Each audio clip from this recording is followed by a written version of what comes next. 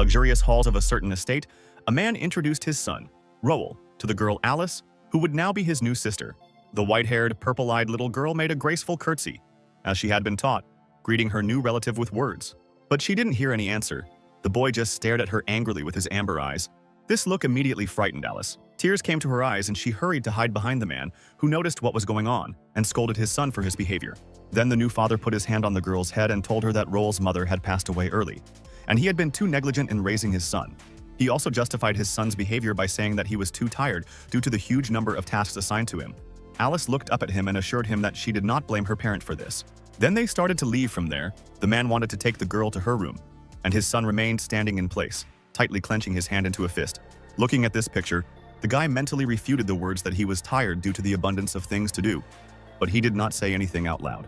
The reason for his reaction was something else, and it's worth starting with the fact that he was previously an ordinary person from an equally ordinary world. But he got into an accident. The consequences were too severe, and the ambulance did not arrive in time. The guy died too quickly, but his story did not end there. Unexpectedly for himself, he opened his eyes again, but no longer in his body and not in his native world. Just like in many of the works he read or watched, in his new life, he was surprised to learn that he had been reincarnated in a familiar game, into the body of Roel Asgard, a spoiled youth and the main villain, and, as befits such characters, a bad end awaits him. 10 years later, the guy will be humiliated by the main character's team, and his life will be taken by the very sister he just met. Once again rereading the book with the notes about the events of the game, Asgard threw it on the table in a rage, expressing his indignation at the current circumstances, because he did not want to die like this. But very suddenly, his emotions came back to normal, and he began to read his notes again, because complaining about his fate now was useless. He wanted to find some way out of all this. The first thing the guy noticed was 3 entries. The first one said that he often bullied Alice. The second one said that her father died defending Roel's father. The third entry was about how, when his family collapsed, the girl was given away as a bargaining chip. The main villain would easily prevent the first, the second was useless now, and he planned to find out the details about the last. Then the emotions overwhelmed the guy again, and the book was thrown down on the table with force again. No specific plan of action appeared, there was little information, and the problems could become serious. Then came disappointment and humility, because Asgard was just a small child. He decided that everything was over and all that remained was to await his fate. He understood that at 9 years old he would not be able to take any serious action and believed that he did not have the slightest chance of influencing anything. It was at that moment that the universe seemed to hear him, and a translucent window appeared in front of the boy, informing him that a certain system was loading. A little later, the process was completed and Roel was examining the interface. The system itself was at that moment dumping messages about the completion of the rebirth, scanning the world, loading some functions, and so on. Soon, this too ended, and the guy was presented with his status, which displayed his name, age, gender, kinship with iron, lack of titles, F rank, and the spells Microthermal Wave and Invisible Hand. The main villain was somewhat disappointed with his low rank, which also included the word Sorcerer's Apprentice. But he decided to ignore it for now and try out his spells. First, he activated a micro heatwave, which immediately failed to live up to expectations, as its effect was most reminiscent of the actions of a simple hairdryer from his past world. Asgard didn't even bother checking the second spell, realizing that it was just garbage for now, but he didn't despair, because there must be other functions in the system, which is what he started looking for. The guy found a store and a huge window appeared in front of him with a list of various goods, divided into purchases for gold and for a certain reputation. For reputation, the assortment included such items as the Holy Water Bowl for 2,500,000 points and the Light Armor Enchantment Workshop for 700,000. The main villain had no idea about the value of reputation points themselves, nor about these items, and he also noticed that for 10,000 gold you can buy a bronze affinity, which can even be harmful. The boy immediately began complaining to the system about the terrible pricing policy, to which it responded with a mocking smiley face and assured him that everything in the store was simply perfect. But Roel wasn't happy with this, and so the system advised that reputation could be gained by improving relationships with people, with the wearer's family being the priority target, and that these points could be exchanged for gold. However, even this seemed insufficient to the guy, and then the system finally gave in and decided to give him a certain starting item due to the high difficulty of the start. Right in the air, a certain thing began to appear with a golden glow. It was an icon, similar in shape to a shield. The system presented it as a Medal of Honor, an artifact that enhances charisma, carrying a light and unnoticeable charm. The strength of the effect depending on the owner. While looking at this item, Roel asked that in other words, this thing would help him earn reputation points more easily. The system confirmed its host's guess, and the main villain became determined to change his destiny with new opportunities and this artifact. But the first thing Asgard decided to do was to somehow test this Medal of Honor. The idea of how to do this immediately popped into his mind. At that moment, he heard footsteps outside the door that could only belong to one of the maids of his new house. The green-eyed blonde was calmly walking down the corridor about her business when something caught her attention. It was Roll who opened the door and immediately addressed the girl by name. Her name is Anna, and also assumed that she was tired. The maid merely cast a puzzled glance at him with her green eyes and tilted her head questioningly. The next moment, the boy suddenly rushed towards her and hugged the girl tightly, which caused her a fair amount of surprise, and she asked what happened. The boy squeezed tears from his eyes and told them that he had read a book that talked about how children like him were eaten by werewolves in the forest. Then, Anna stroked her young master on the head and began to calm the child with words that all this was fiction. And even if it were not, the monsters would not have been able to break into the Marquis palace. Then, the boy pulled away from the girl and began to apologize to her for arguing with her yesterday, as well as for all his behavior in the past. This behavior made the maid wonder when the boy had become so cute, or if he had always been like that. The main villain didn't know what the girl was thinking, so he again began to ask for forgiveness and assure her that he would not do such a bad thing again. Then Anna suddenly fell on her knees in front of him, took his hands in hers and began to assure him that she forgave him. At that moment, the guy realized that his plan had worked as intended, because a reputation bar appeared above the maid's head and began to fill, giving him a whole 50 points at once. But then Roel was even more amazed, because more and more points began to be added, immediately bringing him a solid profit for such a simple performance. This allowed the main villain to find out that farming reputation is much easier than earning gold, and the goods in the store sound good, and Alice is waiting for him next. After some time, Roel was already sitting at the same table, filled with various dishes, with his new sister, but both were silent and the atmosphere was so-so. At one point, the guy glanced at the white-haired girl to assess her behavior and reaction to all this. Alice was very embarrassed and wary of her new brother due to her less-than-ideal first impression, and Asgard decided to start fixing that somehow. First, he apologized for his past behavior, justified himself by saying that he was not in the best mood, introduced himself and stated that he would now be her brother. In response, Alice only obediently agreed with his words, while remaining just as wary and tense. The main villain was not going to give up so easily and began to tell the girl that he could always help her in case of any difficulties and could also play with her. But all this was useless. Words did not bring any benefit, and the girl did not change her behavior. It was not so easy to correct the first impression, and while Roel was clutching his head, unable to figure out how to win the trust of a 7-year-old child, Anna brought her cutlery, and the next moment, Alice suddenly dropped the fork that had been handed to her, which fell on the table with a loud clink, attracting the attention of the maid and the guy. The girl looked frightened, and her hand was visibly shaking. The maid began to ask about what had happened. The white-haired girl responded by saying that she was fine and that Anna shouldn't pay attention to it, and Asgard, hearing this, suddenly remembered something. But the maid still felt a little uneasy. Alice said that she simply couldn't hold the fork, and the guy was deep in thought. He remembered that this girl is afraid of sharp objects. To explain the reasons, a few details are needed. So, she has a silver affinity. This is a rather rare gift. It seemed that her life should have been luxurious. But after the first awakening of kinship, the girl awakened the ability of super regeneration, which in the future brought her a lot of troubles. Any wound Alice received healed almost instantly without scarring, leaving no traces, so she became the object of bullying by other noble children. Since then, she developed her fear of sharp objects. Anna continued to talk to the girl, and Roel was lost in his thoughts, eventually deciding that this was an excellent chance to earn the trust of his new sister. But since they only recently met, his help should not go beyond what is permitted. Meanwhile, Alice herself was experiencing fear and was afraid that her new brother would find out about her phobia, because then she would end up in hell. He left an extremely bad first impression. The guy finally came up with something and told the maid that the problem was his sister's 7-year age, that she was uncomfortable using cutlery, and asked her to move her seat closer to him. Soon the maid fulfilled the request. Alice was perplexed, and Asgard took a knife and said that he would cut the steak for her himself. Anna, hearing this, declared that such matters should be left to the servants. But the boy replied that there was no need for this and that, as an older brother, he was obliged to take care of his little sister. Then he got down to business, looking kind and innocent, although inside he was chuckling and already anticipating the future profit in reputation points. Having quickly finished preparing the steak, he put one of the pieces on his fork and brought it to Alice, asking her to open her mouth. He was going to feed her himself. The girl still felt a little distrustful and cautious, but the main villain looked quite friendly. In the end, she decided to trust and accept the treat, and then she began to open her mouth, resigned to the fact that she would be fed. This was a somewhat embarrassing event for Alice, but she was surprisingly not afraid of the sharp cutlery. After she ate the first piece, Asgard decided to ask her opinion about the taste and to evaluate her reaction in general. He expected anything, from embarrassment, the same wariness, or something else, but the girl surprised him. Tears started flowing from her eyes. This really bothered the boy and he began to rush about, assuming that it was a matter of taste, and immediately rushed to order a new dish to replace this one. But it turned out that these were apparently tears of happiness because, with a smile, she declared that it was wonderful and thanked him, calling him brother. Such a sweet and touching reaction did not leave Roll indifferent, causing him embarrassment. And it was also worth remembering the reputation scale, which had increased by an impressive number. Soon greed replaced other emotions because he received a whole 1,000 points at once.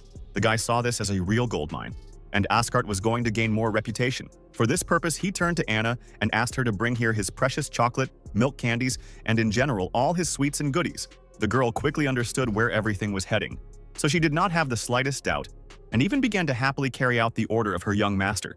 Soon, boxes of various sweets lay in front of Alice. She was actively eating them all, and her brother was only more active in slipping her new treats, because this brought him reputation points.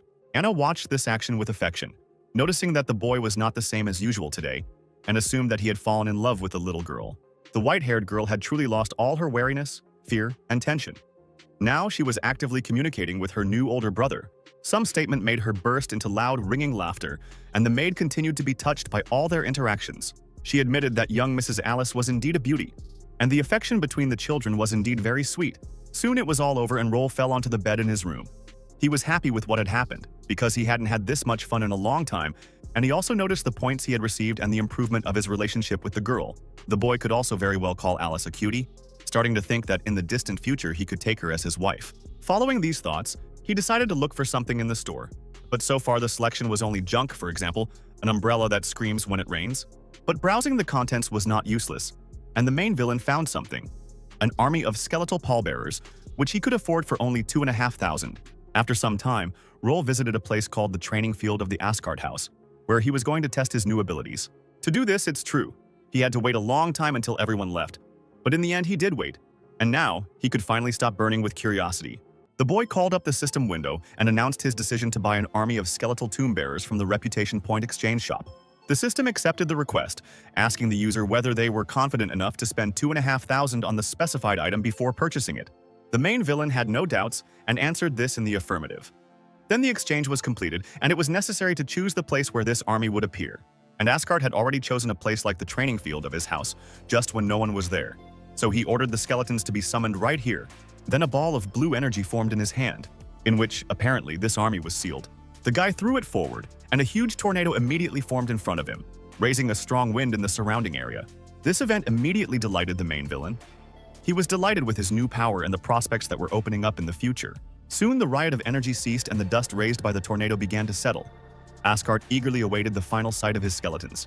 A squad of 6 skeletons could hardly be called an army, but the guy was quite happy with that, especially considering their price of only 2,500 reputation points. But he soon calmed his emotions because it was too early to rejoice at the acquisition.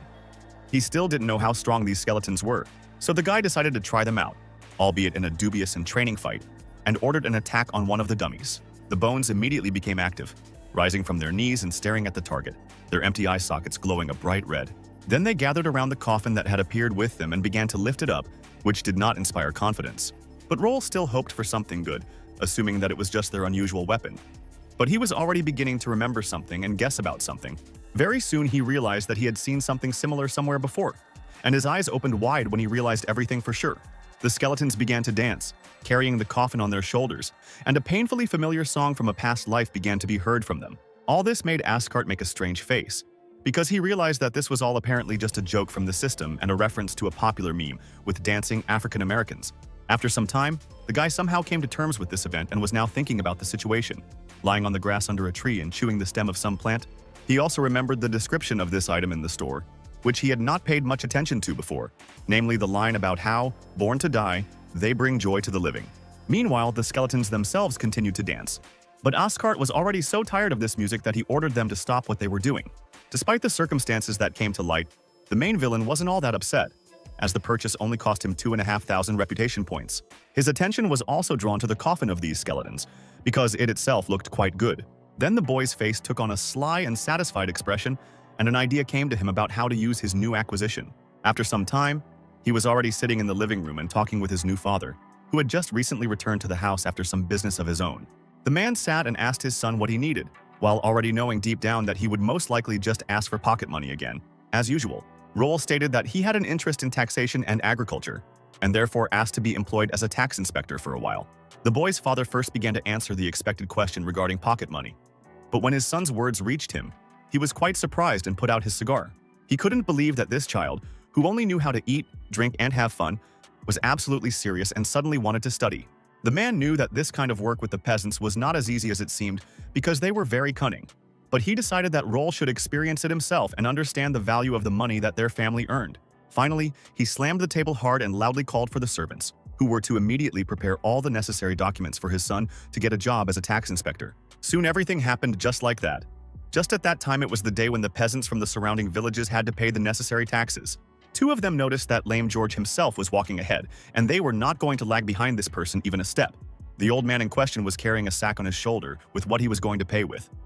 He intended to make up for lost time today. All the peasants in their group were heading towards a certain windmill, the doors of which opened just as they approached. Next to this building, there was also a small gazebo, in which Roll comfortably settled down, and the peasants began vying with each other to ask that the collection of taxes begin with them. This wasn't the first time the guy had been to a group like this. He blurted out that there were a lot more people this time than last time, and nearby, in the shadow of a windmill, 6 of his skeletons stood frozen, looking somewhat ominous at that moment. Despite this, the tax collection went well, and the peasants even thanked Roll for returning 20% of the grain they paid. The boy himself was pleased with both the praise for his generosity and the work itself. So he said that this year the harvest was bountiful and wished the man to better prepare for the winter. In fact, the main villain used this method to earn reputation points, and he also planned to tell his father about his skeletons, blaming their origin on the family legacy, since his father himself did not know about everything. The reason for this is that their house comes from a magician, and the parent is not a magician. These same skeletons were extremely useful, since they worked for free and did not require either food or sleep. But despite his success, the child's body dictated its own rules, and the boy became bored. He wanted to return home and meet Alice again. Anna, who was with him, also noticed his complaints. The guy completely forgot about her presence, and the girl hastened to console the young gentleman with the words that they would soon return home while being touched by their affection. This involuntary demonstration of his feelings was somewhat awkward for Asgard, and the maid's reaction was also unexpected, but he quickly pulled himself together. The maid continued her speech, saying that it was time to leave, since the Marquis would soon return again, and a certain honored guest would also come to visit him. The last statement immediately attracted the attention of the main villain, and he decided to find out more about all this after arriving. The return did not take long, and Roll began to prepare for the arrival of this guest, with Anna helping him in this matter. The first thing the boy did was to choose an outfit suitable for the occasion. He looked in the mirror and assessed his new suit quite well. He was distracted from this activity by the familiar voice of his new little sister, who now called him Brother Roll. She was very happy about the boy's return and hurried to approach him, greeting him along the way with a smile on her face. Asgard smiled at the sight of the girl approaching. His eyes sparkled, and it seemed as if one could see an illusion of hearts around him. He immediately rushed to hug Alice, exclaiming about her incredible cuteness, while she laughed merrily and declared that she was ticklish. The boy considered meeting the girl the greatest reward in all the recent days. He really missed her, and was very happy that she now began to call him brother. Anna watched their fuss with interest, and was very touched by the interaction between her young mistress and master. But professionalism still prevailed, and the girl calmed down, informing the children that the Marquis and the others were already waiting for them at the entrance to the estate. Asgard was somewhat surprised by such haste, but still decided that it was not for nothing that the maid had said earlier that this guest was an honored one. In the end, all 3 of them left the room and headed for the exit, the guy already guessing that this day would not be easy. When they got out of the estate, the boy was very surprised by the interesting picture that appeared before him. The thing was that the carriage was pulled by frost-winged horses, rare and expensive animals, hybrids of the mystical Pegasus and unicorn, of which there are very few left in the world. Moreover, only a pure person with angelic affinity could cope with such things, and only one family on Holy Meseta has the necessary wealth to buy and maintain them. Asgard was able to first recognize the coat of arms of the royal family, and he also realized who exactly got out of the carriage. It was Cain Vzglide. This meeting made Roll's hand curl into a fist, and a word escaped his mouth that he was sorry. Alice noticed this and asked her brother about his reaction, but he did not answer. Instead, he immediately rushed to greet Cain, introduce himself, and admire his famous exploits, who laughed and remarked that the kid was quite good. He then turned to Roll's father, whose name was Carter, and expressed his surprise that he had told his son about these adventures of the All-Clyde himself. The Marquis only laughed, complaining about the child's long tongue. But inside he felt uneasy, because something had been wrong with the boy lately. Then Alice decided to greet the guest. She also introduced herself, curtsied, and expressed her joy at meeting him. Her appearance made Cain cast a strange, even gloomy glance at the girl and thoughtfully utter words about this child. But then he stroked Alice and noticed that she was the daughter of Larda, which was the name of her biological father, who, as it turned out, was raised by Seclida. Then Kane glanced sideways at Carter and declared that he was leaving her to him, and the Marcus responded with words about how he would fulfill his duty with honor. The man then turned to a certain Nora and stated that she needed to come here quickly and meet her new friends. She immediately agreed with what turned out to be her father, and Roel thought that it was not in vain that he had taken off his medal in advance, since it really was a certain she. The girl introduced herself as Nora of Seclida, curtsied and said that she was glad to meet her. Roel tried to look friendly, but inside he never felt any joy. But Alice immediately admired the beauty of her new acquaintance. Soon the guests settled into the Ascart family's living room. The guy still treated the blonde with caution, although he tried not to show it, keeping the conversation going with a question about the taste of the tea. But at the same time, he tried to sit as far away from the girl as possible, while Nora asked permission to address him by name, to which she received polite consent. The young lady did not stop there, and then asked the boy if he would be her new friend. Pole agreed, and when asked whether this was too drastic a development, he stated that everything was fine, since this was his wish too. But he was, of course, lying. It wasn't entirely clear what Nora herself thought about all this, but she carefully monitored Ascart's reactions while continuing to sip her tea. Then she asked the boy about his opinion of her, and he immediately began to shower her with praises about her incredible beauty, like the morning light, kindness, mercy, and everything else in the same spirit. This whole speech was a bit difficult for him. Unfortunately, the girl interrupted him with the words that this was enough, and she also wanted to show him something interesting.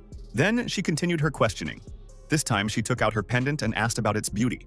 The boy replied that it was magnificent. Then Nora told that she loved this decoration because when light hits it, it refracts as many as 16 red rays, and it also has a special effect. The girl asked Roel if he wanted to know about it, and he replied with a smile that he would be pleased to hear. Nora of Seclide turned her gaze to the boy and informed him that this pendant worked as a lie detector. Immediately after this, there was absolute silence between them. The girl simply smiled sweetly, and Roel was shocked to realize what he had heard. And when he realized that he had not heard correctly and that all his earlier lies had been exposed, he was, to put it mildly, upset. His whole attitude was caused by the personality of this girl. Nora was one of the 4 heroines of that game. She seemed perfect, but this was only at first glance, and she was hiding something else inside herself. To everyone, the blonde seemed reasonable and majestic, but in reality she was a complete sadist, and in the future she would be called the bloodthirsty angel. She herself, meanwhile, decided that the boy had come to his senses enough to continue the dialogue, so she told him that he had surprised her quite a bit. Roel tried to justify himself by saying that there was simply some misunderstanding between them, privately complaining that he had never seen such pendants before. But Nora didn't really listen. She approached the guy, declared that she was already confident in her beauty, and then asked him about such a wary attitude, after which the blonde suggested that Roelu somehow knew about her true nature. Surprising Ascart with these words, all this quite stunned the main villain, and he began to frantically think about his next steps, realizing that this young lady was simply having fun and playing with him. The fact that she had a lie detector left no room for maneuver, so he simply stated that he really did know everything about her, after which he pushed her away from him, asking her to stay away from him. He then began to give a distant speech about how he had no intention of harming the Seclid family in any way, and that he was not interested in any relationship with them, so he wanted to be left alone. Nora herself noted that Roel must know that she likes to see the frightened faces of people begging for mercy, and also that she sometimes wants to step on them, and asked his opinion.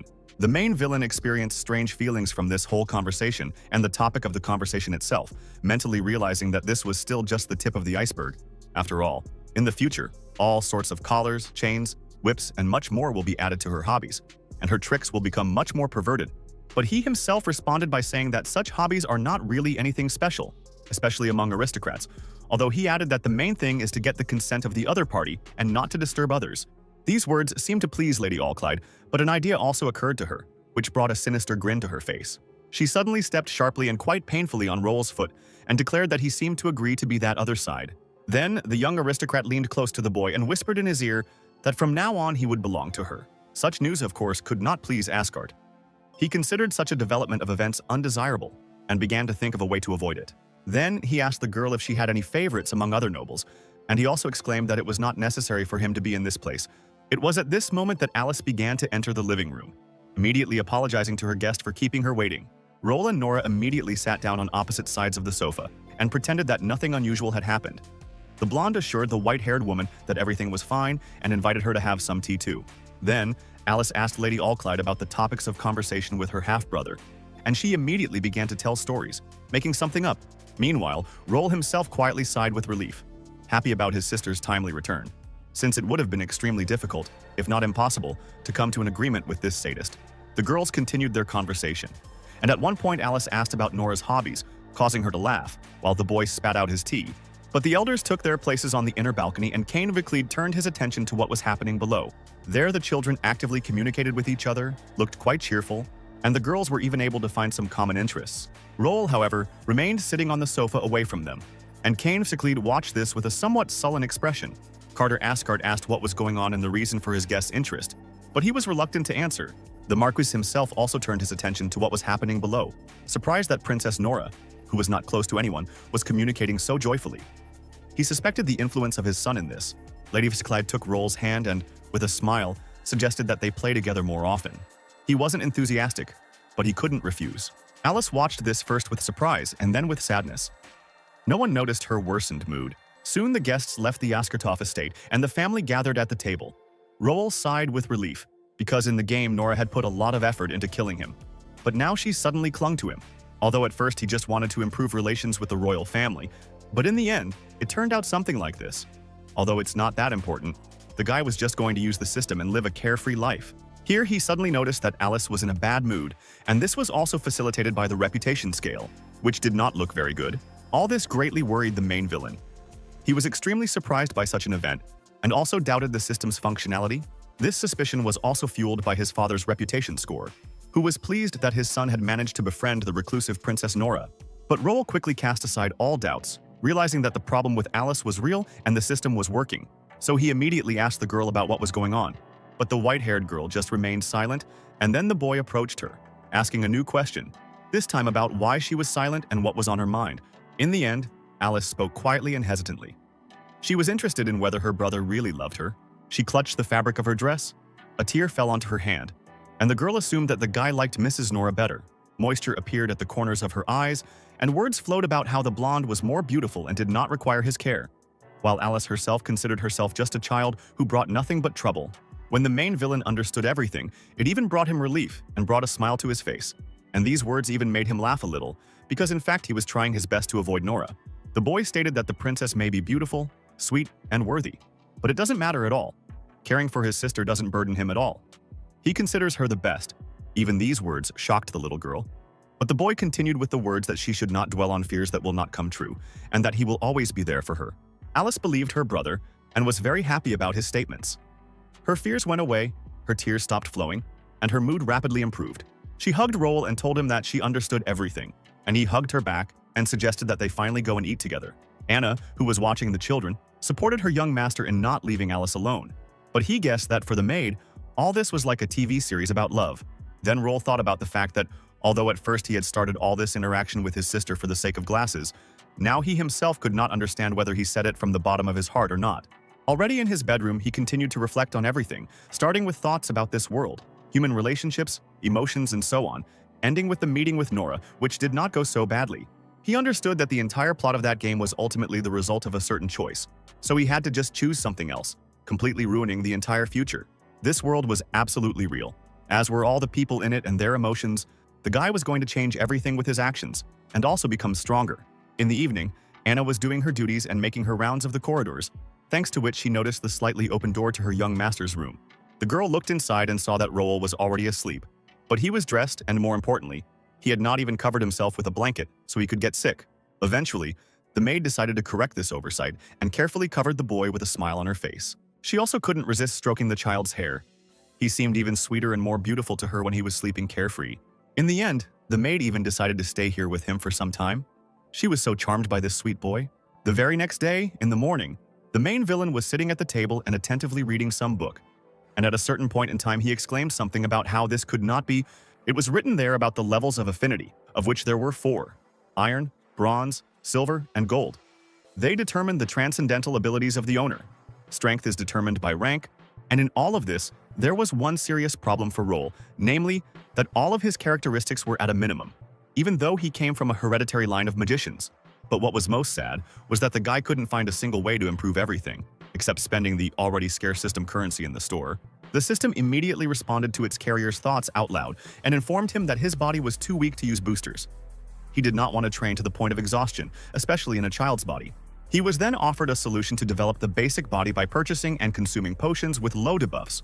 The boy had already decided that this was futile at the current stage, since there was very little currency. But the system immediately offered a 50% discount on these goods. The guy liked this development of events much more, and he asked to show him these very potions. The first was the Labora 2 Enhancing Serum, produced in the region of the same name, which has long been in constant war, with side effects including heat in the organs and a shortened lifespan. The second was Lobor's Cooling Serum, the main effect of which was to neutralize the side effects of the previous product, although it did freeze affinity. Together, it costs 1,000 gold coins. Having fully read the descriptions of both store items, Roll fell silent and stared discontentedly at the system window, which immediately noticed the mood of its user. The first thing he pointed out was that the unknown inventors of these drugs were extremely sick people, and the system had no objections to this. He then said that if the description was true, then these potions would indeed be very useful. But even he, the son of the Marquis, would have to save up this 1,000 gold coins for about a year. Moreover, one could not forget about unexpected expenses. For example, his father announced that Nora would soon have a birthday and Asgard should prepare a worthy gift. The guy was unhappy with this demand, as he was sure that the girl would have liked even a dog leash, judging by her face. These thoughts immediately brought Nora's face into the head of the main villain, and the picture in his mind was so vivid and realistic that he even felt uneasy. Then Roll shouted decisively that he needed to come up with some way out quickly, and if he couldn't, then he would actually give her a leash, even if it was used on himself. At the same time, the boy jumped onto the table in a fit of emotion, which ultimately led to him catching a book, which began to fall to the floor. This caught the attention of Roll, who thought it was a great idea, as the cover said Sorofia Trade Association. This name was familiar to him from the game. This organization is located in the center, thanks to which all kinds of transactions are carried out through it. There, thanks to this association, it was possible to earn quite good money, and Asgard hoped that he would succeed in the same way. In the book, he was able to find a list of urgent purchases. This was what he needed. So the guy immediately asked the system if it had such goods. After scanning, the system discovered item number 172, namely the Sarkorm Calming Lamp, the effect of which brought peace to those who returned to Mother Earth, costing 5,000 gold. Even though the price was very high, the gears in Roll's head were already turning actively, and he already had the right idea. After some time, the main villain had already arrived at the building of the Sorofia Trade Association to implement his plan. Inside, he was met by the head of this organization himself, who asked him his opinion about the local tea and asked him to call him simply by his first name, Arvin. Roll decided not to waste time on idle talk and get straight to the point. Announcing his desire to sell them an item from his urgent purchase list, Arvin inquired about a specific item, to which the boy replied with number 172, the vague description of which indicated a calming effect that suppressed spell erosion. This news caused a momentary shock on the face of the head of the association. He was surprised both by what was being offered to him and by the identity of the seller. Because of the strange reaction, the guy had already decided that there would be some problems with this, but the man hastened to assure him that everything was fine. The goods were in a box, and Asgard was going to hand them over to the Sorofia Trade Association naturally, immediately after agreeing on the price and payment. The guy then suggested that Arvin set the price of the item himself, which put him in a somewhat awkward position, since he wanted to both avoid offending him and earn more. Roll decided to take this step, since it would be impossible to deceive him in any case, since he was not going to take less than 5,000, which is how much it was bought for in the system store.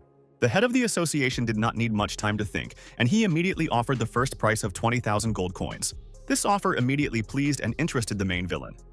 This amount was significantly more than he had expected. Arvin was about to continue bargaining, insisting that although such deals were rare and often imprecise, this was the highest price. When Asgard shook his hand and agreed, then it was as if a mental contact was established between them. Both understood each other's thoughts. The man thought that he had overpriced himself, and the boy mentally responded positively. The guy had nothing else to do here, so he took the money and immediately left in a carriage, and the head of the association saw him off. Despite the fact that he had inflated the price, Arvin was pleased, because the magical family of Asgard must have many more similar items, and this deal could contribute to good relations in the future. He also immediately invited an appraiser to check the received goods and give his verdict regarding their quality. He was even amazed by what he saw, because the results not only met expectations, but even exceeded them quite significantly. This news left Arvin satisfied, because it turned out that he had not spent 20,000 gold in vain, after which he ordered it to be sent to the customer as quickly as possible. The man also gave the following order, the essence of which is to report all information about this deal to the family. Meanwhile, Roll Asgard had reached his home without any problems and was happily examining his gold coin card, which had a balance of 19,000. He let out a sinister laugh, befitting his role as a villain, emotions pouring out like a stream, the childish body and unexpected wealth being to blame for this. He also noted a small downside to this method. He essentially takes his product out of thin air, so such an activity can easily attract unwanted attention. But for now, the guy didn't see any danger, since the deal was a one-time deal. So he decided to get down to what it all started for, namely the potions.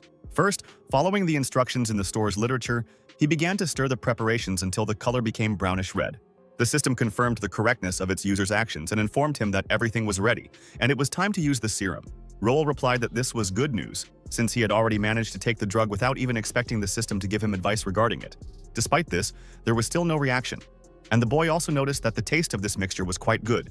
Reminiscent of milk with banana, the lack of results seemed strange to Asgard, so he asked the system about the likelihood of forgery, to which it immediately responded that such a thing was impossible. But these fears turned out to be unfounded. The potions simply needed time to begin to react. Although this did not exactly make Roel happy.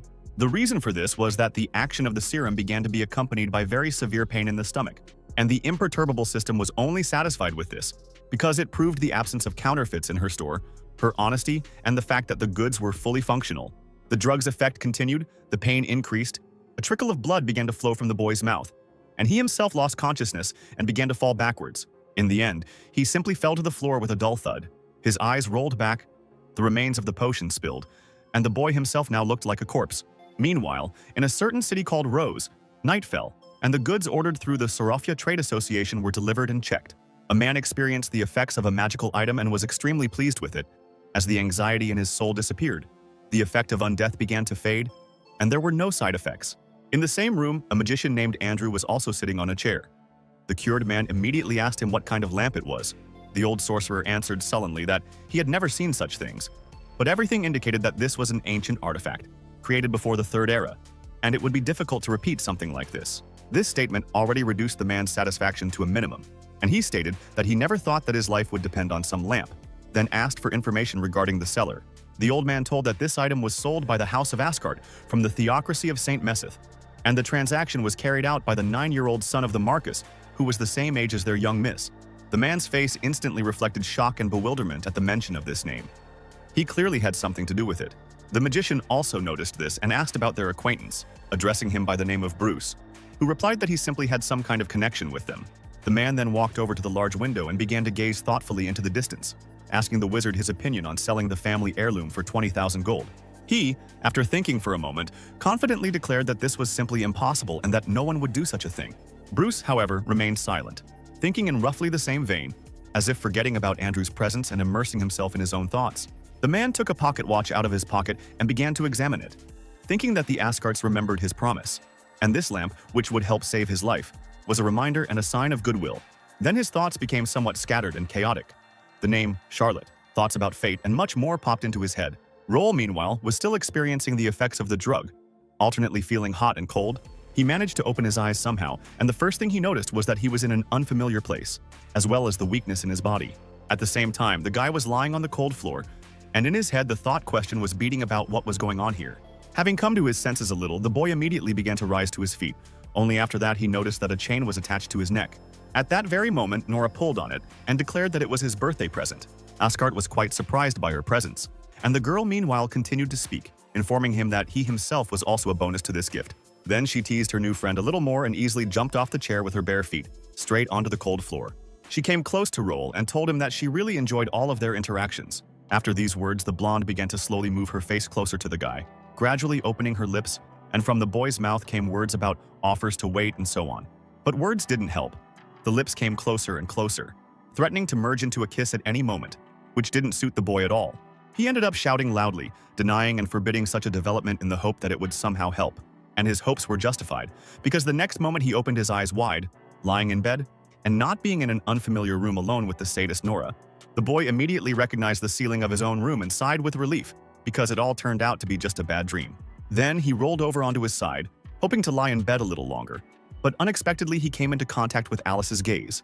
She seemed to have woken up from her brother's thoughts out loud, and was still a little sleepy, so she began rubbing her eyes, creating a cute picture for Roel. He himself quickly came to his senses and began to anxiously ask the girl whether she had been sleeping with him all this time. Anna was also in the room, and both ladies ignored the guy's question, showing joy on their faces. The girl rushed to her brother and hugged him, happy that he had finally woken up, while he himself was perplexed, not understanding what was going on. Marquis Carter also heard the noise in the room, immediately opening the door sharply and asking worriedly if his son had woken up. But he no longer needed an answer, since he had already seen everything with his own eyes. after which he grabbed the boy by the shoulders and began to ask him about the pain and his general well-being, to which the boy said that everything was fine.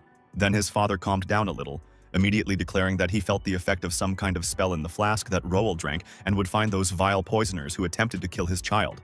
The boy hastened to assure his parent that everything was fine, explaining that he had decided to take the enhancing serum he had found in their pantry and that no ill-wishers were involved. And if he thought that these words would calm those present, then he was very much mistaken, as Anna and Carter stared at him in shock and somewhat disbelief. Due to her age, Alice reacted a little differently, noticing that her brother had slept for 3 whole days, which surprised him.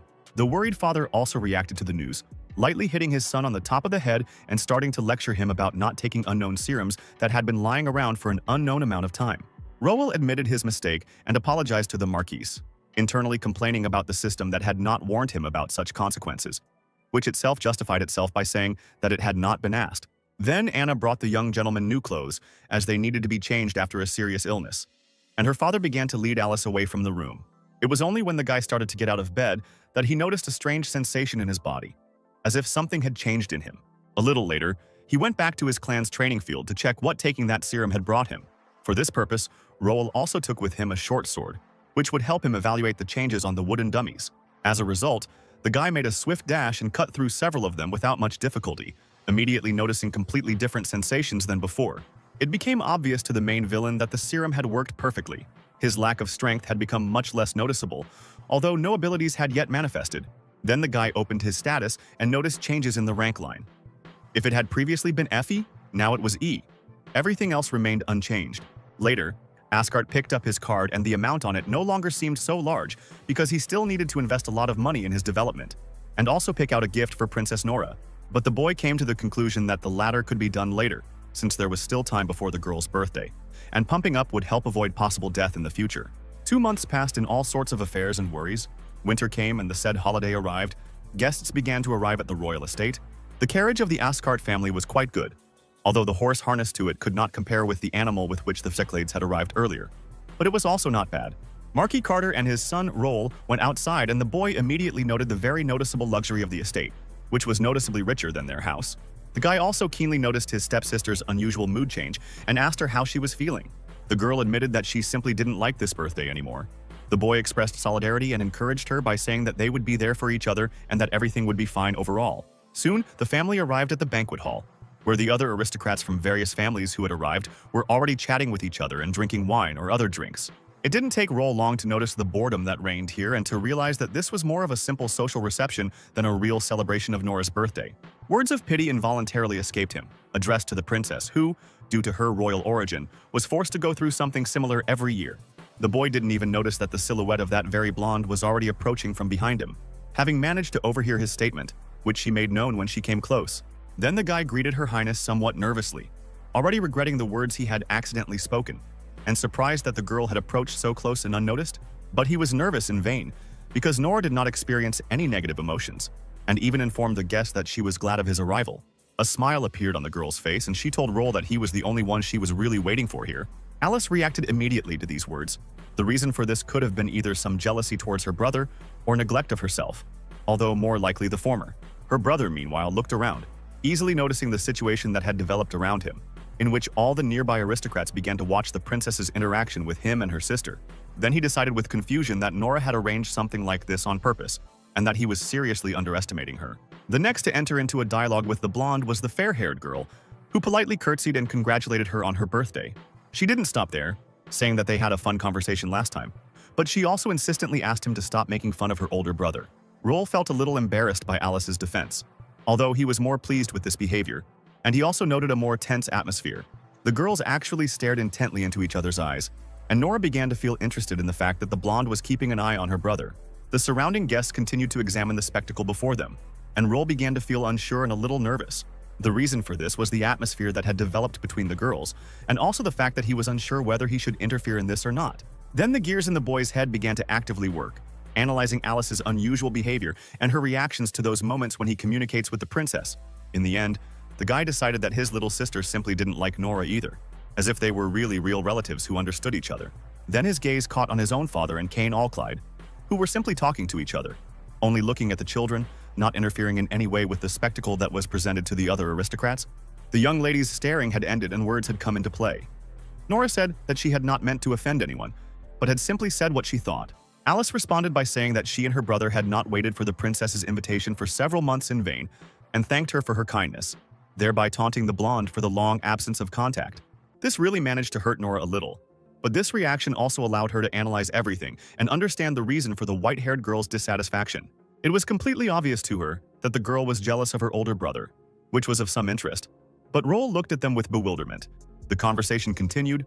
The blonde apologized for the lack of news and meetings for several months, justified it by the abundance of schoolwork, and thanked the guests for coming to the celebration. And despite the seemingly polite and peaceful dialogue, in fact there was serious tension between the girls. At that moment, both thought that this was not the end, and no one was going to give Roll to their rival. The guy himself had no idea either about the true background of what was happening, or about what was going on in the heads of Alice and Nora. So he was simply glad that it was all over and sighed with relief. He immediately made an attempt to change the atmosphere, cheerfully turning to his sister with an offer to come to the tables and eat something. But Alice, citing a lack of hunger, refused, saying that she would go get some fresh air, and the boy agreed, only asking not to go too far. The blonde was clearly not in a good mood after that conversation. She simply wished her brother not to worry and stomped away. Alice walked down the corridor, thinking that she had nothing to do here, and that Roll should not be interfered with establishing connections with Nora because she was a princess. Moreover, this task was entrusted to them by their father, who gave his son the main role. The girl believed that she had made a mistake, but that this should not affect her brother. Suddenly, her thoughts were interrupted by a sharp and loud call from behind, calling her to stop, which she reflexively did as she immediately recognized the voice. A trio of noble children approached the girl. The leader of their group greeted Alice with a smile and said that they already missed her. The main villain spent some time actively devouring various delicacies, at some point thinking out loud about the long absence of his stepsister. Then he noticed that he had not seen any of the children from the Elric family for a long time, who, according to his father, had a grudge against their family. After that, he continued to automatically empty his plate, while in his head these two facts intertwined, giving rise to an unpleasant guess. These thoughts immediately seriously tensed Asgard. He cursed mentally, and a drop of sweat rolled down his cheek. Meanwhile, the birthday girl was busy listening to congratulations from the guests who had arrived for her party. She was distracted from this by Roll, who was running quickly across the hall, thinking out loud that since they were not here, they could be next to her. The princess looked at the boy with a degree of doubt, not quite understanding who the guy was thinking about. Meanwhile, a group of children were advancing on Alice, the leader of which was talking about the long time since their last meeting and declaring that he wanted to play with her. The blonde man hovered over the girl and told her that he was her best friend Braun, and that she should not follow his requests. Otherwise, he might get angry. The blonde asked the guy in a trembling voice about his intentions, and he spoke of his desire to talk about their old friendship, and also expressed surprise at the fact that he had joined the Asgard family and found a loser. Alice didn't like these words right away, and she angrily told Braun not to insult Roll, but he only became interested in her reaction. He realized that the girl had already liked him, and whispered in her ear that he simply did not yet know her true nature as a monster. The white-haired girl clutched the fabric of her dress, and the blonde continued to press, pointing out her abnormal regeneration and the fact that her brother had not yet seen the process, and her face, which was distorted by pain in the process. Then the guy said that no one needed a monster like her, and Alice burst into tears and began to beg him to stop. But Braun wasn't going to listen to his victim. He grabbed a fork, announced that he was already looking forward to the upcoming action, and began to bring the cutlery to the girl's wide-open eye. Out of fear and despair, Alice closed her eyes and screamed as loudly as she could for help, addressing her new brother. The next moment, there was a loud thud that made the girl open her eyes, and she saw that a wooden chair had flown into Braun's head. The boy fell to the floor, clutching the injured part of his body.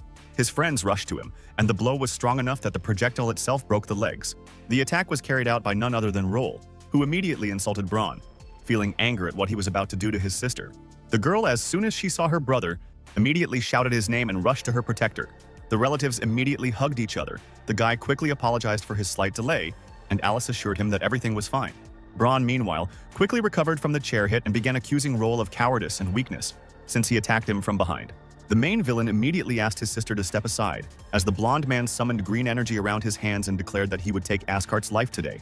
Alice positioned herself behind her brother, who was covering her with his body, and thought that the past him could really have been beaten to death. But now everything was different. He was no longer the same complete weakling he used to be. In these 2 months, among other things, he had mastered the same technique that Braun demonstrated, the mana gloves. The color of the energy was blue. The opponents instantly became close to each other. The blonde man wished death on his opponent in the process. He was confident of his victory. Roel responded by saying he wasn't afraid of him, and then caught his skill-wrapped hand with his own limb, which was also covered in swirls of mana. Braun was clearly surprised by this turn of events, not expecting such strength from his opponent. But Asgard wasted no time and grabbed his opponent's elbow more comfortably. With his next move, he threw the guy straight towards his knee, while also stating that this blow was for Alice. At this point, the short duel ended. Roll emerged victorious, and Braun only lay on the floor insulting his opponent and suffering from pain. And his friends, seeing the leader's defeat, hurried to escape as quickly as possible, not risking getting involved with the one who dealt with the blonde so quickly. Asgard picked up a broken chair leg from the floor and told the defeated man that his followers had left him with their tails between their legs, and that, apparently, he was no longer an authority figure for them. Then the guy, waving a piece of wood, leaned over Braun and asked him for information about how it was their group that bullied Alice when she was little. The blonde responded to Roll with a nasty and smug grin and confirmed his words, also asking what he would do now, clearly not expecting anything. But the main villain was not going to stop there. He closed his eyes, smiled sweetly, and told the defeated man that he would now get what he deserved. After these words, Braun's head began to hurt again, and he was hit several times on the back of the head with a chair leg. At this point, the guy decided to stop. He turned around, threw away his piece of wood, and threatened the blonde that he would really kill him if he touched his sister even once more. And Braun, despite the pain in his head, looked with anger after the departing boy and girl. Thinking that he had never been humiliated so much before, he decided that he couldn't let Roll leave like that. So he stood up and reached into his pocket, where almost immediately something flashed. Right in the process of feeling for this object, the blonde quickly rushed forward, easily catching up with the slowly walking children. Alice was the first to react to this. Hearing Braun's steps and turning back and realizing what was happening, she immediately rushed to warn her brother about the danger. He turned his head back in bewilderment, no longer expecting to see anything special, even despite his sister's tone. And he turned out to be too slow to react in time to the vile attack, for which he paid, because the shiny object in Braun's pocket turned out to be a blade that entered Roll's stomach. At this moment, Asgard was in severe pain and began to regret that he had not foreseen such a development of events in advance. The blade that entered the boy's body was long enough that the fabric of the suit almost instantly began to soak with blood coming from the fresh wound. The injury of her beloved brother could not leave Alice indifferent. She looked at Roel with fear and shock, anxiously shouting out his name.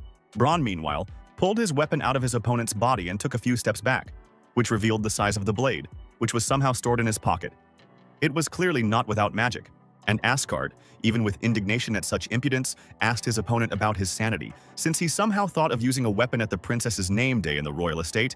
But the blonde didn't look too worried. He reminded the guy that their families had been actively feuding with each other since the Gemini War. He continued by saying that in those days the Asgards had helped a certain, as he put it, ugly woman to ascend to the throne. And now he had a chance to take revenge, after which he ran towards the enemy. Roel had a serious problem.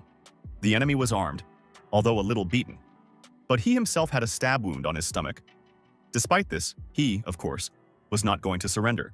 He first managed to stop Braun's charge with a counter kick, allowing him to grab his opponent's arms, and they ended up wrestling, trying to gain control of the dagger. Alice watched their fight from a distance and to the side. She tried to shout to the guys, asking them to stop, but words did not help. It was not even a fact that they heard her, carried away by the battle.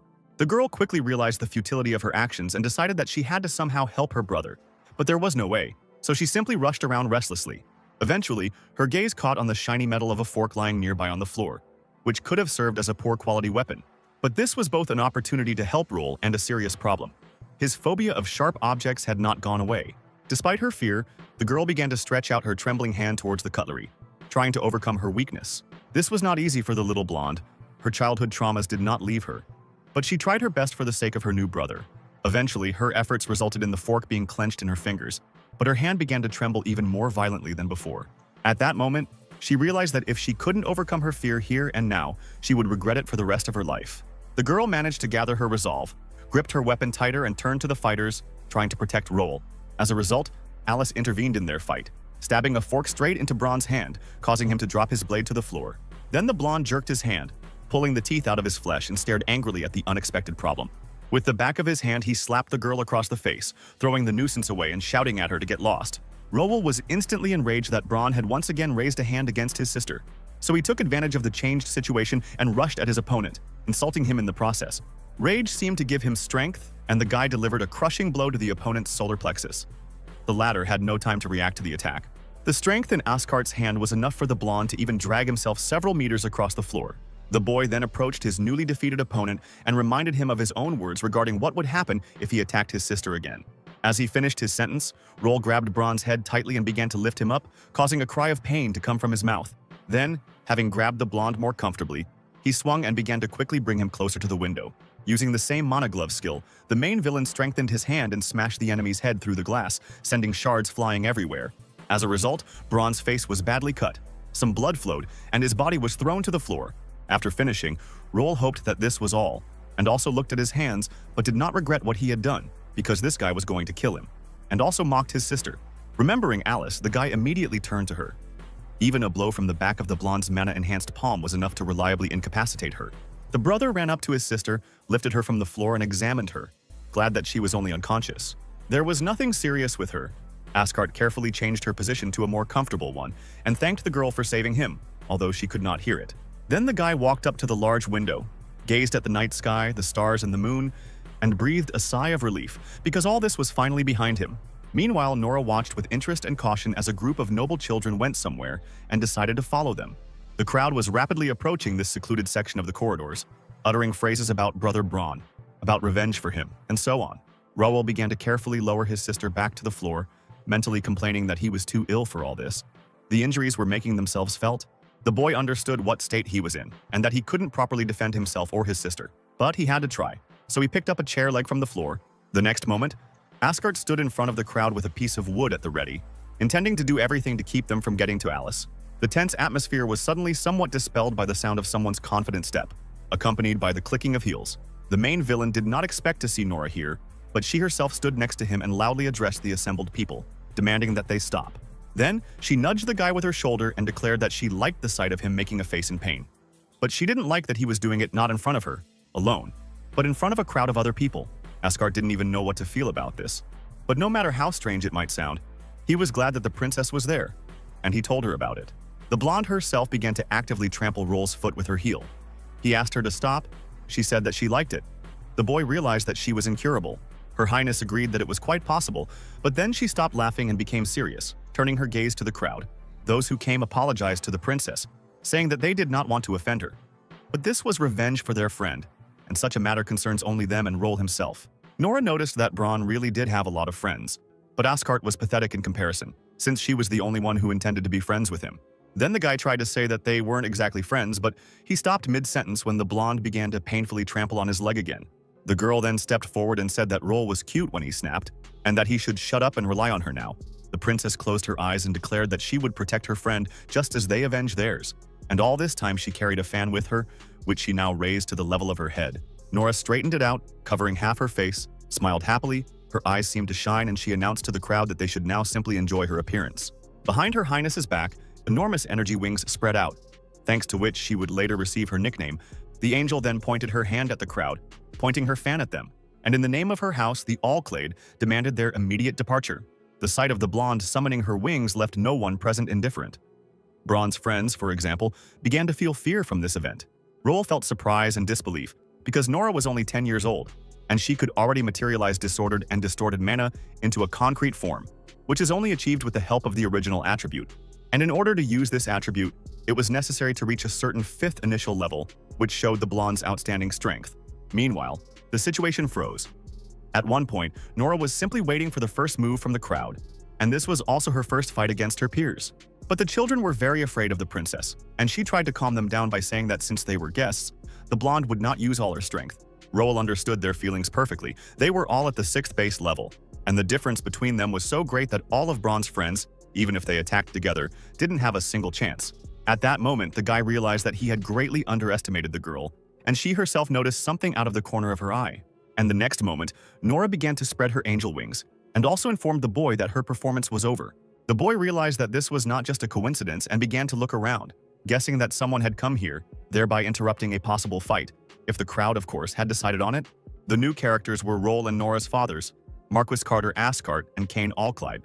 The first man immediately noticed the blood on his son's clothes and rushed to him, asking how he was feeling. Even though he was stabbed with a blade, Roel responded by saying that everything was fine, after which he turned his father's attention to Alice, worrying more about her.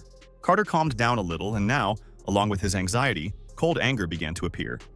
He glanced sideways at Cain and said that they needed to sort this all out. Seclid himself was also not in the best mood due to the problematic situation that had arisen, and his keen gaze carefully examined the surroundings. The first thing that caught the eye was the beaten, wounded, cut with shards of glass and bloodied Braun, who was simply lying on the floor after what happened. Then he noticed Alice, who had lost consciousness, and the wound on Roel's stomach. He definitely didn't like all of this, and he demanded details of the incident. Suddenly, a third adult joined the proceedings, a black-haired man who placed his hand on Stiglitz' shoulder. Kane let the newcomer go ahead, and he approached Braun, starting to examine him, assessing the severity of the damage. Then the man sat down next to the blonde, while everyone else remained silent for now, watching his next actions. Roel recognized the man. It was Brian Elric, the father of the beaten Braun, from the very family that was feuding with his own house. Meanwhile, the man himself had seen enough and extended his hand to his son. But Asgard decided that he had come to protect his child. But he couldn't see the look with which Brian looked at Braun. There was not a drop of pity or love for his child in his eyes. And with his next action, he grabbed his son by the neck, squeezing it tightly, and a whole stream of blood instantly burst out of the boy's mouth. Everyone present watched this cruel spectacle with varying emotions. Kane was displeased, Nora seemed interested, and Roel was very surprised by the heartlessness of this man. The man then calmly wiped his blood-stained hands and apologized on behalf of his house for this unpleasantness, stated that he himself had meted out the appropriate punishment to the culprit, and asked Ken's permission to leave. Carter, as an interested party in this conflict, decided to allow him. Then Brian began to leave, leaving behind the body of his son, who had been killed with his own hands. Roel, however, felt shock and a certain amount of fear from the casualness and equanimity with which the head of the Elric house ended the life of his own child while he was passing by. The guy knew that this was one of the 5 big families, but even so, they would not have escaped punishment. And in the end, everything ended with something that no one expected, and Brian did this only for the honor of the family. He is a terrible person. As a result of his reasoning, the guy came to the simple conclusion that he needed to be extremely careful with this man. Meanwhile, he clenched his teeth hard, already thinking about Roel and how he could still stand on his feet even with such wounds. After some time, Asgard was already resting from everything that had happened, lying on the sofa and even enjoying the rest and relaxation that had become quite rare lately. Next to him sat Alice, who cared for and looked after her wounded brother, and also spoiled him with sweets. The guy was extremely pleased with such care from such a sweet girl. These emotions could easily be read on his face. They also actively communicated with each other, while Roel's head was spinning with thoughts about the changes he had made to the game's plot, coming to the conclusion that now it was unlikely that Alice would ever want to kill him. Anna watched their interactions with affection. This kind of activity had already become a habit for her. She couldn't even force herself to be professional, allowing her sister to feed her brother herself. Then Carter Asgard entered the room, coming to check on his wounded son and praise him for his courage and defense of Alice.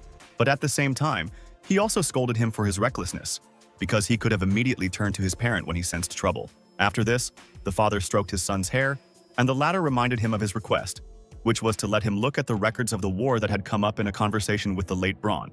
The Marquis decided to satisfy the child's wish because he believed that it was important to know about this event, as well as about the stories and accomplishments of their House of Asgard. He brought a book with him, and also began his short story about the March Rebellion of Prince Wade, who wanted to stop his sister Victoria and expose her involvement in the cult. This conflict became the Gemini War. 3 of the 5 great houses sided with Wade, 1 took neutrality, and the Asgard family sided with the princess. The then head of the clan and ancestor of their family, Ponte, saw the situation as very hopeless. Their forces were few, and the war was raging fiercely. At some point, Victoria and Ponte were seriously wounded during the battle, and the requested reinforcements were unable to break through to the city under siege by the enemy. But the man was able to find a way out of the situation by using a family relic and turning the city into a labyrinth, which allowed him to hold out until the arrival of the Allied forces under the command of His Holiness. So the ancient artifact helped win that war, Wade's forces were defeated, and Ponte saved Princess Victoria. Then he handed the book, where everything was described in more detail, to his son, and he asked whether their current estate was the heart of that very labyrinth. Carter responded by saying that everything was true. This palace was built 3 generations before them, by the same Ponte, who was Roel's great-grandfather. The boy immediately began examining the book, asking his father in the process whether this relic was still somewhere here. The man then explained that the stone had crumbled to dust due to magical overloads during that period, but that some fragments of this relic have survived to this day. The Marquis also recalled the fact that Ponte had refused Victoria several times, as he was already married, so this was not the first time for their family when someone had refused the princesses, and he clearly felt proud. Roel himself felt strange about this fact, and the sight of his father becoming proud, but he could only guess where he had learned about it. The boy then returned his attention to the book, particularly carefully studying the information about the Elric family, which was then the most attentive. But the information provided was not enough for him. The next moment, the boy had already started getting dressed and told his relatives that he was going to take a short walk.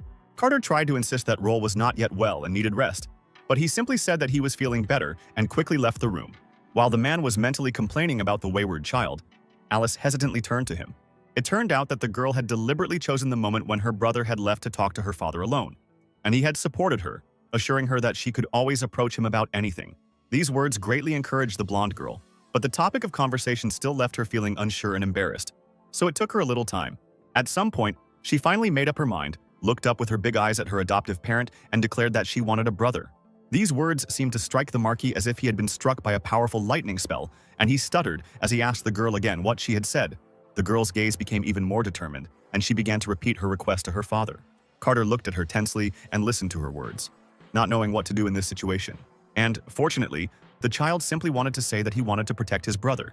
The man began to clear his throat in relief, and also wholeheartedly asked Alice to say everything at once in the future. The girl decided to immediately listen to her father's words and began to talk about the reasons for her desire, which were related to a recent incident in which Roel was injured while protecting her. It was precisely because of her helplessness and desire to help her brother that Alice wished to become stronger, and the Marquis began to calm her down by saying that she was not to blame for anything. He stated that the girl had already done a lot by overcoming her phobia of sharp objects and attacking Braun with that fork, and noted that if it weren't for her help, Roel could have died. The man then went on to say that the path of a practitioner is not as smooth as many people think. It is full of dangers and horrors, and that Alice needs to think carefully about her desire. But the girl was determined, wanting to take this path for her brother's sake, seeing his possible loss as the worst thing that could ever happen to her. Therefore, she persistently asked her father for training in the art of magic, surprising him with her attitude. The Marquis put his hand on his daughter's shoulder, told her that it was foolish of him to try to dissuade such a determined little girl, and declared that in the future she would become strong, giving her a promise about this. Meanwhile, while this conversation was taking place in one of the rooms of the Askartov Palace, Arvin, the head of the Sorofia Trade Association, calmly opened the doors in one room. Inside, a somewhat unexpected but at the same time already familiar guest was already waiting for him. It was Roel who, behind the words about a walk, hid the fact that he was going to visit Arvin again. After exchanging greetings, the boy congratulated the man on his new position, having been promoted to manager of the Theocracy's Chamber of Commerce. Arvin modestly stated that he would not have achieved this without Askart's cooperation, also congratulating the boy on his heroic act at the princess's birthday. Having finished exchanging pleasantries, Roel moved on to business, which this time consisted of the need to obtain information about the Elric house. Hearing this, the man looked at his trading partner and thoughtfully repeated his words, with a hint of wariness creeping into his voice. This tone was immediately noticed by Asgard, who assumed that such information was too confidential in their organization and should not be disseminated. Arvin stated that Roel was his guest of honor, and an exception could be made for him, starting the story with the fact that this family was very unusual. The thing was that the Sorofia Trade Association was devoting a lot of time and money to collecting information, but they had almost no reliable information about the Elric household, which was alarming.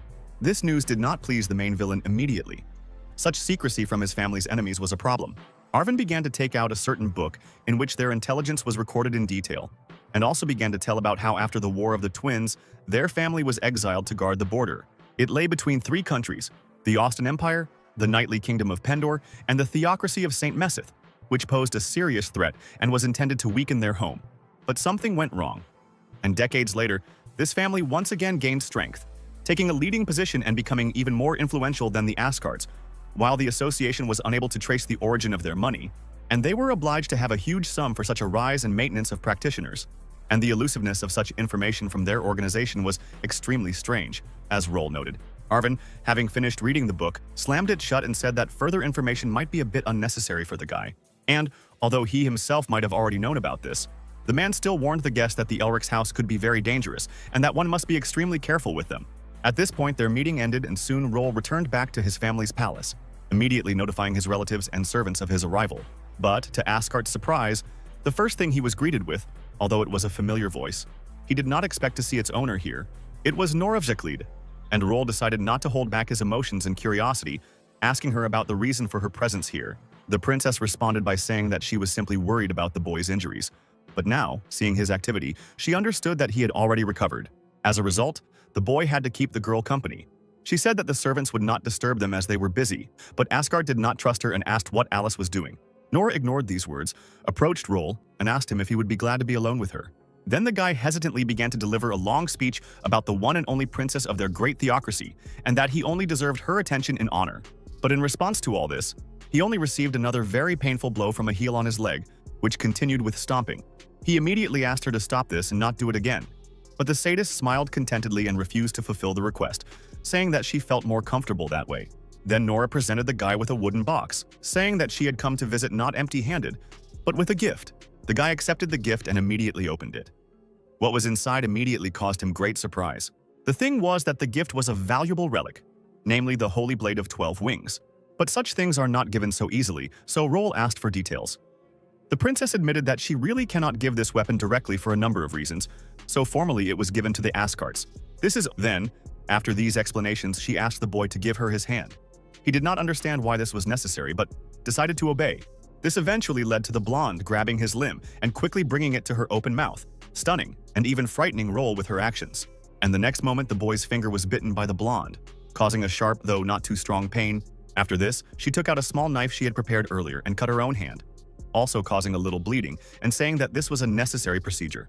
This sight immediately aroused indignation in Asgard because it turned out that it was not at all necessary to bite him, since she had this little knife with her. But Nora, not for the first time, simply and calmly ignored his words, carelessly urging him to extend his finger to her again. Roel was unhappy with all this, but he had no other choice, so he reluctantly decided to continue following the princess's instructions. As a result, their fingers with bleeding wounds were placed next to each other, and their blood, mixing, began to fall down. It happened right above the box containing the relic. Drops of red liquid began to fall onto the 12 Wings Holy Blade. During this action, Asgard suddenly felt his strength draining away somewhere very quickly. At that very moment, the blade itself suddenly changed. In a cloud of steam, it significantly increased in size in a second, going beyond the boundaries of the box in which it lay. Eventually, the process was completed and Roel fell exhausted to the floor, only able to hold himself up on all fours and breathing heavily. Nora was worried about his condition, and the guy hastened to reassure her that he was fine, but he felt somehow strange. Meanwhile, somewhere in the room, a very large red gemstone suddenly began to shine with a bright light, sending reflections across the walls. The princess decided to take care of the guy a little, so she went and brought him a glass of water, then again inquired about his well-being.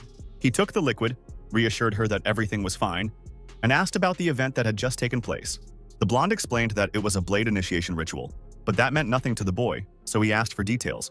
Then they talked about how to use the 12 wings. She needed her angel bloodline, and by mixing their blood, the blade recognized the guy as its master.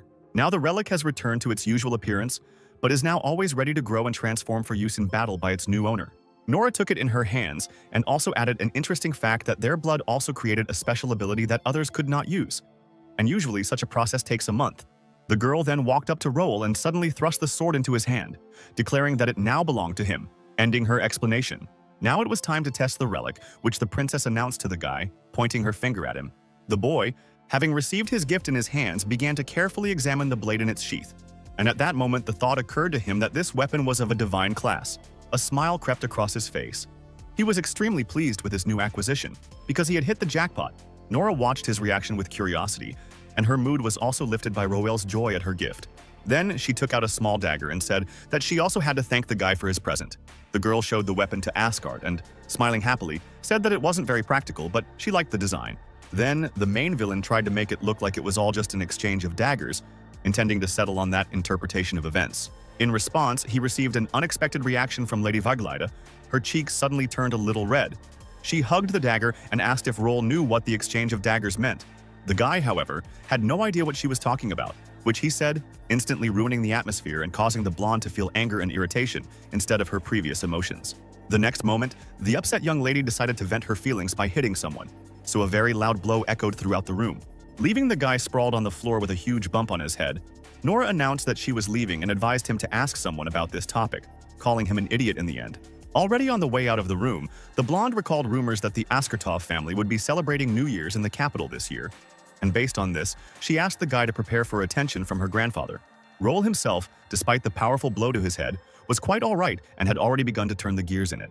Thinking about what the princess's words meant, he didn't have to think for long. The realization quickly dawned on him that Nora's grandfather was the ruler of the theocracy, His Holiness. After some time, the guest left, but the guy remained in this room, in which Anna soon began to actively tidy up, starting with wiping the windows, and finishing with putting the clothes in a neat pile. The maid worked quite productively, and for some reason her mood was high.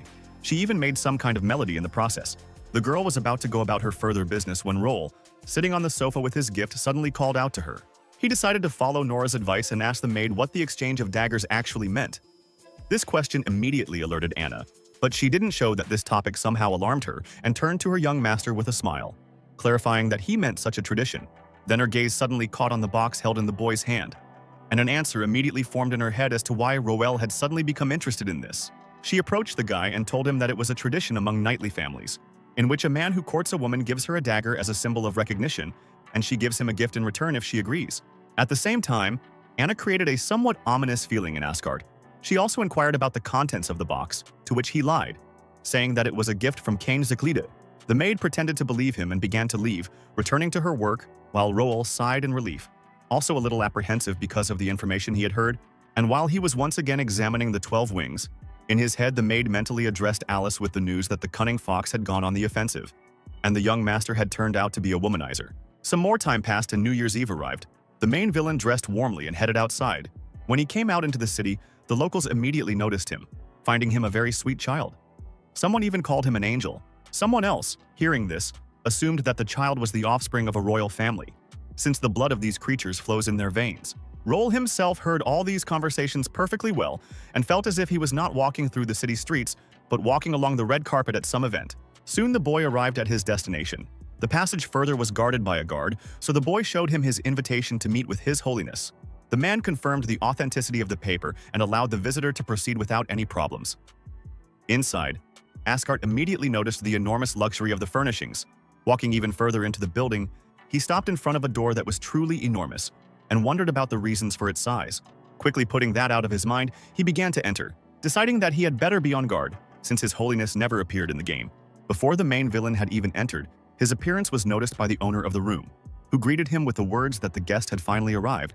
Roel immediately walked to the middle of the room, knelt down and introduced himself, then said that it was an honor for him to be invited to this audience. In response, His Holiness ordered the heir of the House of Asgard to come closer to him. Then Roel immediately rose from his knees and began to carry out the order of the ruler of the theocracy of Saint Mesite. As he approached the man, the boy pondered the reasons for such an attitude and request, finding compassion due to his background to be the likely answer. Then came words that were even more surprising to Asgard. The ruler offered him a candy for no apparent reason. He then handed the child a whole box of sweets and explained their origin. They were given to him as a tribute, but Roel hastened to refuse this. He also referred to the fact that he could not just devour the gifts intended for His Holiness, who agreed with the guy, asked him not to be nervous and reported that Nora had already told him about Roel. Asgard himself was now mentally flowing with the fact that the powerful ruler of the theocracy was not just compassionate, but more like a kind grandfather, at least for now. The blonde man told the guest that he had not invited him here for a specific reason, as he simply wanted to get to know him, and then asked about the dagger. Roel immediately praised his blade, saying that it was very easy to handle, also mentioning what Nora had said about the reason for this, namely the fact that the relic had accepted the blood of its new owner. The ruler then reached out to the weapon, began scanning it, and also spoke about the ability of the winged daggers to open up new abilities, and that it was only a few days away from being ready. Then he suddenly felt that the blade had extremely high compatibility with its owner, and the relic already had 2 new abilities. This news shocked the guy a little, but the man's next words, that with such high compatibility, his granddaughter and the boy were destined to be together, worried Asgard even more. Then the ruler suddenly placed his hand on Roel's head and praised him for what happened at Nora's birthday, noting his fair heart. The man also said that the Asgard family has a worthy legacy, but the years have taken a lot from them, and now he hopes that their heir will be able to restore the former glory of his family. But at this point, His Holiness decided to close the topic and offered to go with him to Vespers, while Roel was eager to continue the conversation. The ruler insisted that this could be taken care of later, but missing the chance to attend Vespers with him was an opportunity that could not be missed, and the boy agreed. His Holiness John Heathcliff rules the theocracy of St. Meseth and is the head of the Heathcliff family. He holds many titles such as Great Leader of the Church of the Goddess, Messenger of God, First Apostle, Hero of the Holy War, Deviant Slayer, and many others, and is also adored by the people. Many people came to the Vespers and Roel was pleased, because being an honored guest at such an event is, one might say, the highest award. But sometime later he changed his mind. Because the prayer had been going on for a long time, he and the ruler were already covered in snow, and they had to continue standing. Now Asgard believed that this was not a reward, but real torture, and a rather vile and perverted one at that. When the evening service finally ended, the boy went to his room and fell onto his bed, feeling extremely tired. But inside, he was glad that this ordeal was over. Despite the problematic last part of the meeting, he consoled himself with the fact that he had learned a lot of useful information, and he was also worried about Nora's possibility of finding out about her grandfather's words. Suddenly the door opened and a pink-haired maid entered the room, who announced that she had a message from the boy's father. Roel was immediately surprised by her appearance, since Anna usually handles such matters, and he had never seen this girl at all, so he asked about the whereabouts of the blonde maid.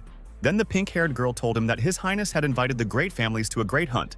So Marquis Ascart and the young lady Alicia went there and would return by tomorrow evening. This news made Roll feel quite surprised, because it meant that his family had left him alone and gone out to have fun. But then the guy quickly calmed down because he was still too tired, which he told the maid, adding that he was going to sleep, so the girl could leave and wake him up only if there was something important.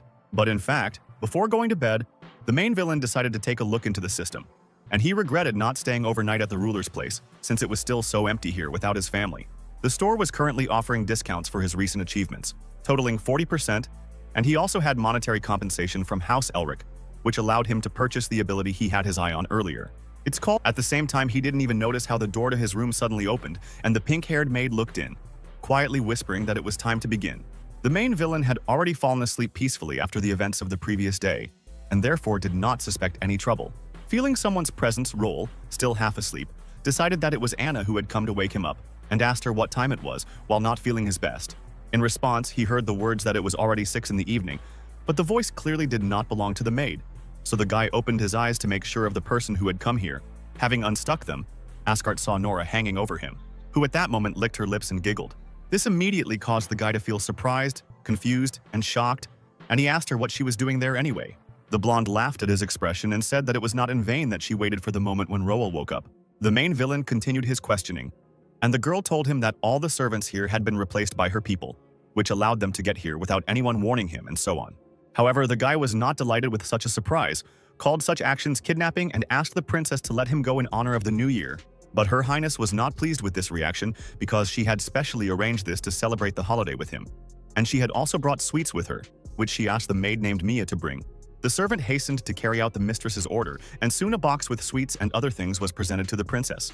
Nora took one of the sweets from there and began to hold it out to Roll's face, while inviting the guy to take and try the treat. He perfectly understood the girl's intention to feed him from her hands and look at such a sight, which is why he began to feel a little embarrassed and indignant at such unceremoniousness. The blonde justified herself by saying that candy is an integral part of this holiday, and it is necessary to eat it so that life will be sweet next year. In response, Roll offered to toss a candy for him to catch, challenging the princess to a dare, thus intending to prevent her from being hand-fed. In the end, everything went according to his plan. The blonde threw the candy into the air, calling for everyone to catch it, and the guy caught it in his mouth. And only when he was chewing it, the thought crept into his head that now he looked like a dog, with which his owner was playing. Roll was angry that he had essentially deceived himself and Nora, who stated that he had asked for it himself, and also admitted that it was a very fun activity. Then the guy decided to end the conversation, climbed under the blanket again, declared that he was tired, and told the guest to get away from there. But the girl was against it, so she began to whisper persuasions in Roll's ear, asking him to show her the labyrinth, because they say that Queen Victoria herself once lived here. She also threatened that if the guy continued to sleep, she would not guarantee that something bad would not happen while he was dreaming. While her cheeks blushed a little, such words left the main villain no choice, and he was forced to follow the princess's lead, get out of bed and give her a tour. But at the same time, he took revenge on the girl by telling everything in a very special way, for example, pointing to an entire chair and telling the incredible fact that Queen Victoria sat on it. And he continued his excursion in the same style, further pointing to the lamp, which was turned on by the same person of royal blood. Soon he had to move away from this and talk about a whole bunch of diaries left by his ancestor Ponte, and he also allowed him to carefully leaf through them. Nora was surprised by the number of these notes, and Ascart told her that his great-grandfather loved to describe all sorts of events, choosing a random book from the bookcase, opening the diary to a random page. The guy read about his admiration for Victoria, her beauty and dresses, and described her absent-mindedness and angry look after he saw her figure, soaked in the rain. He didn't like what he read and even made Roll angry. In a fit of emotion, he even threw the book on the table with all his might. This behavior attracted the princess's attention, and she asked about the reasons for this, also reminding him of his own words regarding the care in handling these diaries. Ascart replied that there was nothing special there, mentally outraged by such scribbling from his ancestor, surprised that Queen Victoria had not beaten Ponte for his behavior. Looking at a whole cabinet filled with such diaries, the guy thought that it would be a good idea to burn it all tomorrow. His thoughts were interrupted by Nora's appeal. The main villain thought that it was because he was bored during the excursion and began to justify himself by saying that it was not his fault that there was no interesting news. But it turned out that the reason was different. The princess was alarmed by some strange feeling, which she decided to share, and also ask Roll about his protective amulet. He had an artifact called the Sacred Stone of Power with him. It had protective functions and could repel several attacks from a high-class master, created by a mage from the state of explorers Bologna Sealy. The guy showed this object to the blonde, and she immediately advised him to hide it back under his clothes. She couldn't explain what exactly was going on, but her feelings told her that someone was watching them closely. But at the same time, the girl wasn't sure if her feelings were true. Unexpectedly for Nora, Roel grabbed her hand, as if supporting her, and declared that he believed in the words spoken. Asgard decided to take these feelings seriously. Besides, he himself noticed such oddities as the unnatural silence and the absence of servants. And such contact and trust even embarrassed the girl.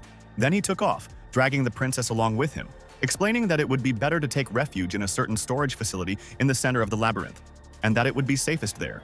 Their fears were soon confirmed when an unfamiliar voice let out an exclamation, mixing a mixture of surprise and amusement. An unknown man suddenly appeared very close to the boy and girl. He decided to reveal himself because he realized that he had already been discovered somehow.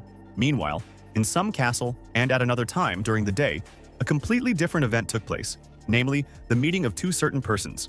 The first was a man with aquamarine hair, who relaxedly sipped tea and congratulated his guest on the upcoming holiday, also noting that they had not seen each other for a long time. The second was Brian Elric, the father of Braun, whom he had killed, who justified the long absence of meetings by the surveillance of the royal family, which had only now weakened, allowing him to slip away. Then the turquoise-haired man inquired about the failure of a certain plan, to which he was told that Braun and his friends were prepared for everything. The time was right, but for some reason the prophecy did not come true. Neither of them liked this unexpected turn of events. In the conversation that followed, a faintly unconscious Katya was mentioned, and Roel was recognized as a problem that needed to be either lured away or eliminated. Then the discussion of further steps began. Brian immediately inquired about the possibility of trying again to take the life of the Asgard heir. Then the turquoise-haired man noted the fact that the prophecy was not only theirs. Therefore, there must be those who feared the future and wanted to interfere with their plans. Then the topic suddenly shifted to Elric being asked to appraise a certain recently acquired painting. By this designation, the turquoise-haired man meant some kind of magical influence that revealed to the two of them the events taking place far away from here. The spell showed Noref Siklidi and Roel Asgard trying to escape from an unknown ill-wisher at that moment. At that moment, the system's newly acquired ability, Bloodshed Disaster, activated, revealing the enemy's name and highlighting it in red, identifying it as the human skin artist, Peter Carter. Although he only held a surgical knife and a brush in his hands, this, together with his title, appearance, and the atmosphere he created, made him extremely terrifying. But that was not all. Roel noticed the work of his new ability, the red color of his name, which signified a death wish for the bearer, and also the system scanned the enemy, identified his fourth baseline level, and urged him to flee. Brian did not recognize the identity of the attacker and asked the turquoise-haired man about it, who responded by saying that he was a member of the Mithril Priory organization, which he had previously refused to cooperate with. He then stated that the Asgards and the Allclydes had very suspiciously experienced too many changes at the same time that were not predicted by the prophecy, which he did not like at all. The head of the Elrics said that in the Holy Capital it would not be possible to do whatever one wanted, and it would not be possible to fool the Holy See. The second man put the cup on the table and replied that although their rivals had power and connections, they themselves had a certain radiance of Sia in their hands, which they were completely unaware of. Still maintaining the picture of what was happening in the distance, they noticed Brian's interest in this, and it was suggested that it was because of the boy. But Elric was actually interested not so much because of Roel, but because of an inexplicable feeling that he already knew the place the spell showed. At the same time, a reception was taking place in the palace hall. A letter was brought to His Holiness John Heathcliff, and the man stayed to talk. It was one of the members of the Mithril Priory, namely the deputy head, who introduced himself as Lacrasse. He came here to express the intentions of his organization. This visit clearly did not please the ruler of the theocracy, and he reproached the guest for showing up here without an invitation. Lacrasse apologized to Heathcliff and said that they had an interesting proposal, but they would like John to remain indifferent to their certain business. The man stated that they did not want to harm either the daughter of the Sheklid family or the Asgard family, which was under the patronage of the ruler. Their only goal was to fulfill the prophecy. In response, His Holiness only gave Lacrasse a heavy look. They were likely in for a long discussion. At the same time, events were developing between Roel, Nora, and that same Peter Carter, the artist of human skin. Upon his arrival, the man introduced himself as a member of Mithril Priory, apologized for intruding uninvited, and began to explain the reason for his presence there. But he didn't manage to do the latter, because Asgard simply grabbed Lady Vasiklit's hand and ran away. In response to the exclamation about the children's bad manners, Roel said that he did not care about the identity of the intruder, and they would not stand still listening to his nonsense. Then the atmosphere around Peter became more threatening, and he informed the children that he could not allow them to escape. As he spoke, he cut his own finger with his surgical knife and blood began to flow down his hand. He then swung it forward, spraying out a scarlet liquid and using an ability called Personal Workshop. This caused a wave of dark red energy to begin to catch up with the fleeing children at high speed. Nora noticed this, but she was no longer able to do anything in time. The effect of the ability was already covering them, and Roll also noticed the approaching danger, but he was also powerless. The next moment, to their own surprise, the boy and girl did not feel pain, but found themselves in a strange dark space in which there were only them and the paintings. The artist decided to explain that this was his innate ability, which isolates targets from the outside world. Its use was quite difficult, but the bigwigs at the top attached great importance to this task. Carter then stated that in this place all their talismans and artifacts would be useless, and now they would be forced to listen to him to the end. Nora said that this man was too strong for them. Roll already knew this, thinking hard about a way out of the situation, as well as the fact that the course of history had changed again, because this did not happen in the game. At first, the guy remembered that there should have been a guard at the entrance, so he informed the intruder about this and asked how he managed to pass unnoticed. The artist decided not to share trade secrets, but he did reveal a way to escape this space. One of the targets had to die, and he didn't care who survived. Asgard immediately realized that the man wanted to pit them against each other and confidently shouted that he would not be able to carry out his plan. But then his confidence was shaken, because Nora remained silent about this and looked suspicious. The guy turned to her with tension, demanding that she say something. In fact, the sadist simply did not miss the opportunity, even in this situation, to mock Roll a little. And in the end, she was unable to hold back her laughter and smile. After that, she decided to support the guy and told the intruder that they would never trust someone like him. But the man was not at all upset by these words. He even became cheerful, because this meant that he was left with no choice and would have to kill both of them. After these words, the blonde summoned her angel wings and solemnly proclaimed that she, as the heir to the ruling house, was responsible for Roel, her close friend and future subject. Then the princess turned to the guy and said that no one except her dared to offend him. Asgard was somewhat touched by the fact that they were going to protect him, but the girl chose strange words for his taste. Carter praised Nora for the words of a true ruler, but at the same time decided to make sure that she had thought through her decision carefully. It turned these were the most varied monsters, all sorts of spider-like creatures, difficult to describe, birds, silhouettes with eyes all over their bodies, living plants, and they all ran, stretching their tentacles and other appendages towards Nora and Roel from all sides, immediately surrounding them with their appearance. It had been clear before that something was wrong with Peter, but now he laughed madly and declared that he would soon have a lot of fun painting pictures with the entrails of his future victims. Meanwhile, negotiations between Lacrasse and John Heathcliff continued, the member of Mithril Priory waiting for the ruler to read the letter stating the terms of their agreement. His Eminence mentioned names such as Caroline Escart, Vincent Escart, and Roy Escart, and asked if the man across from him was familiar with such names. In response, he received only silence and a narrowed gaze behind the translucent mask on the face of the deputy head of the Mithril Priory. This immediately made Heathcliff jump up from his throne and grab his staff. He was clearly angry, because he guessed why Lacrasse did not want to answer. He stated that the Allclades had sworn to protect the Ascart family back at the beginning of the Third Era, and he, as a ruler, found their offer tempting, but at the same time he was the Holy See, the Patriarch. Lacrasse realized with a strain that the negotiations had reached an impasse when John stated all this and added to his speech that he must be an example of dignity, righteousness, and justice. He pointed his staff at the guest and declared that the actions of Mithril Priory had insulted the church and him personally, and therefore they must now get away from here as far as they could. At that very moment, Roel and Nora were about to fight the monsters that had emerged from the paintings when something unexpected happened. A voice rang out, which Asgard recognized as the Holy See, calling on him to protect his friend with his own hands, and then to bear witness to everything. The next moment, for some reason, the guy again had a very severe headache. The cause was unknown. Peter Carter was also quite surprised by what was happening. Some light blinded his eyes and he tried to understand what was going on. The strange glow grew brighter and brighter. The artist and Roel with Nora stood on opposite sides of it, and the creatures were afraid to come closer. Then everything suddenly ended for Asgard.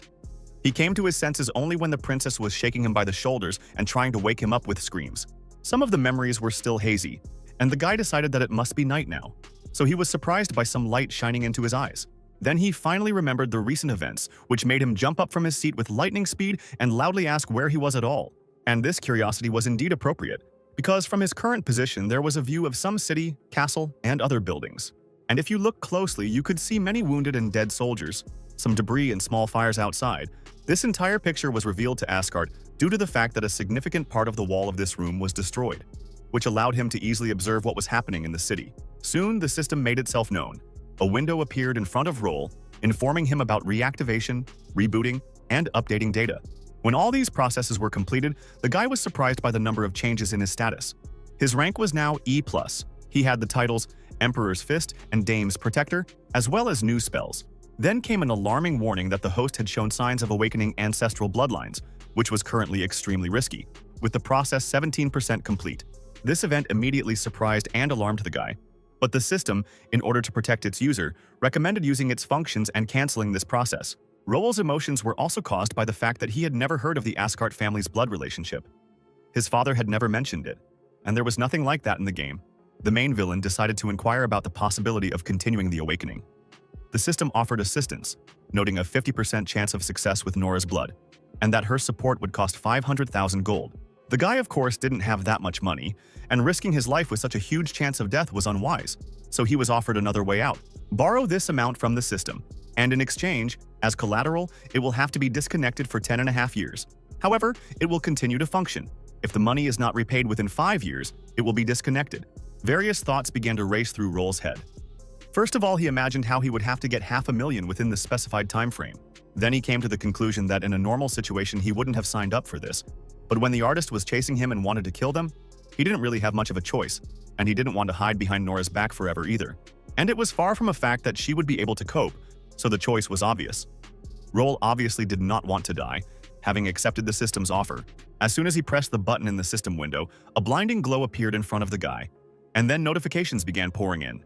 First, a message came about activating support for the awakening process, then automatic regulation of pain sensations, and at the end, the percentage until this was completed gradually began to count down. A little later, Asgard came out to Nora, who asked how he was feeling, to which he replied that Roel was feeling more or less well, and he himself asked about what she had managed to find out. The girl admitted that she had not achieved much success in this matter. All that was clear was that they were on some battlefield, but the specific city or place was generally unknown. Then Roel decided it was time to act and to start by examining the bodies of the dead soldiers for anything useful or clues about what was happening. When the guy approached the corpses, he first noticed the stench, and then mentally apologized to the dead for disturbing them. As soon as Asgard began to examine the body, he was immediately surprised to find the emblem of the Elric house on his cloak. Nora experienced roughly the same emotions.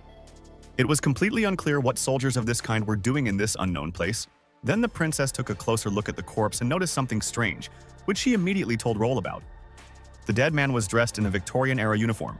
The guy doubted that this was possible, to which the blonde told him about her extensive knowledge of military history, also pointing out things characteristic of that period. All these facts, such as the Victorian era, the soldiers of the Elric house, and being in an unknown place, came together in Roel's head, giving rise to a shocking guess. Everything pointed to the fact that he and Nora had somehow ended up in the past, during Prince Wade's March Rebellion, straight to the Gemini War. A little later, they were able to find a letter directly from that same Ponte, which confirmed their guess, since it was dated March 13, 1828, and the progress of awakening had meanwhile reached 21%. Roel had no idea whether his ancestor had called him here, whether an artifact had triggered some kind of blood awakening effect, or whether he himself possessed some kind of ability. But right now, it was more important to obtain information and supplies. But there were problems looming with this matter, because the entire area began to be filled with a thick fog. The guy read about something similar in one book. It was the effect of that very labyrinth that was created by Ponte. Nora immediately declared that they would definitely get lost here with such a view. But Asgard considered this secondary, because this fog had another special role. But before he could even tell them about it, a figure clad in armor appeared nearby, shouted at them to stay put, and then ordered someone to grab them. It was a whole detachment of soldiers who showed good discipline, moving in formation and holding their assigned positions. It was only when they had surrounded Roel and Nora that the leader came closer and realized they were children, but he still ordered them to be captured. The princess decided that things were bad and shouted at the guy to grab her hand and run away from there. Well, Asgard did indeed grab her by the limb, but instead of running away, he pulled her back towards him, not looking the least bit worried. Then the girl immediately began to indignantly demand an explanation. But the guy asked her to wait for now. At one point, he raised his hand and shouted that they were caught, turning to Uncle Peter, causing strange looks from Nora and the soldiers. The next moment, Carter appeared from the fog, immediately noticing that he had not been addressed so kindly for a long time, and then insulted Roel and said that now was not the time to talk such nonsense. The soldiers decided that the strange man posed a greater danger than the children and decided to deal with him first. The squad leader decided to attack first, rushing towards the artist and trying to finish the fight with one blow, cutting his neck, but he dodged the sword. And then, surprising the warrior with such a move, Peter simply grabbed him by the helmet, holding him in place. The artist showed a mad grin on his face and proclaimed the extreme degree of his own irritation due to the fact that some kind of interference constantly prevented him from killing these children.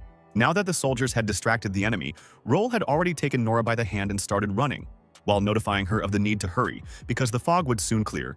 The princess asked the boy how he knew the man's name, but he didn't go into detail, blaming it all on some kind of magic, and then declared the need to find shelter quickly. Then Roll explained that the labyrinth spell could not be broken, and that only the owner of the controlling artifact could move freely through it. The blonde realized that he was talking about Pontus and Victoria. As they talked, they continued to move quickly in some direction, when suddenly Asgard stopped abruptly, causing the girl to bump into his shoulder. It turned out that he felt her hands were literally burning and decided that she had a fever. So he began to check it by coming closer and touching her forehead. Nora became embarrassed and said that everything was fine, stuttering. But Roll didn't believe it, because even though he was only on the 5th initial level, the princess for some reason couldn't keep up with him, which indicated some problems. He ended up carrying the girl on his back, which raised her embarrassment to a new level, and added to it was indignation. She hit him and demanded that he let her go, but the guy simply endured and asked her not to be capricious. The blonde couldn't calm down. Her emotions were raging and she continued to yell at Asgard, calling him a stupid subject and asking him to put her on the ground. Night, the labyrinth estate, Ponte stood and examined a certain device in his hand, which was a kinship detector. The readings were strange and he decided that the artifact had failed. Then the man looked up from his task a little, cautiously glancing at the blonde sleeping on the sofa. Thoughts wandered through his head about how when Victoria was drunk, she was like an angel, while he felt some regret because her breasts had not grown for the past few months. He was writing down his thoughts in his diary as usual, when suddenly someone turned to him, calling him a teacher, and asked about his notes. Ponte realized that Victoria had woken up and turned to her with a slightly nervous face, his emotions visible on his face. At that moment, she was stretching, at the same time declaring that her teacher was truly a pervert, since he was interested in the body of his own student. Then the girl looked at Ponte and with a smile invited him to read those notes out loud to her. The man began to justify himself by saying that he could do nothing about his behavior, because this was the price he had to pay for his strength, and Victoria knew about it.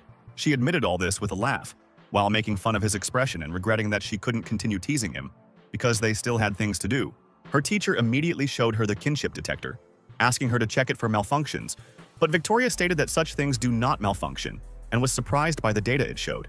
The artifact showed the presence of the Cyclide family's blood on Locke Street, and since all the girl's other relatives could not be there, she decided that it was some kind of illegitimate child. Ponte was immediately surprised by what His Eminence was capable of, and he also stated that at that moment he clearly learned something he shouldn't have known. Victoria said that rumors had long been circulating among the people about the Holy See's lack of conscience, but she did not consider the child guilty of anything and wanted to save him.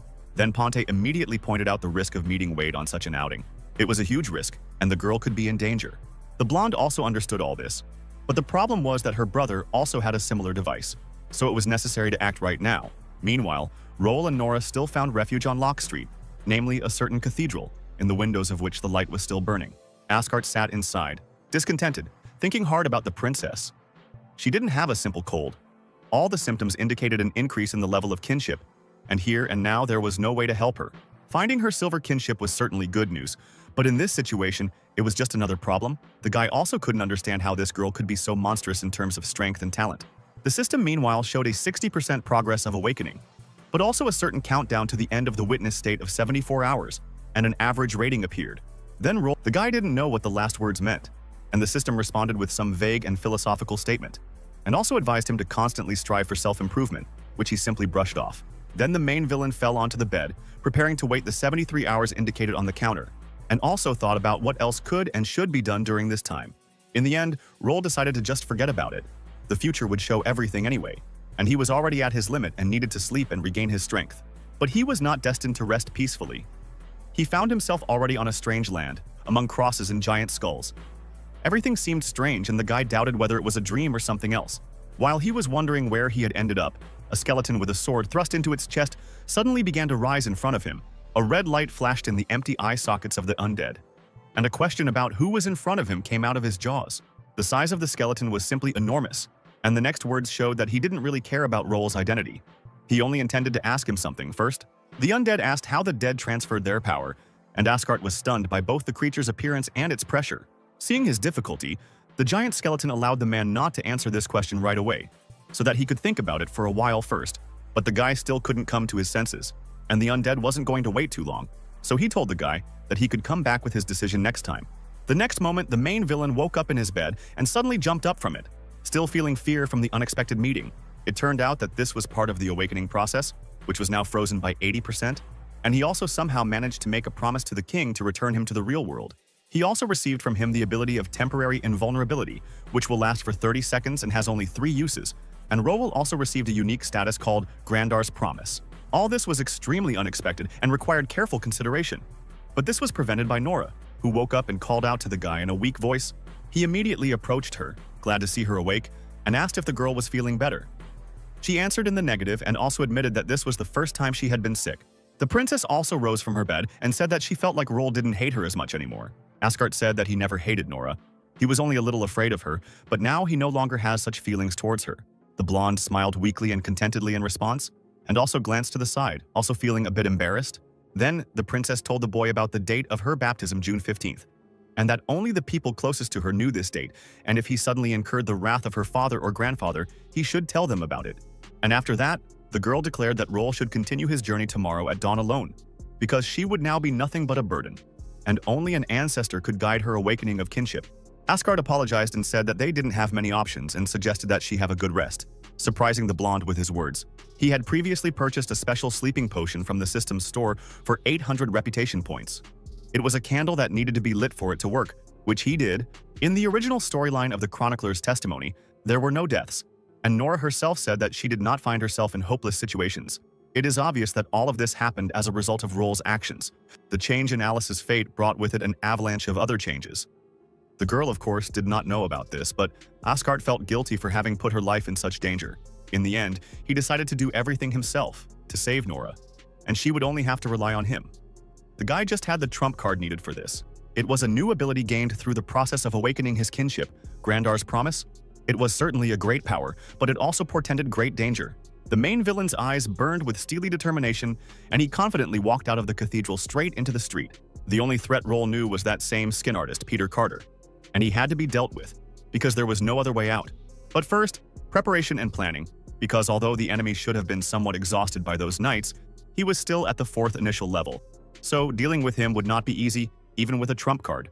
The good news was that the cost of using transcendental abilities was too high, so cultists couldn't engage in protracted battles. And Peter was just one of those. And in the last battle, he showed traits typical of the summoner specialization, summoning those various monsters from the paintings. Based on this, it was assumed that the artist's weakness should be close combat, so an ability that grants invulnerability for 30 seconds would be very useful. But there was still a difference in physical characteristics, so it would be difficult to strike, so Rowell decided to rely on his 12 wings. Peter himself was badly wounded after the battle with those soldiers and complained out loud that if he hadn't been stuck on his 4th base level, he would have easily dealt with those opponents. The man then summoned a monster that looked like a woman, but had sharp teeth and a long tongue, and a hound. The first one led the second one on a leash. The dog was able to cope with its task and detect traces of the presence of its targets. Their refuge was a certain cathedral, but the artist was somewhat alarmed by the fact that the children, for some reason, had opened the doors wide open. Peter decided to be cautious and sent the summoned creatures ahead to check everything there. Then the hound sensed the presence of another person besides its master and rushed forward, scattering saliva into their mouths. Rowell at some point acquired a camouflage ability called Shadow Lover, but it did not help him hide from the beast's keen sense of smell. Finally, realizing where this was all heading, the guy canceled his technique and prepared to attack. The dog rushed at him, and Asgard swung his blade. He managed to get his sword right into the hound's mouth, which instantly stopped its charge. But that wasn't the end of it. The 12 wings were a powerful holy relic, so the beast's flesh was easily cut through. So Rowell rushed forward, intending to finish off the summoned creatures. In the end, the main villain destroyed the dog and the pseudo-woman without much difficulty, which was certainly good. But they made him lose the element of surprise. The next moment, Peter Carter's silhouette appeared nearby, and the guy prepared for a real battle. The artist himself was quite angry, both from the loss of the summoned creatures and from the resistance from the boy. So he clenched his jaw and wished him death. A new attack called Colorful Drawing came out from his brush and flew straight towards Rowell at high speed. It was at this moment that Asgard decided to use his new camouflage ability again, and at the same time some kind of protection was activated. Its activation was accompanied by the appearance of an energy shield around the guy, which was supposed to neutralize the impact on its bearer. But the protection did not extend to the surrounding area, so the powerful attack resulted in the formation of a lot of debris and raised dust. This temporarily obscured Carter's vision, and only when the light cleared did he see the crater that had formed. But there was no sign that Rowell had been hit. Peter did not understand where the enemy had disappeared to, and he was suddenly overcome by the realization of what kind of weapon Asgard possessed. This made the man wary, and he began to look around, trying to spot the guy who was in no hurry to show himself. Meanwhile, he settled down on the roof of the cathedral, glad that he had managed to awaken the ability of the 12 wings in advance. Otherwise, there would have been problems. The Holy Blade was able to achieve this through the crystallization of the energy of the Awakener of the first kinship and the bearer of the attribute of compassion. The ability allowed Roel to teleport to a point within the user's line of sight 3 times a day, with the maximum distance and mana cost determined by his magical power and attribute. It was currently using up 10% of its reserves and was limited to 50 meters. Asgard had also purchased a special artifact flashlight from the store in advance, which would help with visibility in the fog. This is what allowed him to comply with the condition of direct visibility of the teleportation point. Now he has 2 charges of this ability left, one towards the enemy and one back. In other words, the guy had only one chance to succeed and he had to kill the artist with the next blow. Otherwise, everything would be bad. The first thing Asgard did was to distract the enemy's attention, which he succeeded in doing without any particular problems. He simply dropped his lamp, which Peter now stared at, trying to figure out what such an object was doing here. The main villain then moved behind Carter and activated his cloaking ability to get very close. Its use, like the use of all other techniques, was accompanied by the pronunciation of a verbal component, which allowed the artist to hear the guy but not see him. But he didn't have time to react in any way, which is why he received a blade thrust straight into the center of his chest.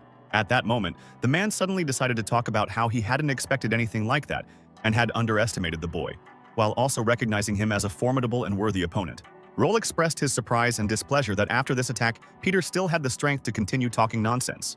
But the situation was even worse, because despite the blade piercing him, he grabbed Asgard's hand and told him that the power of a 4th-level Origin Transcendent would not allow him to win so easily.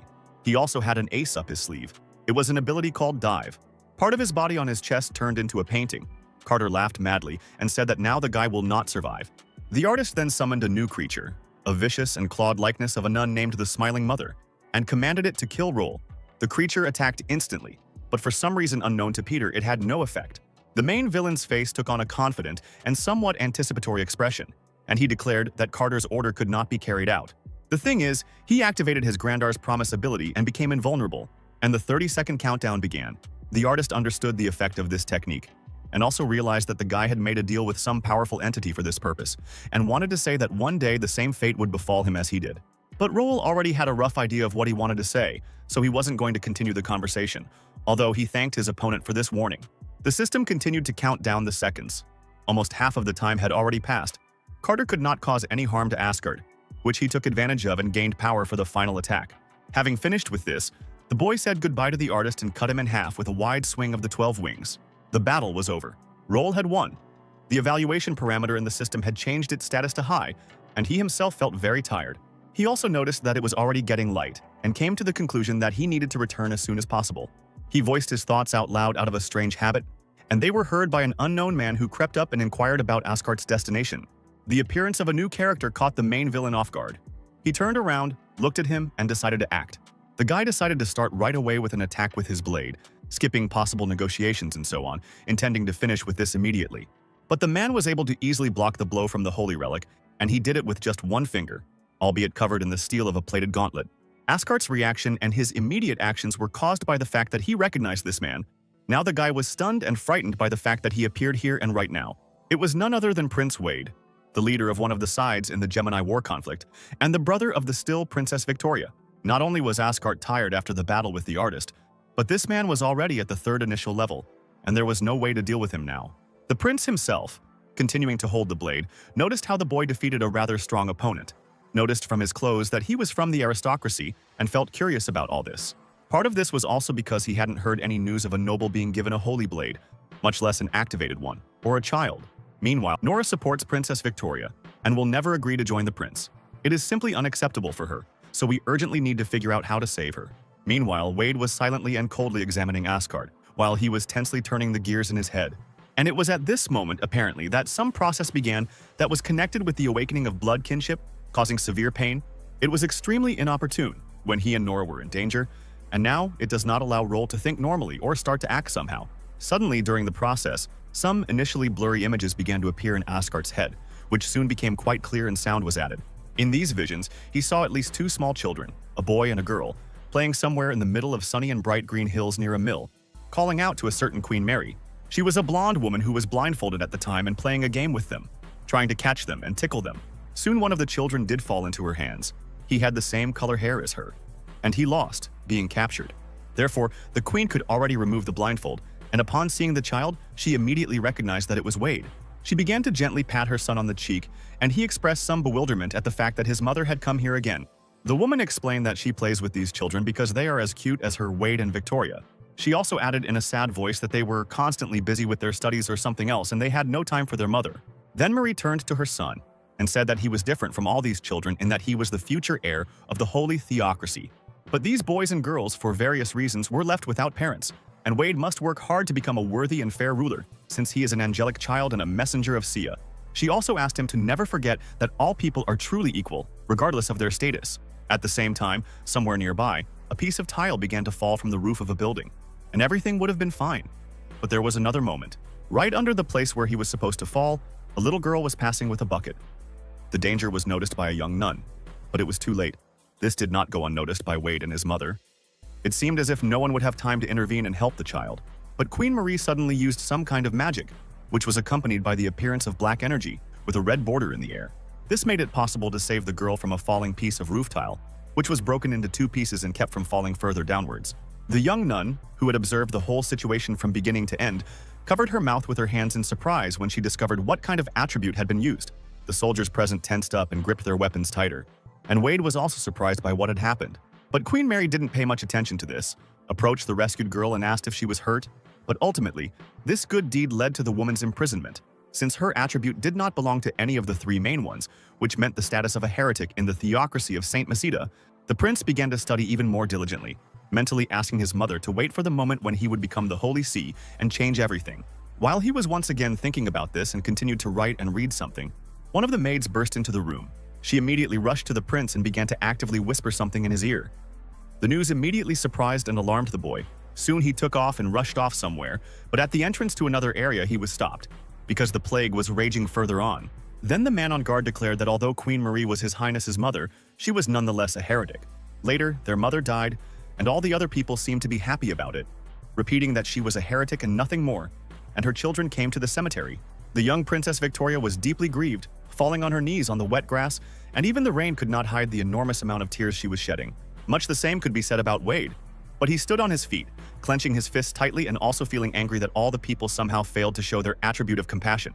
At this point, Roll's visions ended and he returned to the present moment, still experiencing a sharp pain in his head and, it seemed, in his eye. Prince Wade, looking at him, realized that the guy was no longer in a position to fight. While Asgard tried to move away from what had happened and comprehend it all, it turned out that he was somehow able to see the blonde's memories, and from them it became clear that he was not a cultist, but a heretic, which completely changed the situation. Wade told his subordinate that he was going to get his sister, and he himself gave the order to keep an eye on the guy for now, which shouldn't be difficult, since he was already exhausted. The man began to carry out the order, warning Roll that he needed to be more respectful with His Highness next time. And suddenly the skill that showed the names of enemies worked. The skill is called Calamity Bloodshed, and she indicated that the approaching person is Wade's assistant, and his name is Felder Elric, with Brian Elric listed in parentheses. This unexpected encounter immediately unpleasantly surprised and unsettled the main villain. Seeing this man here and now in his youth is simply very strange. Meanwhile, the prince, following the kinship detector, entered a certain room of the cathedral, expecting to see Victoria there. A dark anticipation had already appeared on his face, and he turned to his sister, saying that he had not expected Ponte to run away and leave her alone. But he did not finish his speech, interrupting himself, because he saw that the girl lying on the bed was not the one he thought it was, but some other girl. He immediately noticed that this child looked suspiciously like his sister, but he understood that it was definitely not her. The blonde immediately decided that the answers might be found in the guy he found nearby, so he shouted to his subordinates to bring him here quickly. Then the room fell silent as people rushed to carry out Wade's orders, and he began to impatiently await their arrival along with Roll. Suddenly, the books that had been lying quietly on their designated shelves suddenly began to glow with a faint golden light and began to leave their places. Then they opened up, and sheets flew out of them, glowing even more intensely. Wade immediately felt trouble because he knew what this meant. Aponte suddenly appeared next to him, instantly grabbed Nora onto his shoulder, raised his hand in a welcoming gesture, and said strange words about how today was the 5th of March and it was sunny. A piece of paper with the same inscription and an addition about Victoria wearing yellow panties today slowly flew past the prince's face. Wade's face remained unchanged despite what had happened, his gaze unblinking as he stared at the spot where Ponte had been a moment ago. When the soldiers burst into the room, they immediately received orders to hurry and find the fugitives, because the prince believed that they could not have gone far and were still somewhere nearby. At this time, Roll was sitting quietly on the street under Elric's supervision, when suddenly the latter noticed a crowd nearby and shouted that they were being attacked. This event initially made Asgard happy, because it meant that his ancestor was somewhere here and the boy had to be saved. A crowd of steel-clad soldiers was rapidly approaching, led by a fully equipped Princess Victoria, who shouted the order to begin the attack. It was then that the main villain began to realize that everything was not so simple and this was not salvation, but new problems. Nobody here knows him. They most likely won't sort things out in the heat of battle. Asgard might simply die in this battle. Events developed further, and the princess's army included only slightly lighter armored archers who were prepared to shoot what were clearly some kind of magical arrows. On command, the projectiles shot into flight, their magical element indicated by the pale green flames enveloping the tips. The arrows apparently found no living targets among Wade's forces, but the explosions caused by their magic caused considerable damage to the street itself and the surrounding buildings. Roel sat behind a small shelter, shocked that such things could cause such destruction. The consequences more reminiscent of shells from a grenade launcher. Despite this, he quickly pulled himself together and analyzed the events that were happening, coming to the conclusion that his ancestor had already taken Nora. But no one from Victoria's camp knew about him. As a result, Asgard decided that the best solution would be to quickly get away from here before the main battle between the candidates for the throne and their soldiers began. Meanwhile, Nora was pulled away from the area controlled by Wade's forces and some kind of magic was used on her. Its influence was positive and soon it allowed the girl to wake up and open her eyes. She immediately asked about where she was. Then Nora finally came to her senses, saw who exactly was using magic on her and instantly recognized her as Victoria. The princess hastened to reassure the child that she was currently engaged in the process of safely directing her breakthrough in the development of kinship. The girl immediately began to excitedly talk about how she was a distant descendant of Victoria, and that she was not alone here, but with a boy named Roel Asgard, and that he was a dear person to her, so she asked to find him. The mention of this name immediately surprised and attracted the attention of the princess and Ponte. They asked Nora about it again. Then, Her Highness asked her teacher if there was a person with that name in their family. The man immediately and confidently answered negatively, while starting to thoughtfully rub his chin, thinking about something. He asked Nora if she was sure of her companion's kinship with the House of Asgard. She swore on her kinship and again asked to find him. Victoria stated that searching the battlefield could be dangerous, and Ponte replied that his family had too few descendants, and even if this Roel was from a side branch, he was obliged to try to save the boy. The man simply couldn't leave the boy here, but he reassured the student that he would always have time to activate the labyrinth before Wade reached them, holding a certain crystal in his hands. Then he looked at the battlefield, already thinking about how he would look for his relative there, and told the others to leave here while he created a fog screen. But the next moment the air was suddenly cut by a series of huge blue lightning bolts, which could only mean one thing. Ponte realized that Wade had decided to enter the fight personally, and this was very bad news, especially in the context of the need to somehow find Roel. At that moment, the prince himself was drawing his sword from its sheath, intending to begin fighting in close combat. He also ordered Felder to go and bring that boy back, and he set about the task without any problems. Meanwhile, Roel was trying to get away from the battlefield. Now he crept up behind one soldier and dealt him a crushing blow between the legs. At first, he expressed his disdain for such a place being so poorly guarded, and then he understood why this armor would be replaced with more advanced one in the future. Then, on his way, the boy unexpectedly met another soldier, who was immediately surprised by the presence of a child on the battlefield. Asgard began to feel joy, because having examined the armor of the fighter he met, he realized that this was a subordinate of Her Highness Victoria. Therefore, Roel took advantage of the fact that he had a holy blade bound to himself and declared that it was the princess who gave him this sword and asked to be escorted to her. The soldier, who turned out to be the leader of his squad, believed the boy's words and ordered his men to change their goal to delivering the boy to Her Highness. But someone else suddenly intervened in this matter, and the name of the bloody mist technique was clearly heard from his mouth. Blood-red patches of darkness instantly appeared near the warriors. The ordinary soldiers did not understand what was happening, but awareness and fear appeared in the leader's eyes. The bloody mist was getting closer and closer to the soldiers' exposed skin, especially their necks, and the leader of the squad screamed in panic that this was an attack by Marcus Elric. But before any of them could do anything, the ability activated and took the lives of all of them, severing some of their heads from their bodies and killing others in other ways. But Roel, realizing where this was all heading, managed to take his protective amulet out from under his clothes and immediately activated it. The sacred stone of power erected a transparent purple barrier around its owner, a valuable artifact capable of withstanding even several attacks from a high-class master. Standing in the middle of a pile of corpses of warriors who had only just been alive, Asgard turned his gaze towards the approaching figure of their killer. It was Brian Elric, in this time for some reason Felder Elric, who immediately turned his attention to Roel's magnificent protective artifact. Then the man asked the boy whether he would go back on his own, or whether he would have to be maimed and dragged by force. The situation was becoming very bad for Asgard. He couldn't move under the artifact's barrier, standing still wasn't an option either, and he could only use teleportation one more time today. But the skill's power was currently limited to a range of only 50 meters, which would not provide any advantage, so all that was left was to tighten his grip on the 12 Wings hilt and fight. Seeing the boy take a fighting stance, Elric realized that he had made his decision and began to act himself, moving forward. He intended to carry out his threat, namely to cripple Roll and drag him back by force, so he made a dash towards him and the fight began. Realizing that there was no other way out, Asgard used another use of Grandar's promise and became invulnerable for 30 seconds. The activation of this ability, which was granted by the mysterious giant skeleton, was accompanied by an invisible sensation of its presence. The fight between Brian and Roll was heating up, and the guy was able to hold on thanks to the trump card he had used. Elric was able to sense the influence of a certain entity on the world and its attention, realizing that his opponent had powers from some otherworldly being. This meant that the guy was a heretic, which he told him, also asking why he was rushing to Victoria in that case and whether he didn't know what Prince Wade was fighting for. Roel responded tensely with words about the man talking too much, although he himself was thinking about what he said. And the countdown to the end of the ability was ticking.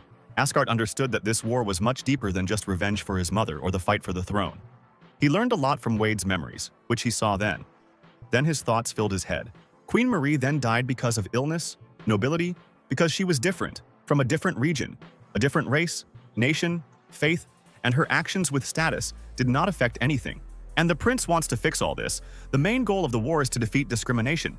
He wants to change the attitude towards different people, including heretics, to create a world where everyone will be equal. He wants to create an empire as great as the ancient Austin Empire that existed 1,000 years ago. And it is this aspiration and personal power that has allowed Wade to gain many followers. But Roel wasn't in the mood to think much right now. He had to act. The countdown to the end of invulnerability was coming to an end, and he used his stealth ability, the female lover. The next moment, Elric suddenly did not find the guy he had just fought in front of him. It was as if he had evaporated. Meanwhile, the main villain himself found himself behind his opponent. He had put all his previous thoughts aside for later, because now he had to survive and save Nora. But despite the unexpectedness of the attack and the boy's determination, Felder showed his vast experience in battle and personal strength by blocking the sword strike from behind without even turning around. This outcome of his attack left Roel stunned. He had never expected this, and failure promised him unpleasant consequences.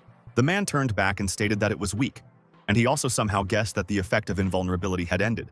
The next moment, he pointed his open palm at the guy and began to chant the verbal component of some kind of spell. It was called Blood Explosion and carried both a crimson liquid attack and a burst of energy that sent Asgard flying. He didn't have time to defend himself against the spell itself, but he managed to activate a protective artifact in flight to mitigate the consequences of a subsequent collision. This was able to avoid most of the damage, but the Sacred Stone of Power had already taken many attacks and was disabled this time, and this was already enough to avoid the worst. The main villain remained conscious, although somewhat wounded. The next moment, internal injuries made themselves known, causing blood to come from the mouth, while the guy himself was pondering his mistakes and was amazed to realize that Brian had somehow learned about the temporary effect of invulnerability. At this time, he began to walk towards the enemy, and Asgard continued to think, realizing that Elric had been waiting for an opportunity to counterattack all this time, but his defense was still able to save its owner from most of the damage. When the man finally came closer, the boy realized that there was no way he could find out the mysterious secret of longevity, which had allowed him to survive all this time and exist in the distant future. He came to this conclusion thanks to the effect of the skill Calamity of Bloodshed, which turns the names of people who wish death on him red. But Roel did not show this knowledge and with a grin asked if they were going to take him back to the prince's forces. The man gave him a piercing look and declared that the boy had talent and could grow into a great man. But as an opponent, he could pose a threat, so he needed to be killed. But Asgard did not show a drop of concern about this matter. He only thanked Felder with a smile for such a high assessment and decided to give him one piece of advice. Elric didn't want to listen to anything and was already swinging his blade. But the main villain still casually began to give him unsolicited advice. It was that the next time a man wanted to kill someone, he shouldn't talk so much about it. Brian's blade was already rushing at high speed towards Roel, intending to cut him, if not in half, then something like that. But suddenly, the words to activate the center of gravity spell sounded nearby. The guy was pulled out from under the blow and pulled to the side, while the sword only shattered the stone pavement of the street. The man instantly realized that this was Ponte's interference and became angry at his pathetic tricks. He managed to save his relative at that moment, and now the latter received praise from his ancestor and could rest a little. Brian immediately declared that the boy was a heretic, but Ponte remained calm and saw no reason to give the child to Marquis Elric because of this.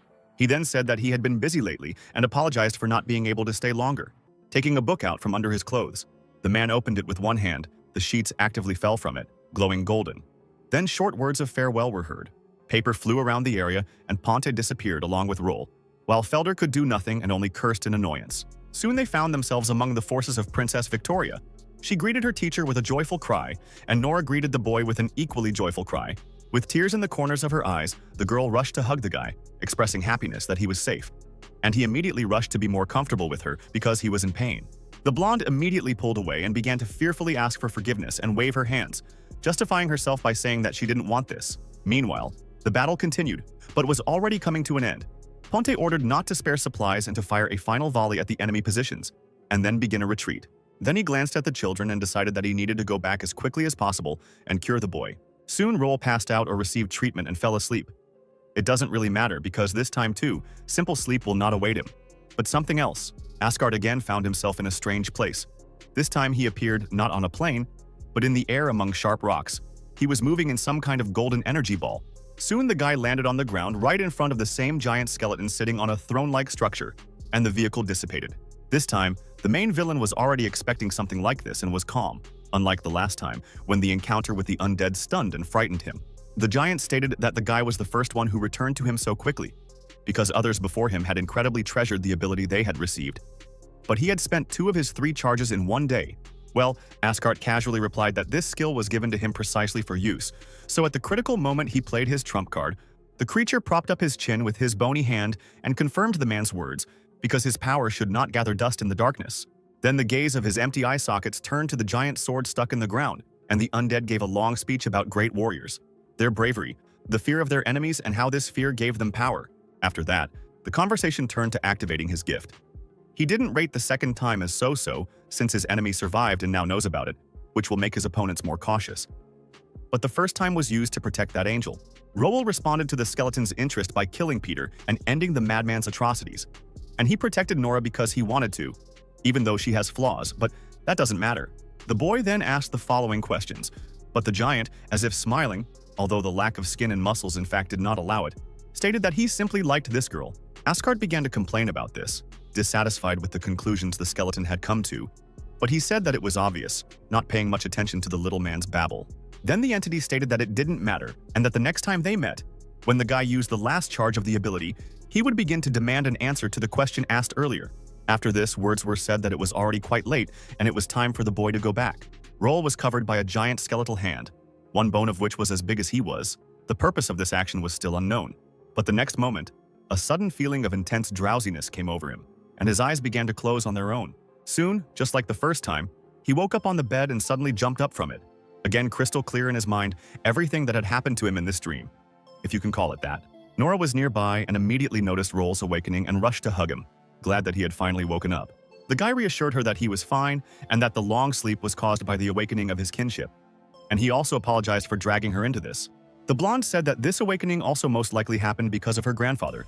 And besides, Asgard saved her from that heretic. It turned out that she knew about the latter fact, since she was half asleep and heard sounds outside. Nora believed that she should have protected the guy herself, because she was stronger, and he considered it his male duty. To which the princess declared that he was her property and only she could hurt Roel, to which he immediately began to deny this state of affairs. After this, the girl gently placed her palm on the boy's hand and began to make him a certain promise. Its essence was that Nora pledged to protect Asgard in the future, to jealously guard him and become a shield for him, and even to give her life to keep her word. At that moment, Ponte and Victoria entered the room, interrupting the conversation and starting to discuss true love between spouses and these little children, who, although so young, were already flirting so much. The girl looked at her teacher and hinted that he should follow her example, to which he turned away in embarrassment. Roel also paid close attention to the princess, finding her very similar to Nora in the future, and he still remembered her adult appearance well from the game. In a few years, she will look the same. Then, continuing to examine the future queen, the guy noticed her neckline and realized that some details would still be different. Meanwhile, the girl continued to press Pontus, drawing his attention to the sweet relationship between the children and declaring that the tradition of arranged marriages would soon become a thing of the past. Without letting up the pressure, she approached her teacher closely, looking into his eyes, to which the man reminded her that he had a wife. Observing all this, Roel decided that Nora's strange predilections were a legacy from her ancestor, the queen, now Princess Victoria. The girl herself did not slow down, insisting that he had an arranged marriage and they only saw each other at the wedding, without interacting anymore. And he did this only to get them to leave him alone, to which Ponte asked not to start all this again, but Victoria did not back down. At this point, Roel intervened, wanting to ask his ancestor about something concerning their Asgard family. The man immediately, with joy and relief, hastened to change the topic to something else. but the girl lagged behind. Then Ponte hurried to the boy's bed and declared that he was the current head of the house and that he could be confidently asked about all family matters. The main villain was now interested in information about the blood relationship of his family, so he asked his ancestor to enlighten him on this matter. The elder Asgard immediately became serious upon hearing his relative's words, and also asked him whether it was thanks to the awakening of kinship that he was able to hold out for long enough on the battlefield. He then grabbed Roel by the hand and pulled him along, informing the girls that they would be taking a walk to the office for now, and that they needed to wait. Nora tried to stop it, claiming that the boy still had wounds, but Ponte was not going to put it off. Therefore, already in the corridor, he shouted into the room the words that Roel was already okay, but this did not calm the girl down much. Then the elder Asgard calmed down a little, and his steps became normal, and the guy took advantage of this and asked what had happened. Ponte began to enlighten his relative about the fact that their family did indeed have a relationship, but it was interrupted in the 3rd century. Since then, only 2 people have been able to awaken. But this was not good news because the awakened ones eventually disappeared without a trace, leaving no clues. This meant that if they did die, then not a single spot would remain of them, no matter what the cause of their death. Then the 2 of them sat down in the office. Ponte told them everything he knew and also provided some written information. Already sitting in his assigned bedroom, Roel regretted that there was so little information and that family records were too damaged, so he could only guess that the relationship was somehow connected to time travel. Researching the history of one's family's past and heritage may also be important, but this meant that those 2 ancestors died in their time travels. The lack of any reliable information and almost complete uncertainty made the guy feel despondent. He really wanted to get to the bottom of the truth, but it just didn't work out. The countdown in the system ended in 32 hours, and Victoria decided to fight Wade tomorrow to call them to leave. He also noticed that his grade had improved quite a bit, but at the same time, something about it was bothering him. So he decided to make sure and ask the system whether this indicator could decrease, to which he received confirmation of his guess. This news did not please Asgard, since it seemed he would not be able to simply leave here. At that moment, Nora looked into the room, wanting to say something to the guy, but he was distracted from his activity and turned to her. It turned out that after hearing about the upcoming battle between the forces of the princess and the prince, the girl decided not to leave and stay. Roel was immediately alarmed by this statement, as it would be too dangerous for Nora, so he inquired about the reasons. She also said that running away like that after they saved her was against her principles and beliefs, and if she did that, she would be unworthy of owning her angelic kinship. Then the girl leaned towards Roel's face and noted that he wasn't planning on running away from here either. The guy looked away and responded with words that this was a different matter, and he had a serious reason for this. Nora sat down on the bed next to Asgard and told him that her grandfather would have wanted her to witness these events, so it was her duty to see everything to the end. Then the blonde placed her hand on the guy's hand and added that, besides this, she didn't want to part with him. At this, Roel looked away in embarrassment and said that since everything had come to this, he had to tell her something about this war. The guy wanted to tell Nora that the reason for this war is not just a rebellion. In fact, everything is much deeper, and Wade did not start it for nothing. A day had passed since the story of what Asgard had learned from the prince's memories, and the time had come for that very battle. The 2 armies lined up opposite each other. Wade didn't expect Victoria to decide to fight on her own, and asked if she remembered how their mother was treated and decided to give in, throwing aside her resistance. His sister responded by saying that she had never forgotten all of this and would not dissuade her brother from taking revenge. But then she gave a speech about how everything cannot be changed overnight, reproached him for the fact that because of this revolution, in less than a month, the holy capital was filled with rivers of blood, and also asked about his attitude towards the victims. The man was convinced that a revolution without sacrifices was impossible, and that if wood was not added to its fire, its flame would gradually be extinguished by aristocrats and bishops. From these words, Princess Victoria realized that they would not be able to come to an agreement, which she informed her brother about. Wade confirmed that this was indeed the case. This battle was inevitable from the very beginning. Then he called on the girl to draw her sword. The brother and sister took out their weapons, the first proclaiming that he was fighting for justice, while the second did it for the sake of peace. Then the call to battle sounded, and the soldiers of the 2 armies rushed towards each other, while Roel and Nora watched all this from above. Just as her grandfather had wanted and wished for her, the blonde witnessed a similar fateful event. Then the girl said that even though she was here, she was still not sure which of them was right, but the guy understood her and said that this often happens, that you can't divide the world into black and white. Looking at the battle that was about to begin, Roel outlined the goals of both sides: brutality for the sake of future justice, and resistance to it for the sake of present stability. Asgard believed that each of them was right in their own way, and that they only had to figure out whose goals were closer and which side was worth supporting, that's all.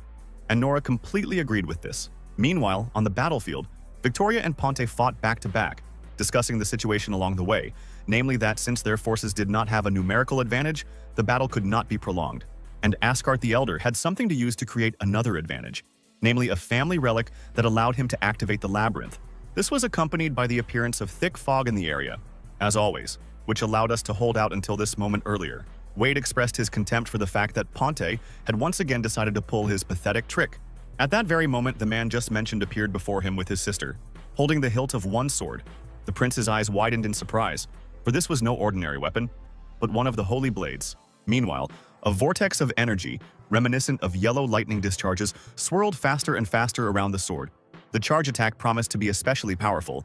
Victoria was sure that this would be the end for her brother, so she said goodbye to him, but her face was not happy.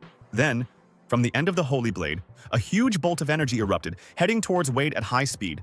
He was not going to give up so easily, and with a loud, desperate cry, he prepared to meet the attack with a blow of his sword, adding his own strength. In the first moments, he even succeeded.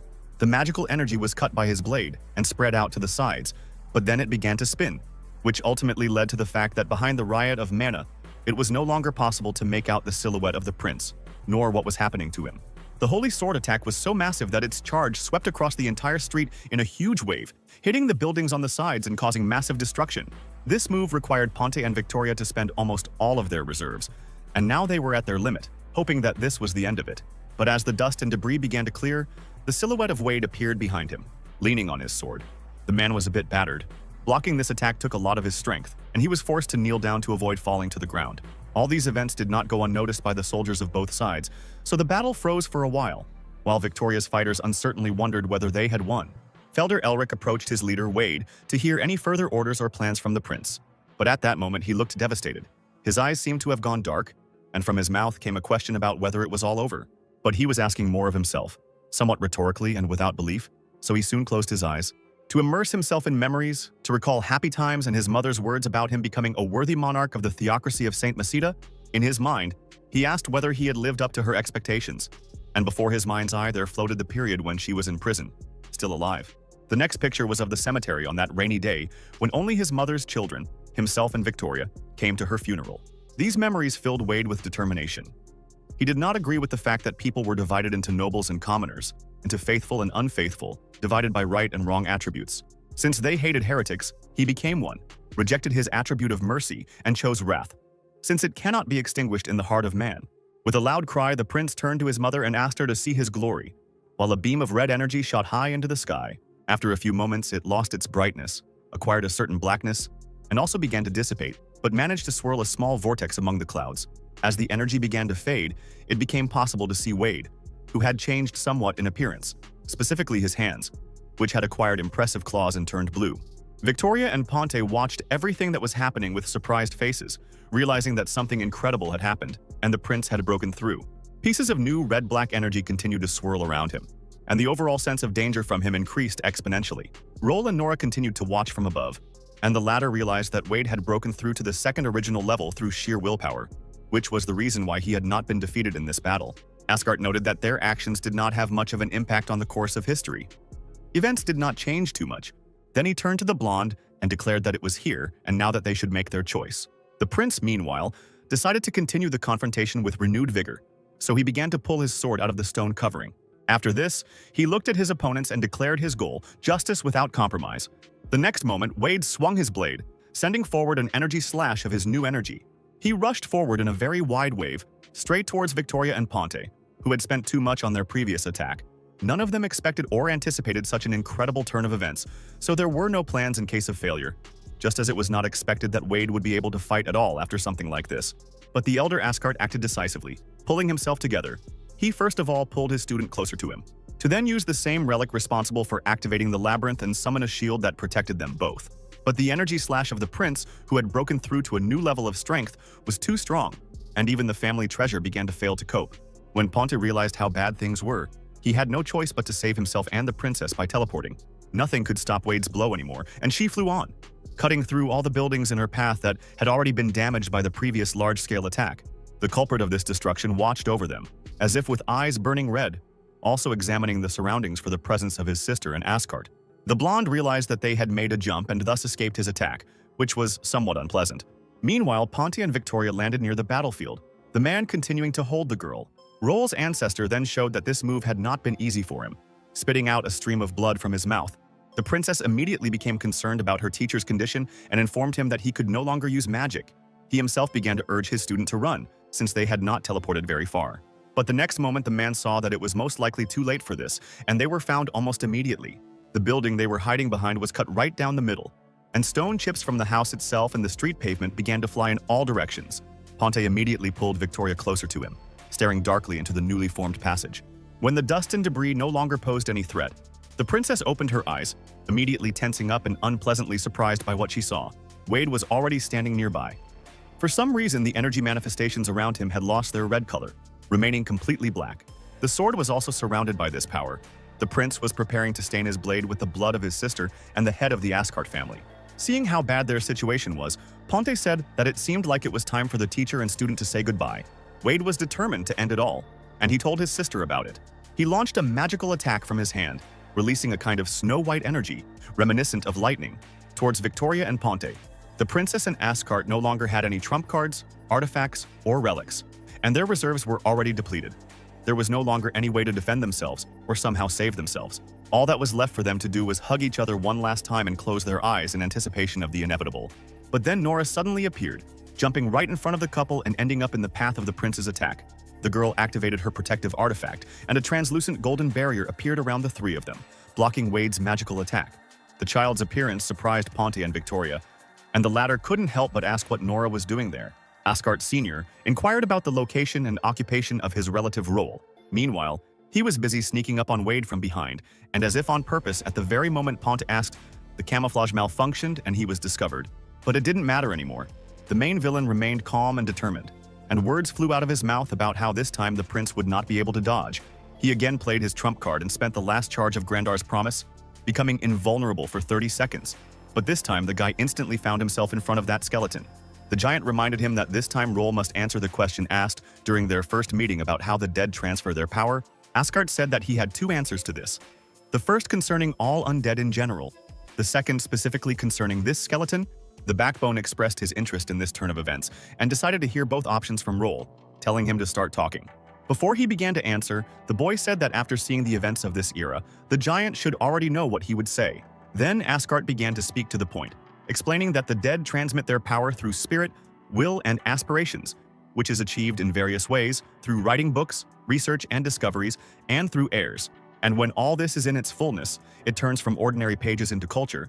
Thus the present changes, the unnecessary is discarded, and the new is added. And the more time passes, the stronger the influence of the prominent dead becomes, eventually leading to connections between them and the living, like between Nora and Victoria. But this only works when there is a descendant and a legacy.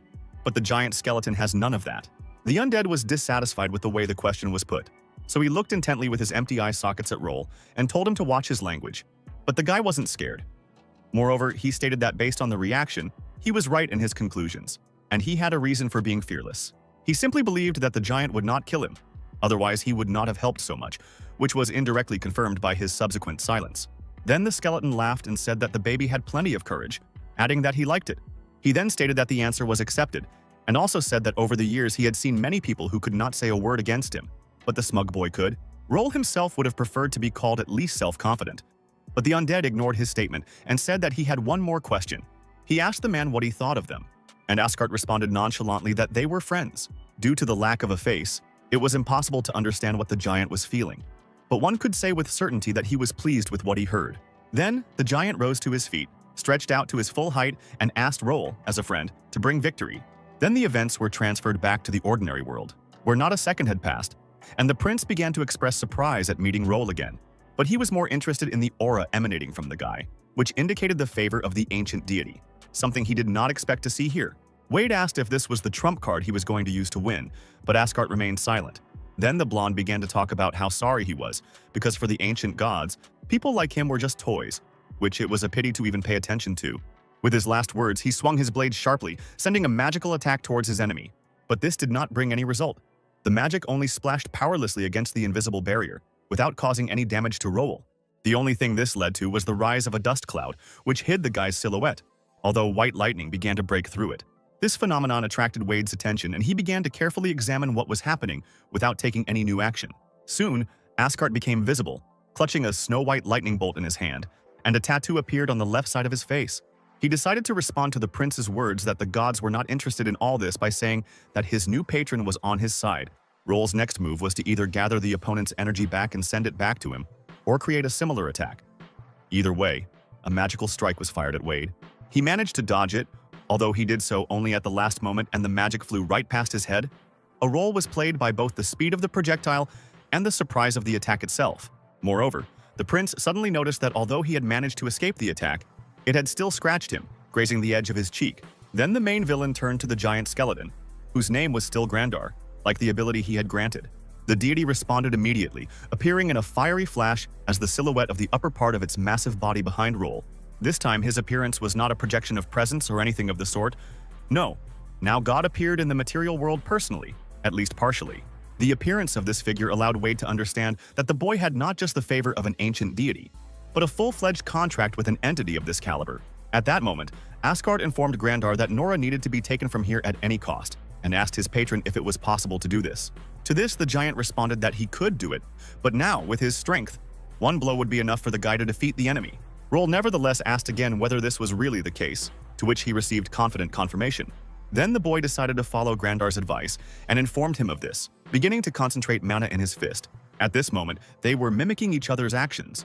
The small silhouette of a child and the huge skeleton behind him preparing attacks with their limbs. Despite the presence of this creature, the prince was not going to give up so easily and gripped the hilt of his blade, having already hidden it in its sheath for a special move. He also began to concentrate his power, but in the sword, preparing to meet the attack of Roll and his patron with his own blow, the fist of the enormous skeleton flew at high speed straight towards Wade's small figure, forcing him to make his final preparations and tense up. The blade began to be drawn from its sheath at the last moment, so that a lightning-fast strike, charged with energy, would be directed straight at the limb rushing towards it. The attacks collided, causing a huge explosion and raising a column of dust into the air, obscuring the scene from view, and the prince's red-black energy also rose into the sky again. The consequences also affected Nora, Ponte, and Victoria, who were standing a little further away. The shockwave reached them, but the shield withstood everything without any problems. Then numerous fragments and stones from the explosion began to hit the barrier. But at this time, the girl was more concerned about Roll's condition. The princess decided to calm her down, saying that everything should definitely be fine with the boy, and that Nora would be better off taking care of herself for now. The riot of energies continued for some time, but eventually it began to cease. The wind blew away the dust, revealing a newly formed crater, with Roll and Wade standing opposite each other in the center.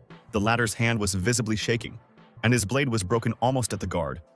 The weapon could not withstand the blow and the riot of energies. The prince did not stay on his feet for long. It all took too much of his strength and he fell face down on the ground. Asgard also allowed himself to sit down at the bottom of the crater. This confrontation was also difficult for him, but he was in better condition than his opponent, even though he was holding the hand that had channeled the energy of a god. Wade, as it turned out, had not lost consciousness and, despite his situation, was somehow able to say that the guy had managed to surprise him. Roel replied that he himself had the same feeling, but this time regarding the fact that the prince was still able to speak even after such an attack. The blonde then brought up the fact that the guy was using heretical power in battle, which left Wade wondering why he was trying to stop him. To which Asgard responded by saying that it would be more appropriate to spend the money consumed by this war on improving people's lives. But there was a more important reason. The revelation that Roel had stood up to him to protect someone close to him made the prince's eyes widen in surprise. Then the man noticed that he and the boy were similar, and also expressed his regret that he himself could not do the same when he was little, and then it was too late. Then Asgard approached Wade, who was lying on the ground, and said that even though he had lost, he was still a worthy ruler, although his views and ideas were questionable. In response, the prince noted that the boy was indeed a very obstinate subject. By this time, Nora had arrived at the recent battlefield, shouting the boy's name, to which the blonde again interjected his words about how this lady would have to be simple in the future. Meanwhile, the girl herself, having quickly run up to Roel, immediately hugged him tightly, rejoicing that he was safe. To this, the main villain called the blonde to calm down and asked her to take it easy, because after the fight he could barely stand on his feet. The defeated man continued to lie on the ground, thinking that these kids could handle everything even better than him. He decided that combining the boy's powers with the unique abilities of the All-Clydes could change everything for the better and wearily closed his eyes, mentally asking his mother's opinion one last time. Roel and Nora, who were distracted from each other and looking at their defeated enemy, also noticed the prince. Ponte and Victoria were also watching the children. The man hugged the girl, and tears gathered in the corners of her eyes. Meanwhile, a message from the system appeared in front of the guy, stating that the observer's goal had been completed, the assessment had become excellent, and the countdown to return was almost 5 hours. The boy was about to start a conversation with Nora, but was immediately interrupted as she noticed some strange things happening to his body. At first, Roel didn't understand what was happening, but when he looked at himself, he saw smoke or fog rising up from him, as well as some fragments of energy. Then Ponte was surprised to realize that his relative's body was already half dead, and Victoria assumed that this was the price for using the power of the ancient deity. The guy didn't really understand what was going on, but he noticed that Grandar no longer showed himself after that blow, and his body could indeed have suffered from that force. Princess and Ponte were running low on mana, so Victoria urged Nora to do something quickly, to which the latter stated that she had never used a healing spell. Then, the only remaining heir of the theocracy proposed the option of using the Holy Blade to transfer mana, which was possible due to its activation by their shared blood. The exchange was possible through the Scarlet Liquid or Intimate Touch, but the former was impossible due to Roel's condition. It was impossible to weaken his body even more with such an intervention. The mention of the second method alarmed and puzzled the main villain, so he tried to clarify something, but Victoria was not going to even discuss it. She was supported by the determined Nora, who apologized to the guy in advance, only to then ask him to shut up. This unexpected turn of events caused Roel a fair amount of shock, confusion, and anxiety, as did the sudden silence. Ponte took the floor, trying to ask whether it was too early for children to do something like this, but he was also shut up by Victoria. Now, there were two people standing here, the younger Asgard and his elder ancestor, looking shocked, confused, and worried. In contrast, the female part of the company was determined and serious. Nora declared that she knew what needed to be done, while Roel tried to ask about what would happen in general. He hoped to finally find out the answer, but the girl decided not to say anything and began to quickly approach his face, causing even more anxiety and bewilderment in the guy. It turned out that it was just an innocent kiss on the cheek, which calmed the main villain down somewhat. But even this caused a rich blush and surprise on his face.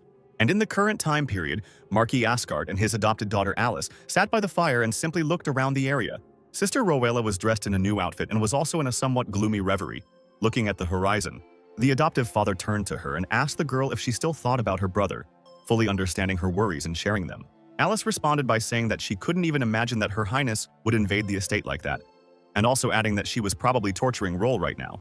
And Carter closed his eyes and told the girl that he didn't even know what to say to her about this statement. Their conversation was interrupted by a servant hurrying towards them, who brought news of the arrival of an urgent telegram. At this, Alice immediately felt a surge of anxiety mixed with hope, because something like this could somehow be connected with her little brother. Meanwhile, one of the clergymen was pacing nervously outside the cathedral, pondering the current situation and realizing that things were bad. Starting with the fact that one of them somehow got injured and they had to resort to healing through the Holy Blade, which is why they can no longer be separated, continuing with the unknown attackers. But this was not very important, because judging by everything, they managed to deal with the enemies themselves. But the serious problem, in the opinion of the elderly man, was that at least 10 people saw them. His frantic thoughts were interrupted by the arrival of Marcus Carter with Alice Asgard. The man immediately expressed a desire to see his son. Then the girl spoke up, with tears in the corners of her eyes, asking what had happened to her little brother. The priest hastened to reassure the visitors by saying that Roel, although for some reason he could not move, was certainly completely fine with him. Then he decided that since they were relatives of the victim, they could be allowed to take a look at everything once and make sure that everything was okay.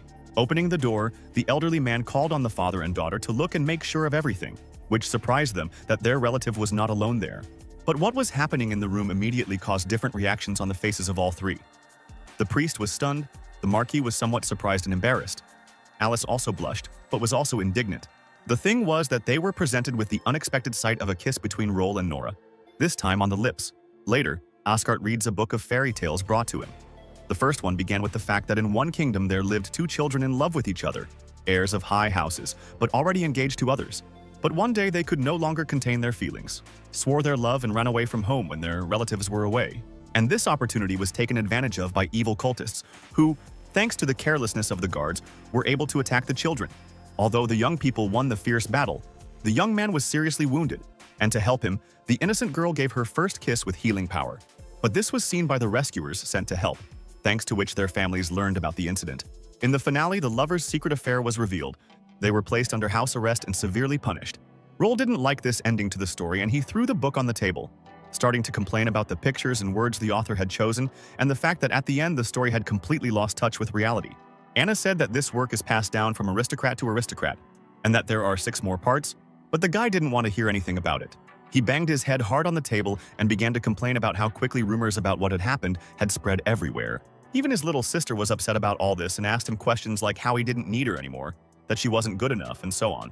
Now Alice even began to avoid Roel, eating only in her room. which made the guy sad and think that all his efforts to build a warm relationship with her had gone to waste.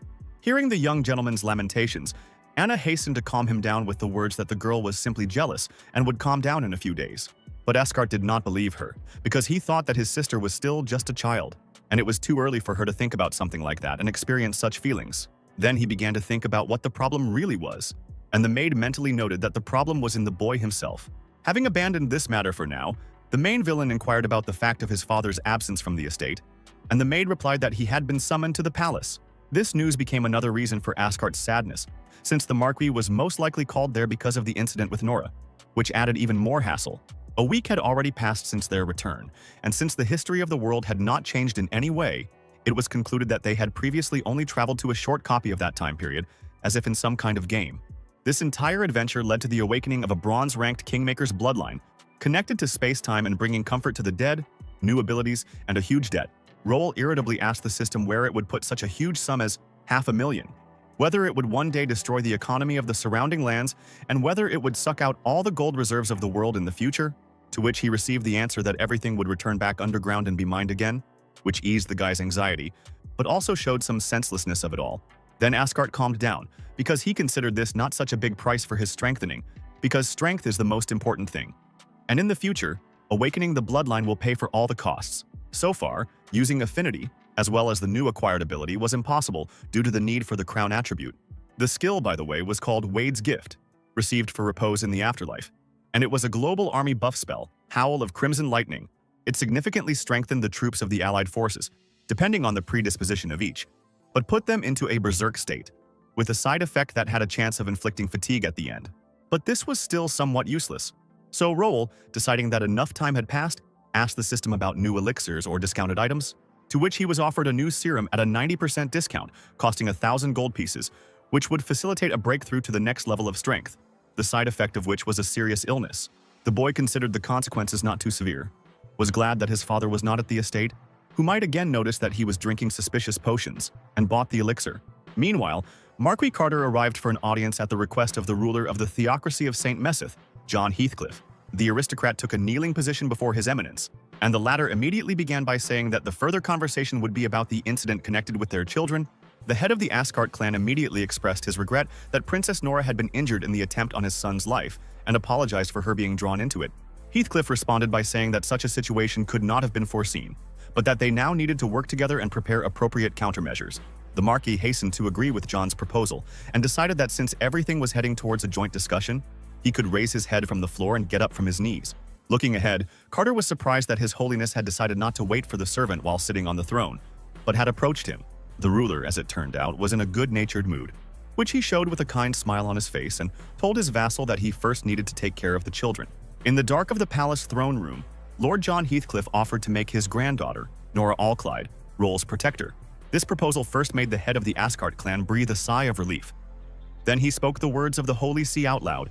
Only after this did the full understanding of the essence of this proposal come into his head, which made the man open his eyes in surprise and loudly ask about the ruler's intentions. He then noted that there were already many rumors circulating about his son and the heiress of the Seclid family, and if His Eminence appointed the girl as his protector, this would significantly strengthen them. To which John replied that people have always loved to gossip, truth and lies have always fought on the battlefield, and after what happened, they most of all need to strengthen the truth. Carter tried to somehow object, but he couldn't find the words, internally thinking that these arguments sounded logical, but he felt that something was wrong here. Heathcliff then made his next argument, this time citing an ancient treaty that required those with an angelic bloodline to protect the awakened Asgard until he came of age, and the ruler, despite the long absence of the awakened in the Carter family, considered this agreement to be still valid. And the Allclydes are always true to their promises to the very end and do not abandon their duty. Then, he put some pressure on the Marquis with suspicions that he wanted to terminate this agreement, so the man could only agree with this decision, internally somewhat indignant at this. After all, the Holy See first asked his opinion, and then forced him to agree, now showing a joyful smile on its face and announcing that it would carry out all this in 6 months. Carter agreed with this as well, while thinking that something was definitely wrong with the whole thing. At this point, the night audience ended, and the head of the Asgard clan hurried to leave the throne room, closing the door behind him. John was left alone, starting to talk out loud about Nora's stories, namely about the awakening, the ancient god Grandar, the victory over Prince Wade, who was at the second true level, If his girl's words were true, then Roel should not be ignored under any circumstances. But the man did not consider this the main reason for all his actions today. What worried him much more was that this guy had somehow deeply touched his granddaughter's soul, and she could already live without him, not eating or drinking, which is why he even had to act directly and somewhat rudely. Be that as it may, he did everything in his power in this situation, so the caring grandfather could only leave everything else in Nora's hands. A new day had arrived, which at the Ascart family estate began for Anna with a general meeting of all the maids, where each one first had to report on the situation in the family nest. One of the girls came forward and began to tell that today the young lady looked at the door 11 times every time someone knocked on it or walked past, and the reaction was quite violent. Also, although Lady Alicia had begun to use a knife and fork, her mood remained gloomy, and her appetite was deteriorating. Yesterday she ate a third of the portion, but today only a quarter. Something similar but on a smaller scale was observed with the young master. His portion was reduced by a third, but considering that he is an incredible glutton, this alone causes some concern among the servants. Miss Alicia's sleep quality has also been found to be declining, with her sleep averaging 4 hours over the past few days. Then another maid took the floor, saying that the girl still asked everyone to keep the fact that she had begun learning magic a secret from her brother, apparently for fear of losing his care and protection. The next maid predicted that at this rate, little Alice would work hard for Roel while he was with another woman. This even brought tears to her colleagues' eyes. She already felt sorry for the girl. Anna hastened to interrupt the chaos and dampness among the team, announcing that the meeting was not over and telling them that over the past few days the heir had tried to make peace several times, but it had not worked. Failures force him to stop his attempts, and Alice herself does not know how to behave after the hysteria she recently threw. The maids must somehow resolve this situation, but no one has any ideas yet. Then Anna decisively declared that since the children could no longer cope with all this on their own, the maids themselves would tear down the wall that had formed between them. During Alice's next meal, where she again showed low activity, one of the maids tried to make her eat more, praising the freshest delicacy of fish, to which the girl apologized, said that she was full, and reported that she hadn't had much of an appetite lately. Then the maid casually told her that Roel was experiencing similar problems, but blamed it all on the poor work of the cooks.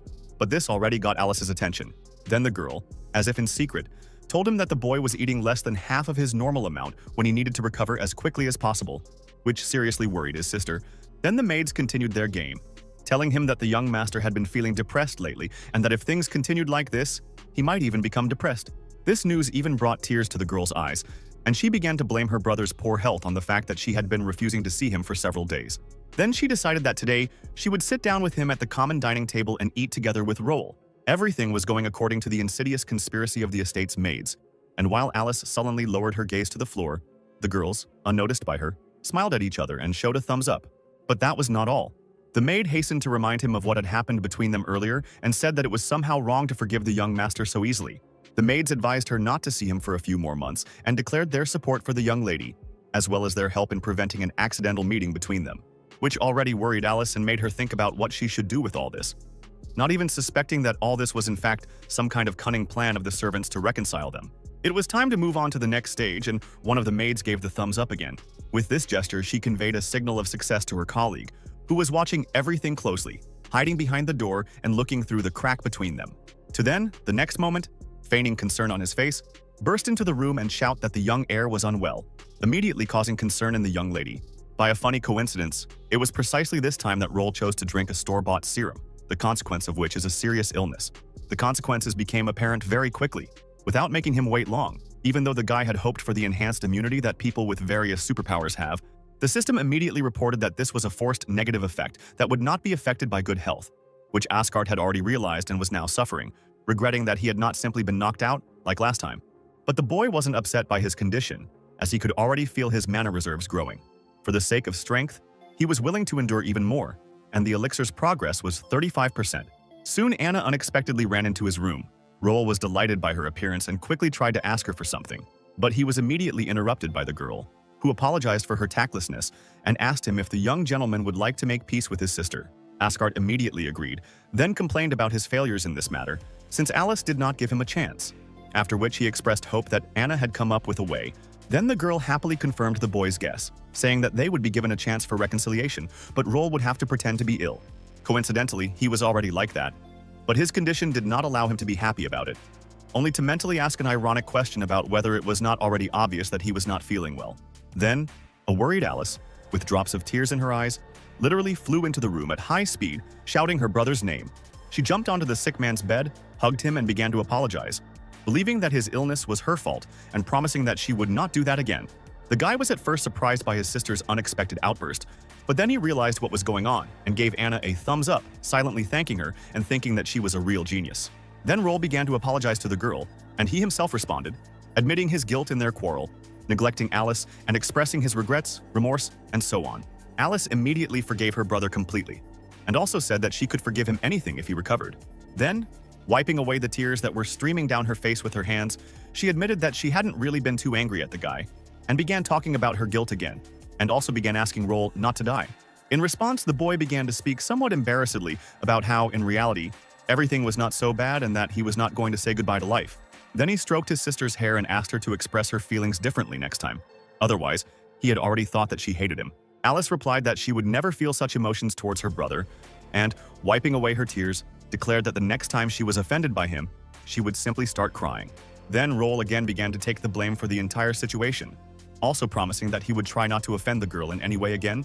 Anna continued to observe the entire process of their reconciliation and was pleased that everything had been resolved successfully. Asgard noticed the girl and asked her to cook porridge and bring some medicine for his headache, since he was really quite exhausted. At this moment, the maid finally realized that the young master was truly ill and had not been pretending all this time. Realizing her mistake, the maid rushed to fulfill Asgard's request in the shortest possible time. Anna then began to sheepishly apologize for her mistake, which consisted in the fact that she was unable to detect the boy's illness in time, and promising to be more attentive in the future. Roll assured the girl that there was nothing to worry about, while Alice took the bowl of porridge into her hands and decided to feed her older brother herself. Soon, one spoon after another, the spoons rushed into the mouth of the boy, who did not object to such care. At this point, Anna decided to leave the children and leave them alone with each other. So she went out into the corridor and quietly, without distracting them, closed the doors behind her. She then gave vent to her feelings, showing a smile on her face and clutching her cheeks with her hands, thinking about how cute Roll and Alice were. The girl was so absorbed in her thoughts, recalling the images of their interaction, that she almost missed the appearance of a new character. Only out of the corner of her eye did the maid notice familiar blonde hair, realizing who it could be. But there was no time to stop her. It was Nora Vjiclida, who rushed past Anna at high speed, suddenly opened the doors and entered the room, shouting Roll's name. Her appearance was very unexpected for the guy, which caught him just when Alice was feeding him with a spoon. The princess was somewhat amused at this sight, and then reported that she had already heard about Asgard's sudden illness.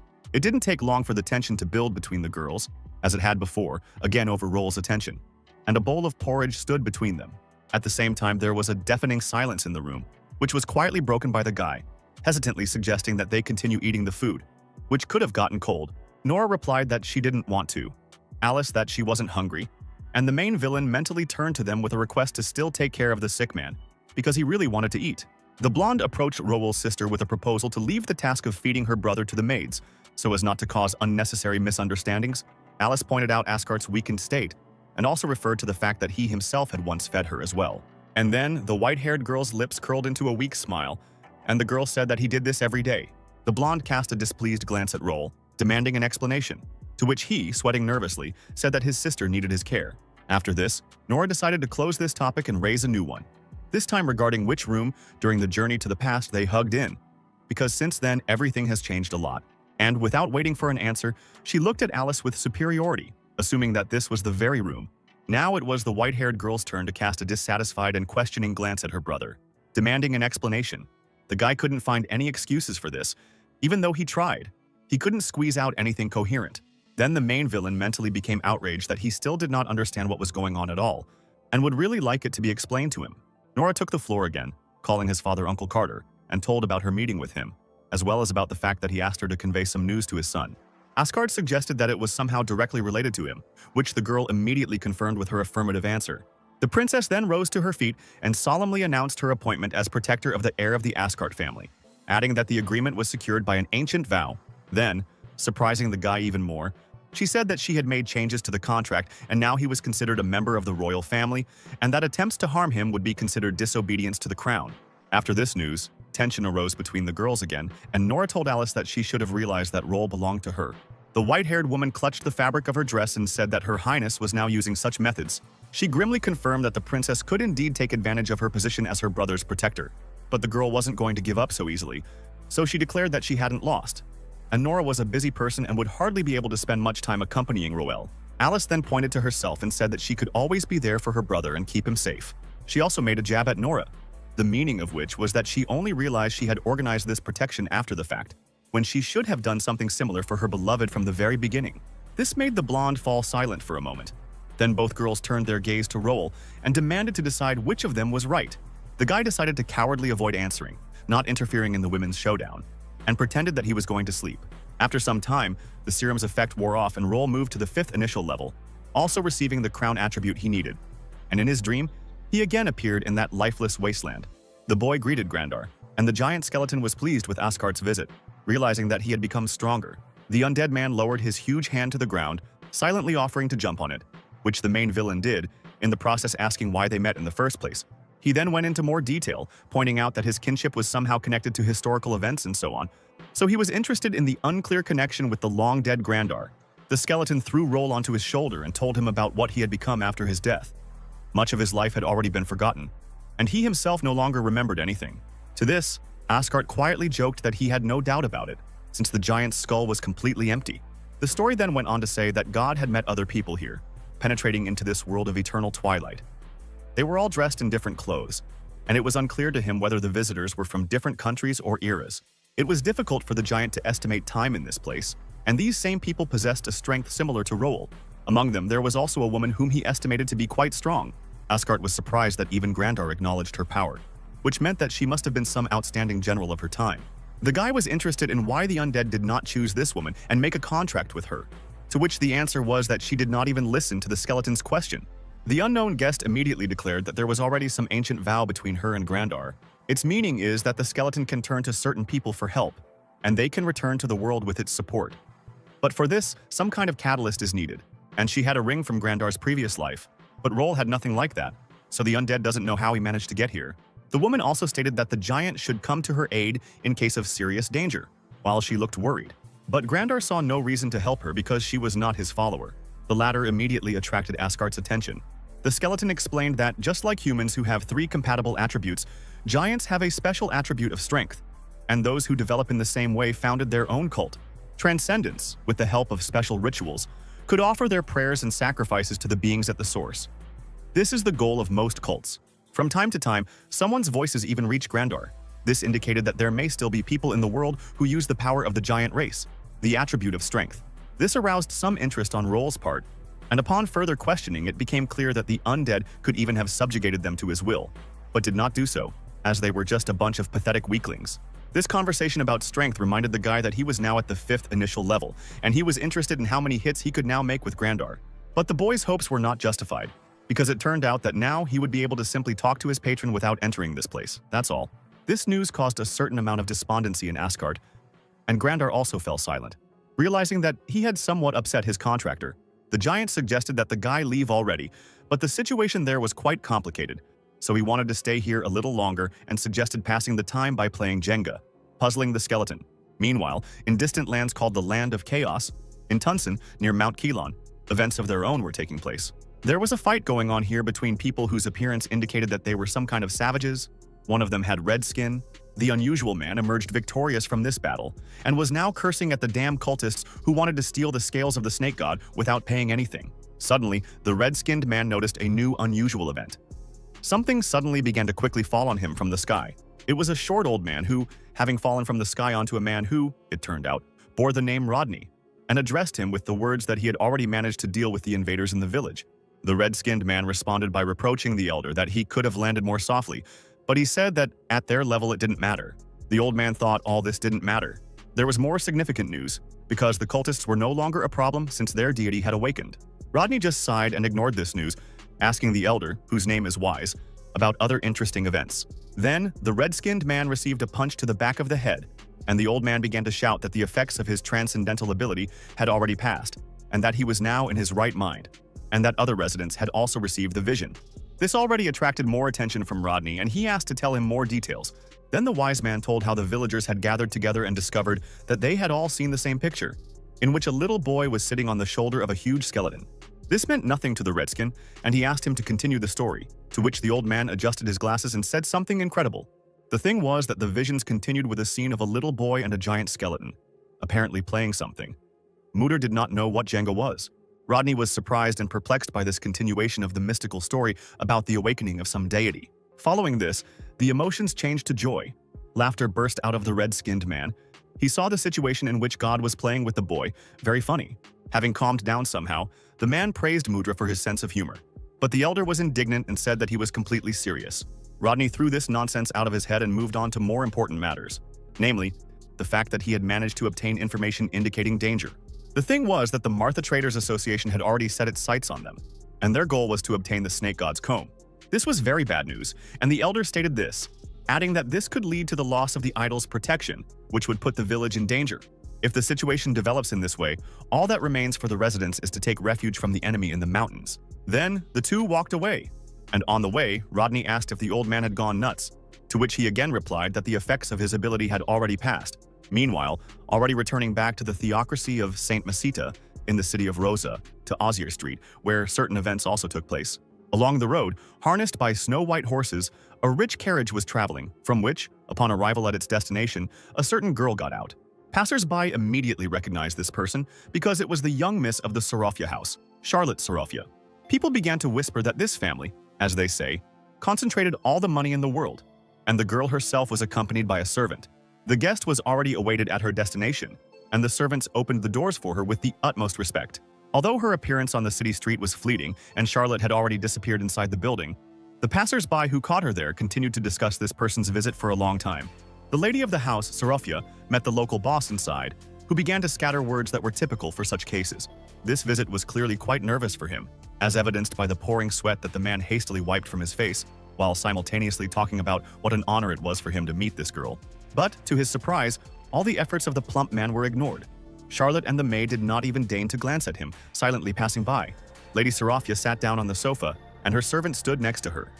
This behavior of the dear guest immediately increased the man's anxiety, which was accompanied by a noticeable trembling of his body. Then the conversation finally began. Charlotte immediately got down to business, starting with the fact that she had already familiarized herself with Mr. Roberts' financial report, which showed that his income had increased this year. Despite the not-so-bad start, the man continued to be nervous and sweat profusely, although he somehow managed to squeeze out the words that all this was thanks to the support of the Sorofia clan. The girl asked if this was their first meeting, which Robert confirmed, adding that their trade association had only joined Osier Street last year.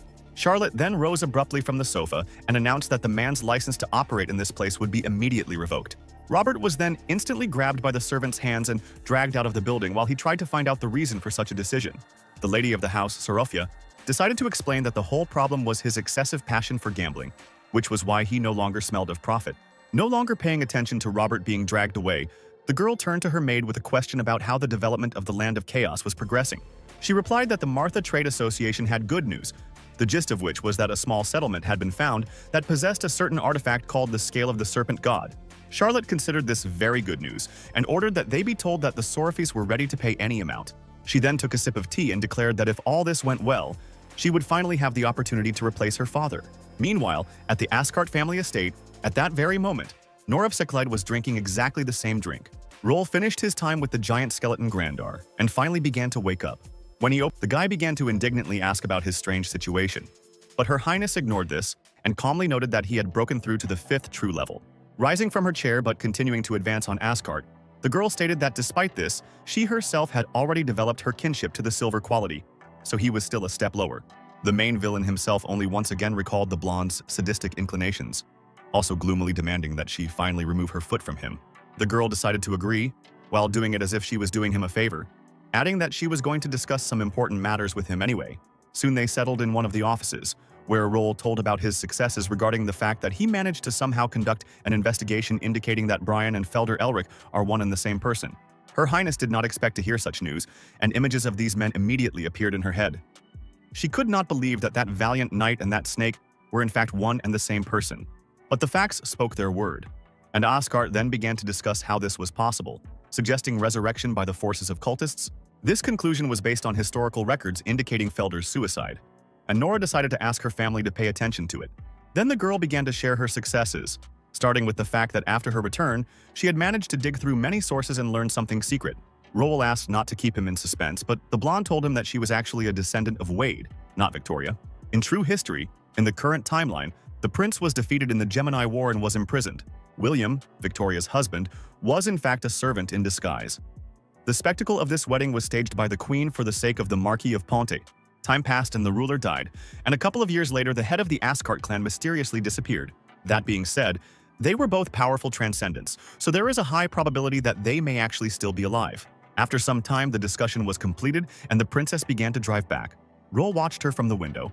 Now the thought occurred to him that since Ponte was still alive, he was continuing to write his diaries, which meant that those of them that were kept here could finally be burned, since they had no historical value. Besides this, his head was also occupied with thoughts about the girl who had just left, and specifically about what she had said at the end.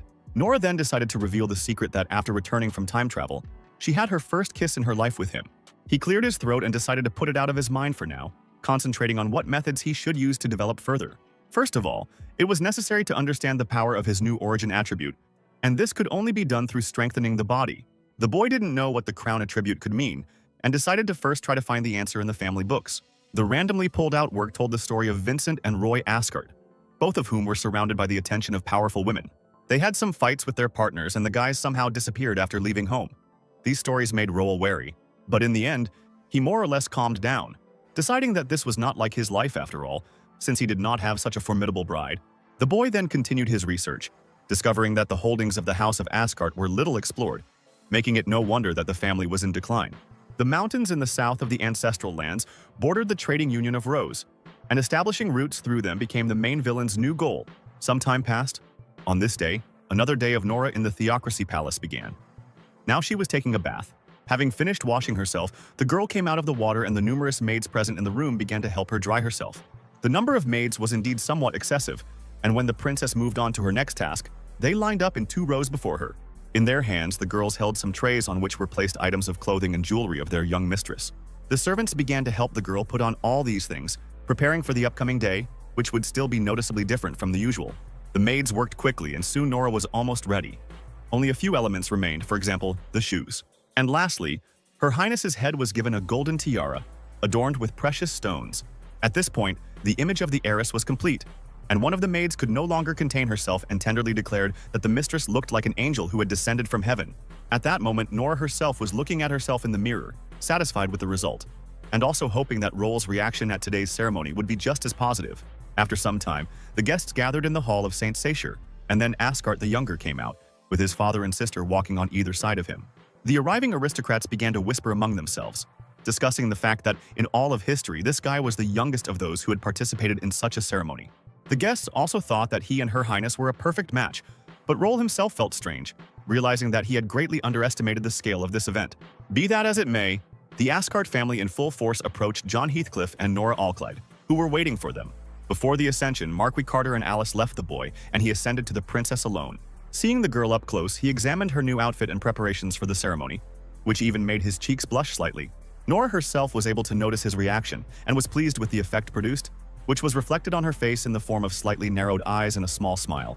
The princess then took up one of the holy blades and declared her intention to fulfill the ancient vow between their families and become the protector of the descendant of the Ascarts, adding that the ceremony was beginning.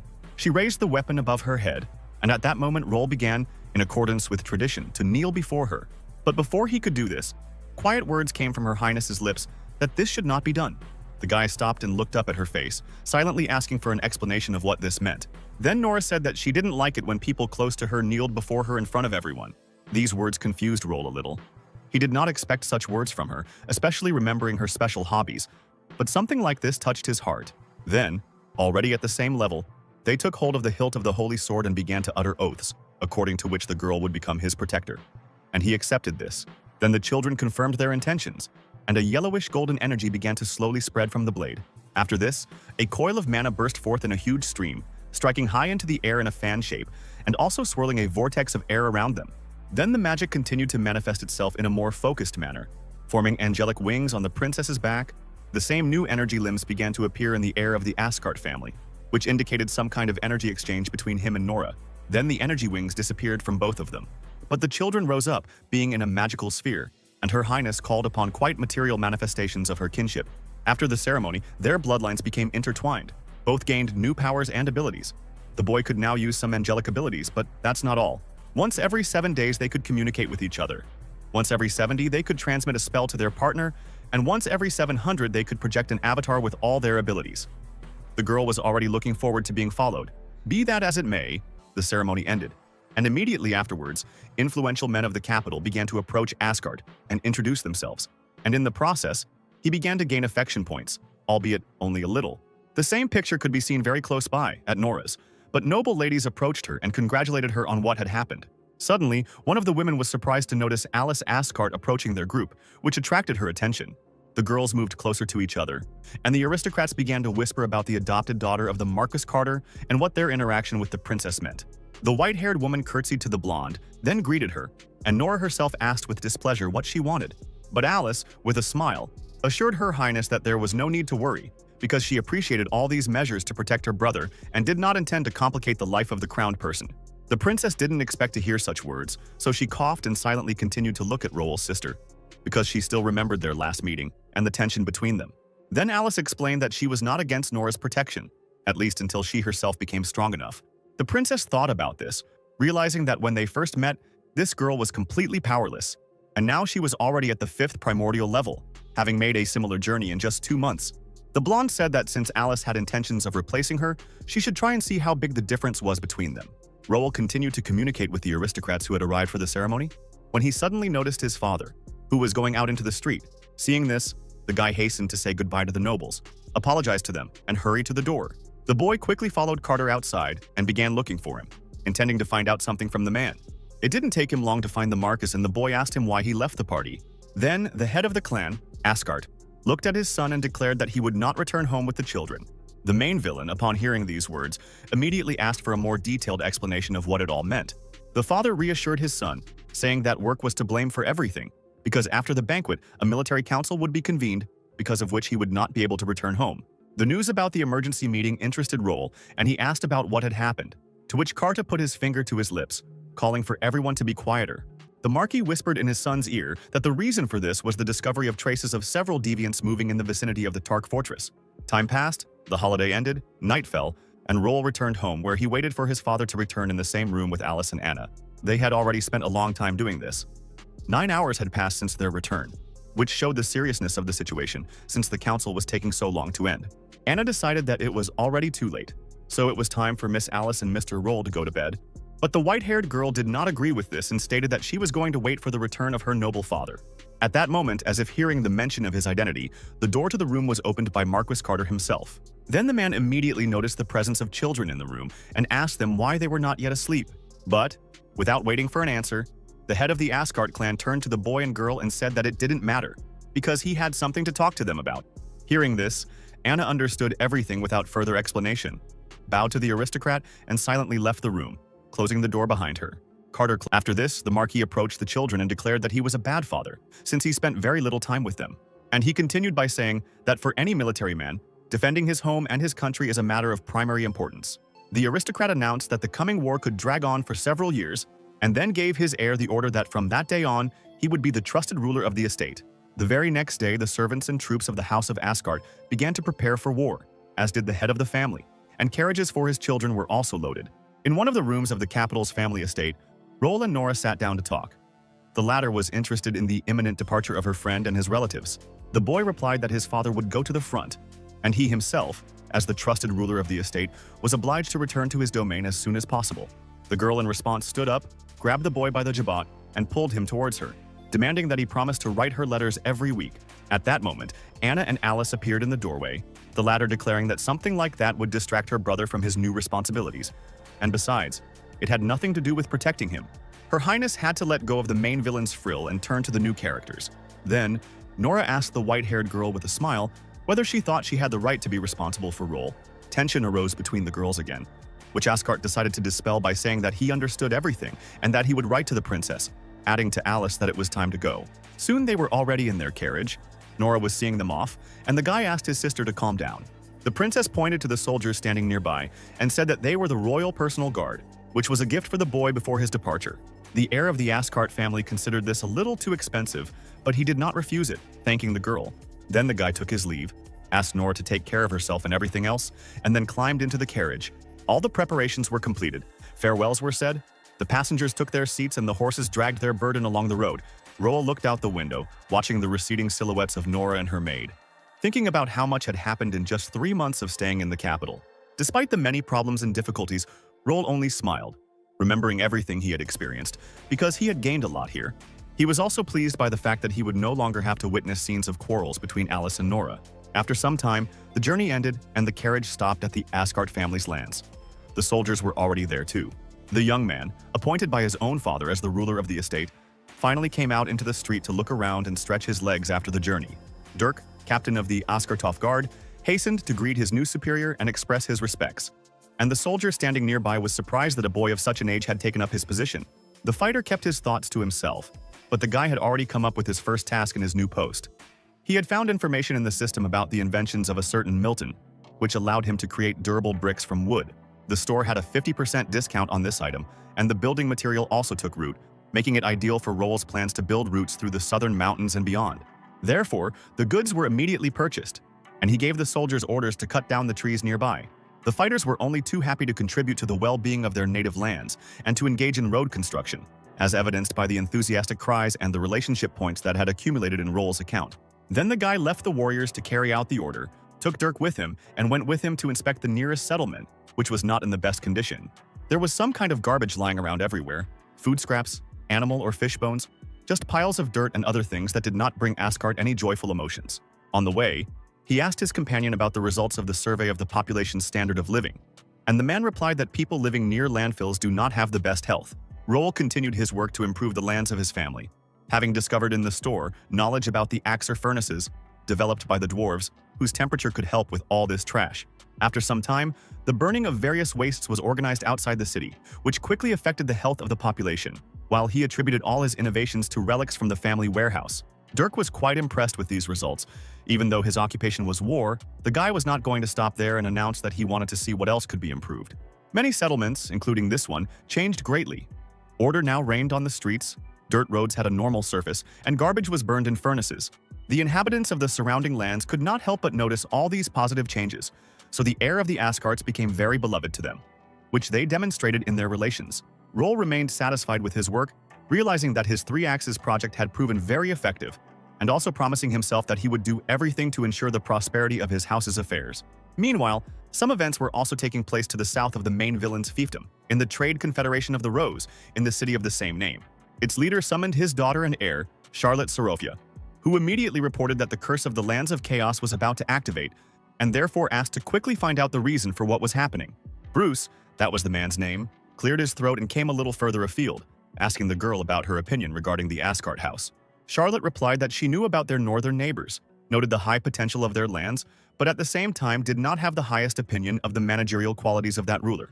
Her father, the pape. Later, Bruce finally got down to business, saying that the Askartoff estate had sent him a proposal for joint development and that Charlotte could go there for negotiations.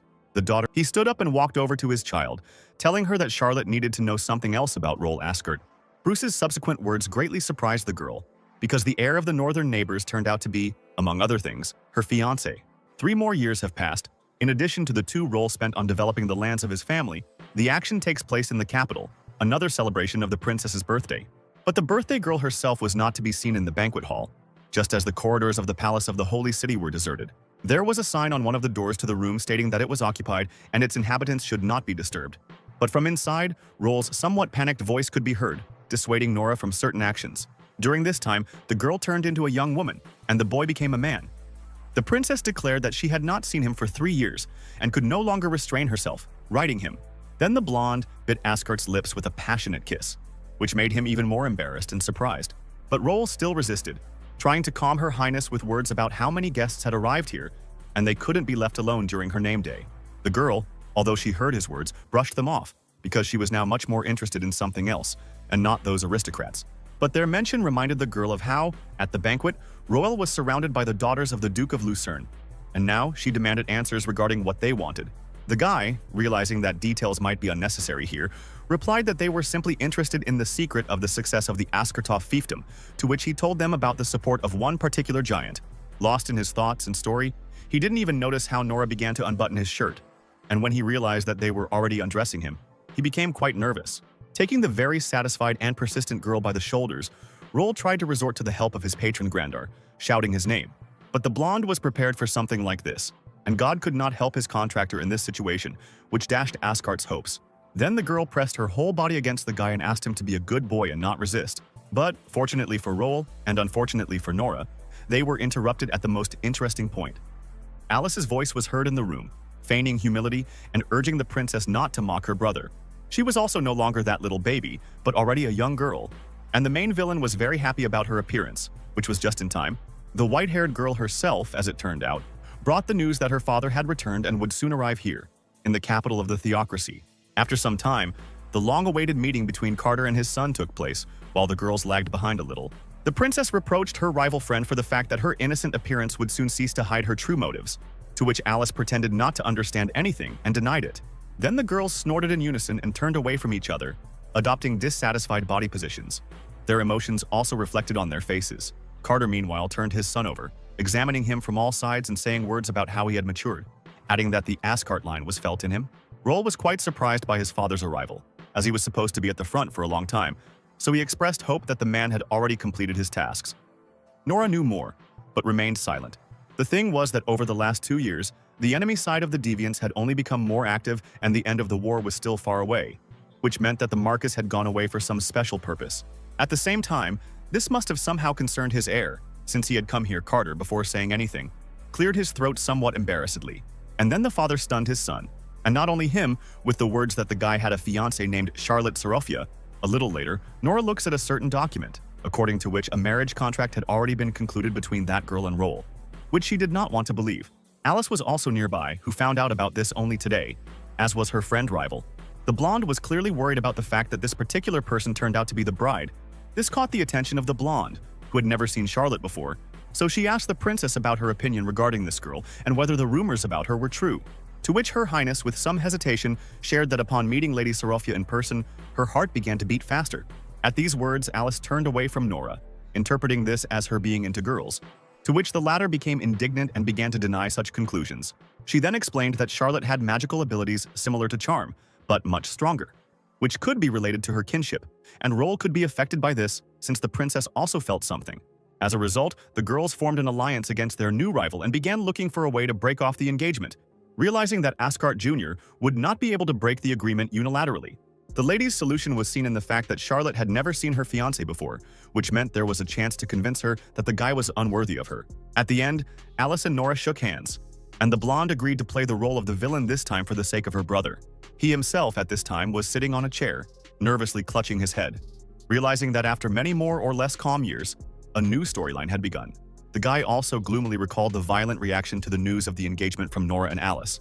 The first was angry, shocked, and shook him, and the second grabbed his clothes and cried. The guy was already seeing images of girls driven to the brink by jealousy, either killing him or the princess completely losing control of her sadistic tendencies.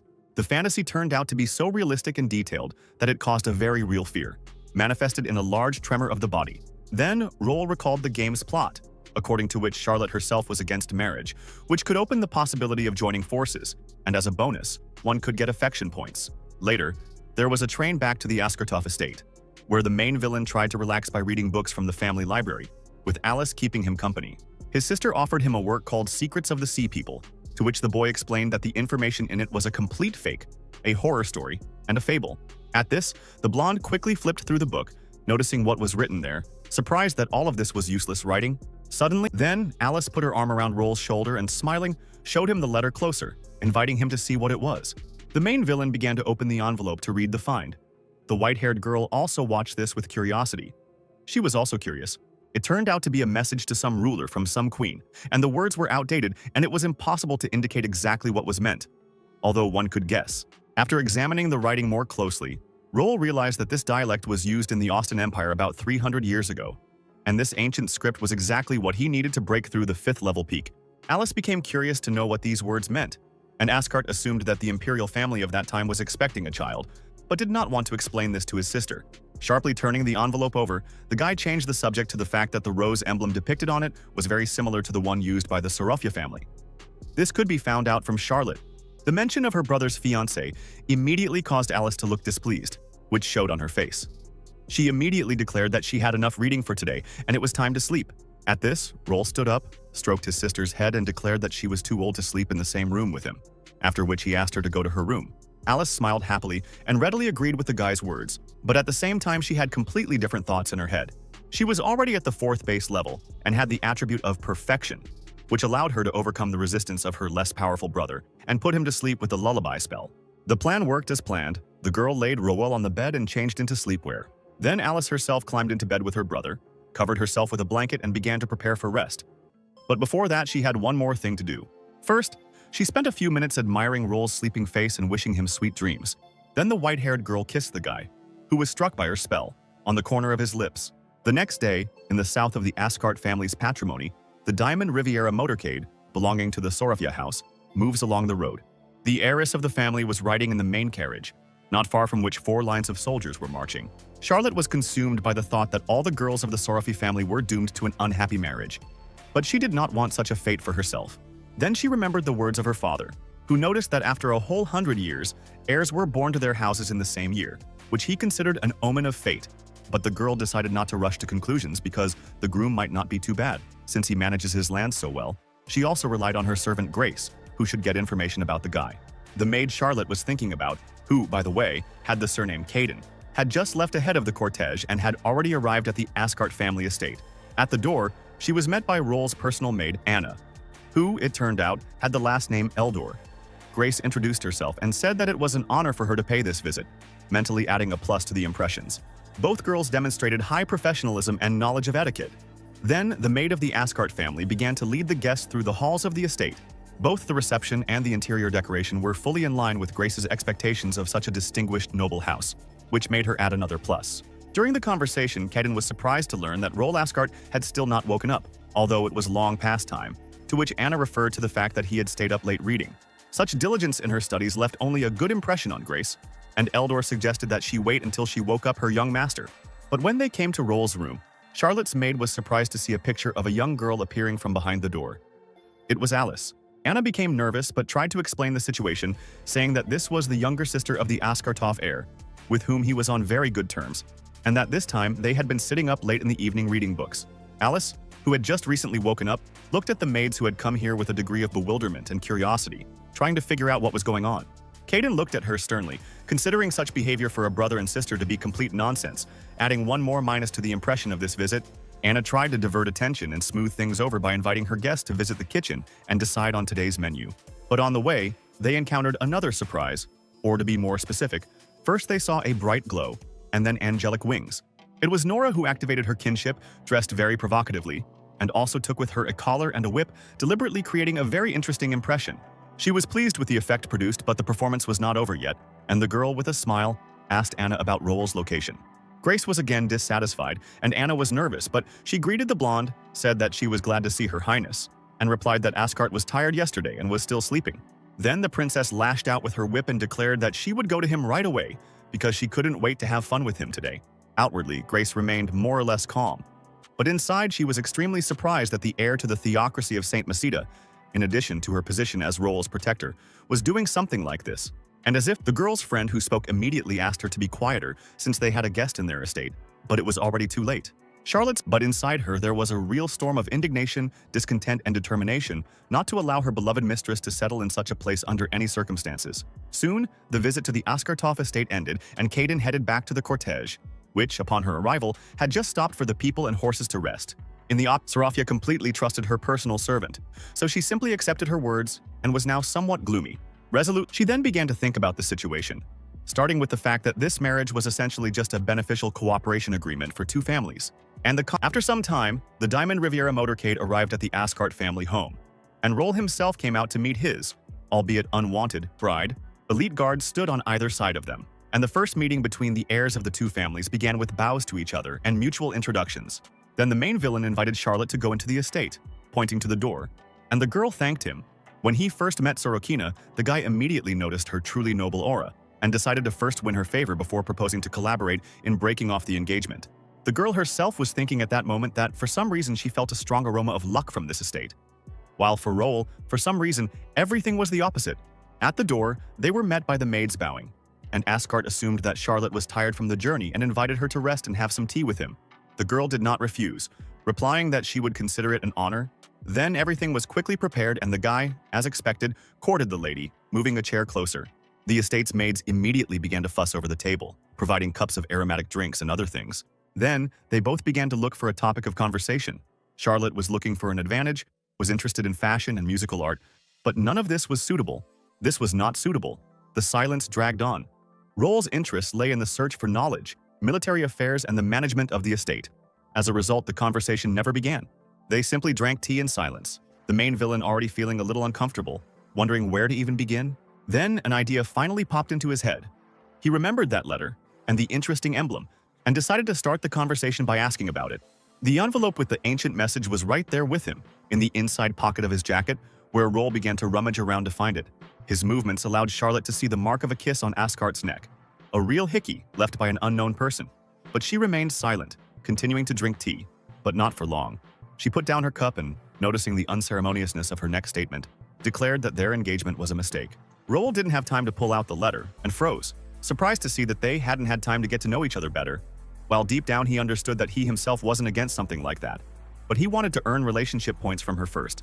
Sarafia, meanwhile, ignored his words and took out a coin, explaining that it was the currency of the ancient Austin Empire, the Mora, in which heads meant bliss and tails meant misfortune. Charlotte herself possessed the attribute of fate, which allowed this very ancient object to be used for fortune-telling, which is what she suggested doing. Without even waiting for an answer, the girl tossed a coin into the air, letting it decide the outcome of their marriage. Already watching the rotation of the Mora, Roll responded with words that he had no objections to such a thing. Both watched the coin's flight with tension, and at a certain moment Charlotte used her destiny attribute, activating it verbally.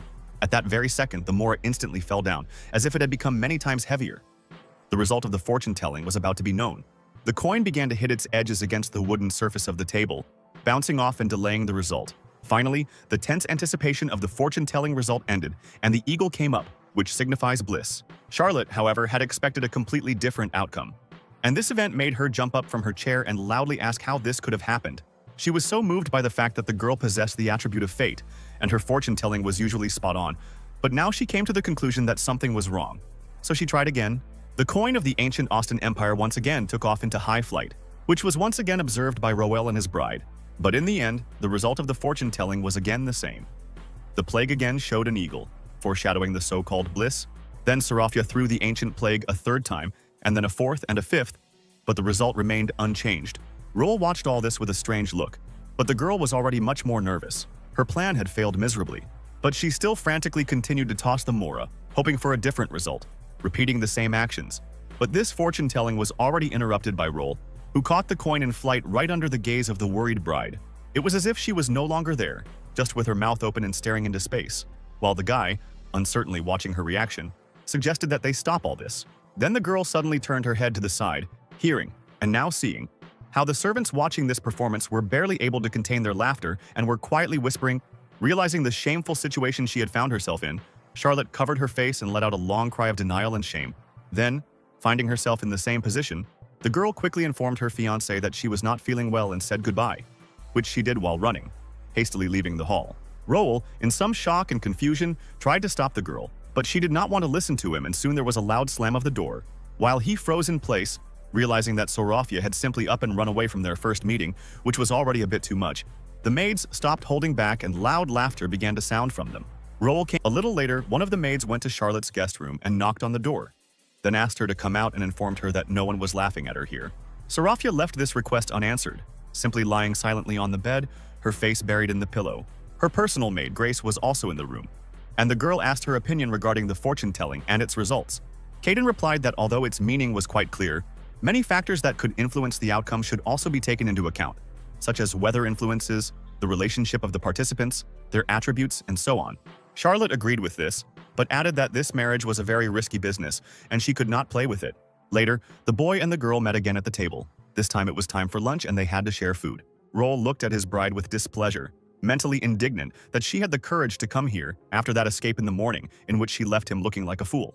At a certain point, the girl put the cutlery aside and began to apologize to Asgard for the incident. Having expressed her regret about this, Charlotte again raised the issue of breaking off the engagement, adding that if the guy supported her, then she could offer something. It turned out that Sarafia was ready to give 300,000 gold coins as compensation for the termination of the contract. Outwardly, Roel remained calm, although inside he was overcome with greed because he still owed the system 350,000, and this would allow him to pay off most of the debt and also get revenge for the mourning. But the guy was in no hurry to agree so easily.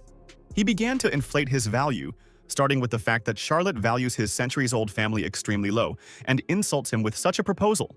Then the heiress of the House of Sarafia decided to raise the stakes, offering 400,000 gold coins. But even this was not enough for Asgard, and he, continuing to maintain a pious appearance, declared that he treated the sacred promise between their families with the utmost sincerity. Such words already made the girl quite nervous. She grabbed the fabric of her dress tightly, and her hands began to shake. The groom's statement seemed true to her. But still, interrupting and stuttering, she raised the price again, offering 500,000 gold, then getting ready to say something else. But what exactly is unknown, because as soon as the main villain heard the new bet, he interrupted it with an exclamation in which he agreed to this amount. This instantly reached Charlotte's ears and she froze in place, because she had no longer hoped for a positive outcome. The guy leaned towards her with a cheerful expression on his face and said that this amount would be enough, and his house was committed to love marriages and would not interfere with the girl's happiness. Sarafia herself did not understand what emotions she should experience, because on the one hand she achieved her goal, albeit at a higher cost. But her feelings told her that she had been deceived.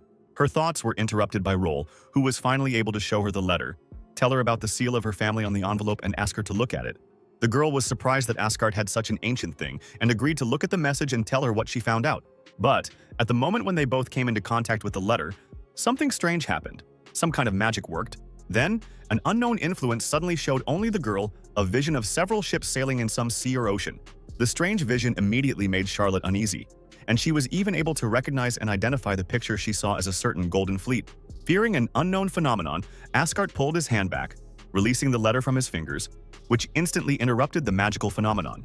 The girl slowly brought the envelope to her face, silently trying to comprehend what she saw and think about what had just happened. It didn't take her long, and soon Charlotte announced that she had changed her mind and was not going to return home. This turn of events was not part of Roll's plans, but he still asked for a more detailed explanation of this decision, albeit in a surprised tone. The lady told me that among the members of her clan who traced their lineage back to the High Elves, there was a legend about the Golden Fleet, a story that goes back as far as the Third Age, somewhere between the years 200 and 300. Over 700 years ago, the Kingdom of Sophia, using a special spell inherent to the High Elves and spending a huge amount of resources, created the Golden Fleet, which defeated the mythical Kraken. This, at one time, opened the first sea route from north to south for humanity. But later this state broke some taboo, for which the gods wiped them off the face of the earth. Only the Sarafia clan survived to this day. Having finished the story, the girl asked Roll for help. She wanted to get more records about all of this. For the sake of restoring the former power of her house, she was ready to pay any price the guy demanded. He would have been glad to receive more money or other services, but he had nothing else except this letter, which he told his bride about. Charlotte then began to look for another way to obtain information about the Golden Fleet. First of all, by asking why they suddenly saw this vision. To this, Roll responded with a whole lecture about some of the possibilities of his family's lineage. When in contact with ancient artifacts, he is able to see these visions, and now their lineages resonated. Sarafia interrupted further explanations and stated that she understood everything, and now they needed to become closer to each other. First, she offered the guy to take her hand, adding that she would pay 1,000 gold coins for this small service. Roll frowned at the offered limb, thinking about the whole situation and weighing whether to agree to it or not. Suddenly, he then explained his position by saying that his contractor had been stuck on the 5th base level for too long, and that this opportunity couldn't be missed. Asgard needed to finally break through. Having finished his practically one-sided conversation with the ancient deity, the main villain looked at the hand extended to him with a calmer and more determined gaze. The next moment he agreed and carefully took the girl's hand, expecting a new vision, or even something more global. But expectations were not met. They simply stood opposite each other, holding hands and were silent. Absolutely nothing happened. In the end, this led only to embarrassment on both sides.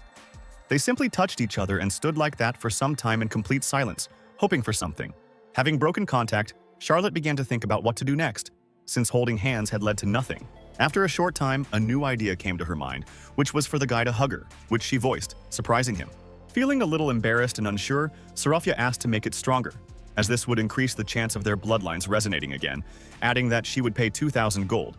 Roll thought that he wouldn't want to do this, but his greed and debt to the system came into play again, because the girl was paying huge amounts of money for such insignificant actions. His cheeks blushing slightly, the main villain abruptly pulled his bride towards him, pressing her tighter to his chest, which was quite unexpected for her. Charlotte asked the guy to be a little softer with her, to which he recalled her own words about needing to hug her tighter. Then the girl looked up at the groom's neck and did not see the trace of the kiss there, involuntarily wondering out loud that it had already passed. Roll didn't understand what Sarafia was talking about and began trying to examine the place where she was looking and rubbing his neck, but found nothing. This reaction allowed Charlotte to realize that Asgard himself was unaware of the hickey, and she also noticed a suspicious residual pulsation of mana from that place. The hug continued. Roll stared into space, and the girl wondered who made that fake kiss mark. At that very moment, Alice opened the door and immediately started talking about breaking off the engagement and suggested to her brother that she feed him herself. But then she saw that the heir of the Asgards was standing and tightly embracing his bride, which immediately brought her unpleasant surprise, anger, and indignation. Charlotte glanced at Roll's sister and immediately realized that this fake hickey was definitely her doing, and this was indicated by her attribute of fate, which she associated with the appearance of the white-haired girl immediately after her mental question. This option was also indicated by Alice's visible mood, which was manifested not only on her face, but also in the swirls of mana behind her and around her. The main villain began to justify himself to his sister, but was almost immediately interrupted by a question from Sarafia, who addressed him with the kind word "dear" and asked who this girl was. And to motivate him to play along with her, she asked him about it, once again adding that she would pay for it in gold, this time 3,000. Greed took over again, and Roel and his bride began to pretend to be a good couple. He also introduced his younger sister Alice. Hearing this, Charlotte apologized to the white-haired girl, and also explained that the scene she saw happened because this was their first meeting, in which they unwittingly allowed their desires to take over. The girl then leaned against the nervous Roel, called him darling again, and said that in the future they would have to be more careful about observing the rules of decency. This made Alice worry, because she did not understand what was happening, since her brother's fiancé should have been disappointed in the engagement after everything that she and Nora had done. Eventually, the guy's sister decided to find out about all this and started spying on the couple. But Charlotte noticed the white-haired girl's presence every time and quietly offered the groom thousands of gold coins to play along with her. Neither in the living room nor in the garden, when they were walking, did Alice manage to catch them by surprise. Sarafia continued to bribe Roel, and he continued to accept them, although he mentally understood what he had sunk to for the sake of money. This continued at dinner, Charlotte personally feeding the guy, this time offering him 5,000 gold coins.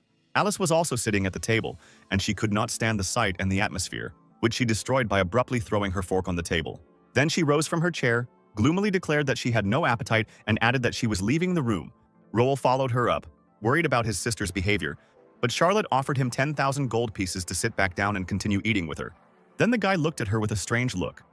The amount for such a small thing was very substantial, and his gaze was a mixture of greed, nervousness, surprise, and anticipation. Alice realized that this woman, who she considered vile, had completely subjugated her older brother with the power of her money. It was also depressing that she could not compete with Roel's bride, having the status of his younger sister, and she did not have such wealth as the heiress of the Sarafia family.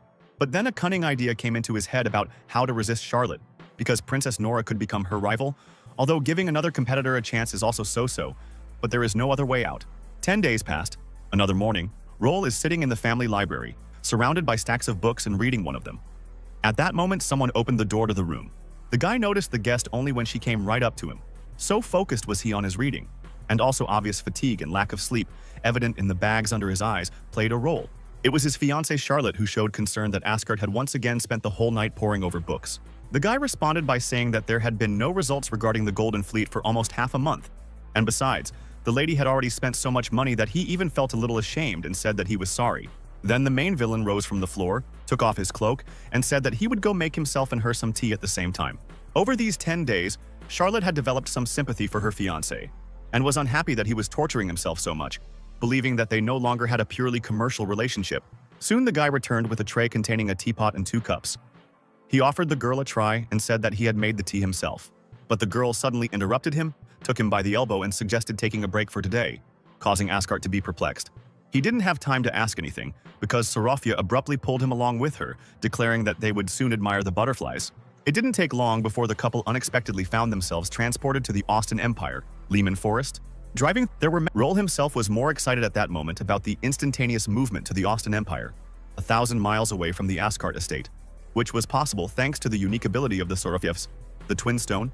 While he this time, moreover, then the man, but he quickly pulled himself together and greeted a certain Count Roland and Mrs. Scher from the Kingdom of Mandel, which indicated that Roel and Charlotte had arrived here under false identities, although they did not hide their faces. Soon, almost immediately, a man in a butterfly mask approached them and handed the boy an egg in a stand, saying that this was the incubator they were supposed to use. Having thanked the man, Roll noticed the strange look on his companion's face, and she explained that she was looking at an exclusive area reserved for the nobility of the Austin Empire. She paid special attention to the woman with fiery red hair sitting on a comfortable sofa, who at that moment was being offered his hand by some blonde aristocrat. Asgard also noticed Charlotte's strange interest in this person and began to examine her himself, but not noticing anything unusual, he asked if they knew each other. The girl somewhat gloomily confirmed the groom's guess and said that this woman was her mother. This news made Roll wonder about the identity of the man next to her, because he had previously met Bruce Sarofia, and he looked completely different. Then, Asgard guessed that they had caught this woman cheating, and now had to collect evidence, and information also surfaced that he and Charlotte were not here in their real bodies. But the girl only laughed at her companion's words, thanked him for his willingness to help even in such a matter, and said that they were here simply to see her mother. Then, Sarofia said that she had not seen her for 5 years, and also said that she and her father had entered into a marriage of convenience. At the same time, the girl's memory flashed back to the day when her mother left, when she tripped her daughter up and was generally cold. Without going into details, the girl said that her parent, Adelicia, believed that Charlotte was a disgrace to the pure blood of her Milton family, so she refused her. Then she admitted that she herself did not understand her feelings for this woman, whether it was indignation or some kind of languid attachment. After this, Sarofia asked if she herself was a fool, and Roel supported her with the words that this mother was not worthy of her daughter. These words made Charlotte beam, admitting that this was the first time someone else had felt angry for her, which gave her a strange but at the same time joyful feeling. Then she corrected herself, declaring that her fiancé could not be someone else, at which time Asgard turned away from her, hiding his embarrassment at such sincere words. Be that as it may, soon Sorofi thanked her companion from the bottom of her heart for his support, and the celebration continued. After a while, someone began tapping a glass with a spoon, attracting the attention of the aristocrats who had arrived. It was the master of ceremonies, who, like the staff, wore a butterfly mask, who addressed the guests with the announcement that from that moment on the festival was officially considered open. The time had come for the nobles to pour mana into the incubators given to them, which they began to do. All the aristocrats were mages. The couple of Adelicia, Charlotte's mother, and the blonde man who accompanies her were no different. It was the woman who poured the magic into the egg. The fiery red-haired woman continued to receive attention from her daughter, who noted that the incubator in her hands was charged with the attribute of the imperial family, the kingdom, which would make her butterfly the brightest. Then the girl added that in this way, Adelicia wants to show everyone that she is the most beautiful and purebred here. After this statement, silence reigned between the couple. Sarofia looked somewhere to the side, most likely at her mother, and Roel glanced at her. He suddenly turned to Grandar and asked if the realm was really that powerful, but added that compared to his contractor's attribute, it was just trash. Then, Roel began to fill his incubator with mana, also addressing his companion with words about how she should not envy her mother. And he complimented her, saying that the most beautiful and purebred girl was right in front of him. Almost immediately after these words, the incubator's drink reached its maximum, and excess mana began to spill out of the egg in the form of small lightning bolts. Then the shell cracked, small fragments flew up, and a small golden barrier appeared around it. The egg began to crack more and more actively. It was falling apart, and a still dim glow began to emerge from within. Soon the incubator was completely destroyed, revealing a newborn magical butterfly, which was bright golden, and its wings were still folded. When they straightened out, their color changed to a more orange hue, and in the patterns on them, by a strange coincidence, it seemed as if one could see a rose. Charlotte stared at the magical creature, around which the same golden barrier had appeared, mesmerized by the brightness and beauty of the spectacle. Then, the magical insect rushed somewhere upwards, to the ceiling of the hall, allowing itself and the other guests to examine it. The appearance of the brightest light did not go unnoticed by the festival's organizer.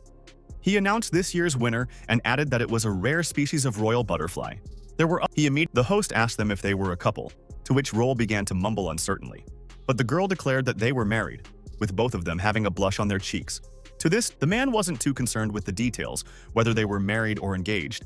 The main thing was that they were still a couple, and therefore could begin the kiss of luck ritual. At this, the main villain immediately became nervous and wary. He had never heard or read about anything like this, and no one had told him about it, so he clarified the details with the manager. It turned out that this was a tradition according to which a lady should thank a gentleman with a light kiss for an open bow tie. Roel was against this, but Charlotte began to convince her companion to agree to this, declaring that this was just a small ritual, and maybe even fate. Without waiting for consent from Asgard, the girl quickly approached him and stood on tiptoe to reach the rather tall guy. In the end, Sarofia kissed her fiancé on the cheek, and the main villain himself also noticed a small message from the system about a one-time increase of 10,000 affection points. Roel's attention was also drawn to the intense magical bursts that erupted around the couple, while the girl continued to kiss him on the cheek. Apparently, their bloodlines resonated again. This time the vision showed a couple. The woman looked like an older Charlotte, and the man was Vincent Ascart, whom he recognized from pictures and portraits. The kiss on the cheek seemed to have dragged on for too long. The riot of magic and the scenes shown by the magic ended, which allowed Roel to pay attention to this and become embarrassed. Soon his fiancée decided that this was enough and nevertheless moved away, remaining quite satisfied with her actions. The master of ceremonies called on the guests to applaud the demonstration of true love and asked goddess Saya to bless the couple so that their feelings would be recognized by fate itself. After this, the man thoroughly embarrassed the boy and girl by urging them to go to the bedroom and have a good rest, and at the end of his speech, wishing them an unforgettable night. The couple had no choice but to follow this and head to the bedroom allocated to them. As Roel surveyed the room's furnishings, he mentally acknowledged that in his home world, this would have been a luxury suite, and Charlotte reflected on the many business decisions the Miltons had made during her parents' marriage. Despite the circumstances, both were calm, at least for now. But the guy raised the issue that his companion's mother did not recognize him. Serafia sat down on the bed and said that 5 whole years had already passed. She had grown a lot, and there was a possibility that Adelicia had simply thrown the memory of her daughter out of her head. Then, her slightly sad mood from the question raised quickly changed when she touched her lips and remembered that innocent kiss in the hall. Remembering what happened then and that moment as a whole, the girl asked the guy if he saw anything then. The main villain, embarrassed by the discussion of this kiss, told about a vision in which he saw his ancestor Vincent Ascart, who, most likely, is the recipient of that letter, the Lord of the Estate. Charlotte admitted that she also saw a vision then, in which she recognized her ancestor, the ruler of the Kingdom of Sophia, Queen Isabel. She then suggested that they were both members of the Assembly of Twilight Sages, to which Roel asked for details regarding the organization. Serafia shared information that when her family created an intelligence network, they accepted many people from the famous Karash clan of assassins, whose founder was from this assembly, which no longer exists today. There was very little information. The only thing that Ascart understood was that the organization included members of very eminent families, and it could not simply disappear without a trace. Charlotte hugged the pillow and Roel sat down next to her, starting to ask if she knew anything else. The girl had nothing new to say. She only thoughtfully noted that Her Majesty Isabel and Vincent were a couple. The guy inadvertently noticed a funny coincidence, also remembering a past temporary adventure. After this casually slipped out remark, an awkward silence reigned between the couple. Charlotte hid her face in the pillow, and Ascart looked around, embarrassed. After some time, they calmed down a little, but Roel still tried not to look at his bride, but she herself called him, attracting her attention. When he turned to the girl, he instantly experienced a whole cocktail of feelings, which mixed extreme embarrassment, shock, shyness, and even anxiety. The thing is that Charlotte, her cheeks slightly flushed, lay down on the bed, assumed a somewhat seductive pose, and called her fiancé to also lie down next to her. The next thing Roel did when he was able to tear himself away from the spectacle before him was to immediately try to hide the problem that had arisen. The girl, it seemed, had done all this unintentionally and was now aware of her mistake, starting to get nervous and explaining that she was simply suggesting they sleep since it was already late. But the guy only quickly turned away from his bride, hiding his face, and said that he would go to sleep on the sofa, wishing his companion good night. Charlotte, however, was against this option, so she extended her hand towards her fiancé and exclaimed his name. But the main villain did not turn around or stop, and the lady's fingers could not reach him, only barely touching the edge of his cloak. And so he left, while Serafia looked after him, apparently not fully realizing the effect she had had on Ascart. The guy himself, as soon as he left the bedroom, immediately leaned against the door, putting his hand on the door handle. So he stood there for a while, trying to get his feelings in order, while outwardly remaining quite calm, even somewhat gloomy. But in the end, to calm his emotions, he bought 2 new abilities from the system store: Cold-Blooded Animal, which increased rationality, and Tough Skin, which also increased defense. After this, he managed to fall asleep quite quickly, which he hoped would also put his thoughts in order. But that night he was unable to sleep peacefully. This time, just like a long time ago, during his first meetings with Grandar, his soul or consciousness was carried away somewhere, and this time the cause was not an ancient giant skeleton, but someone more alive, and apparently no less powerful. She was surprised that someone could find her here, noted the man's youth, and wished him to survive at least until their next meeting. Ascart himself remained unconscious all this time. At this point, the meeting with apparently some other deity ended. The main villain never found out about it, and now his spiritual body is falling somewhere at high speed. He woke up in a completely different place, feeling the rain on his skin and hearing loud thunder, no longer on a comfortable sofa, but in an unknown place. The shock this time he had 120 hours to do everything. He was already at 11% awakening, and when the guy was getting up, he accidentally bumped his hand into something other than the floor. It was something soft and out of place, which made Roel think that something had been transported with him. But looking at this surprise, Ascart saw Charlotte, his bride, lying next to him on the wooden surface. The girl also soon woke up, feeling both the rain and the movements of her groom, and also hearing thunder, after which she began to sleepily rub her eyes. Seeing the unfamiliar surroundings in Asgard, she immediately asked him where they were and how they ended up there. And when she looked around more closely, she was completely shocked, because there was sea and storm everywhere, and they were lying on the deck of some ship. The main villain was ready to give the bride all the explanations. But before that, he decided to apologize to the girl, as he felt guilty for unwittingly dragging her into danger with the power of his lineage. And then Asgard explained that now the two of them were not just anywhere, but in the 261st year of the Third Era on one of the ships of the Golden Fleet. After hearing all this, Sarafia, surprisingly, accepted this news quite calmly, without screaming or panicking. Moreover, she declared that she would protect Roel. He began to deny that he would be the protector for the bride, but their conversation was interrupted in the middle. The thing is that some kind of monster began to climb on board the ship, making a loud sound that sounded like breathing. It turned out to be some kind of deep-sea humanoid with a human-like build, but with a fish head, scales all over its body, fins, webbing between its fingers and claws on its hands and feet. The appearance of such a monster quite shocked Charlotte and Roel. The guy even let out a cry of surprise and bewilderment at the existence of such a creature. The monster didn't wait and, seeing people in front of him, instantly rushed at them in a jump, emitting something like a hiss. But what it already considered prey turned out to be not defenseless, and the fish received a shining fist to the face. The blow crushed its jaw and broke some of its sharp fangs. It was, of course, Roel, who with his attack sent the humanoid flying far back into the water from which it emerged. Having dealt with the danger, the guy returned his gaze to Charlotte and continued the conversation, declaring that it was he who would protect her. This sight, the groom's words, and also the way he now looked made a certain impression on the girl, causing her cheeks to blush. But there was no time for further conversation. The fishman was not alone, and new monsters were already climbing onto the deck of the ship, and there were many of them. Moreover, there were more and more of them, which made Roel become more serious, standing up for the lady. But Sarafia herself did not intend to be a damsel in distress.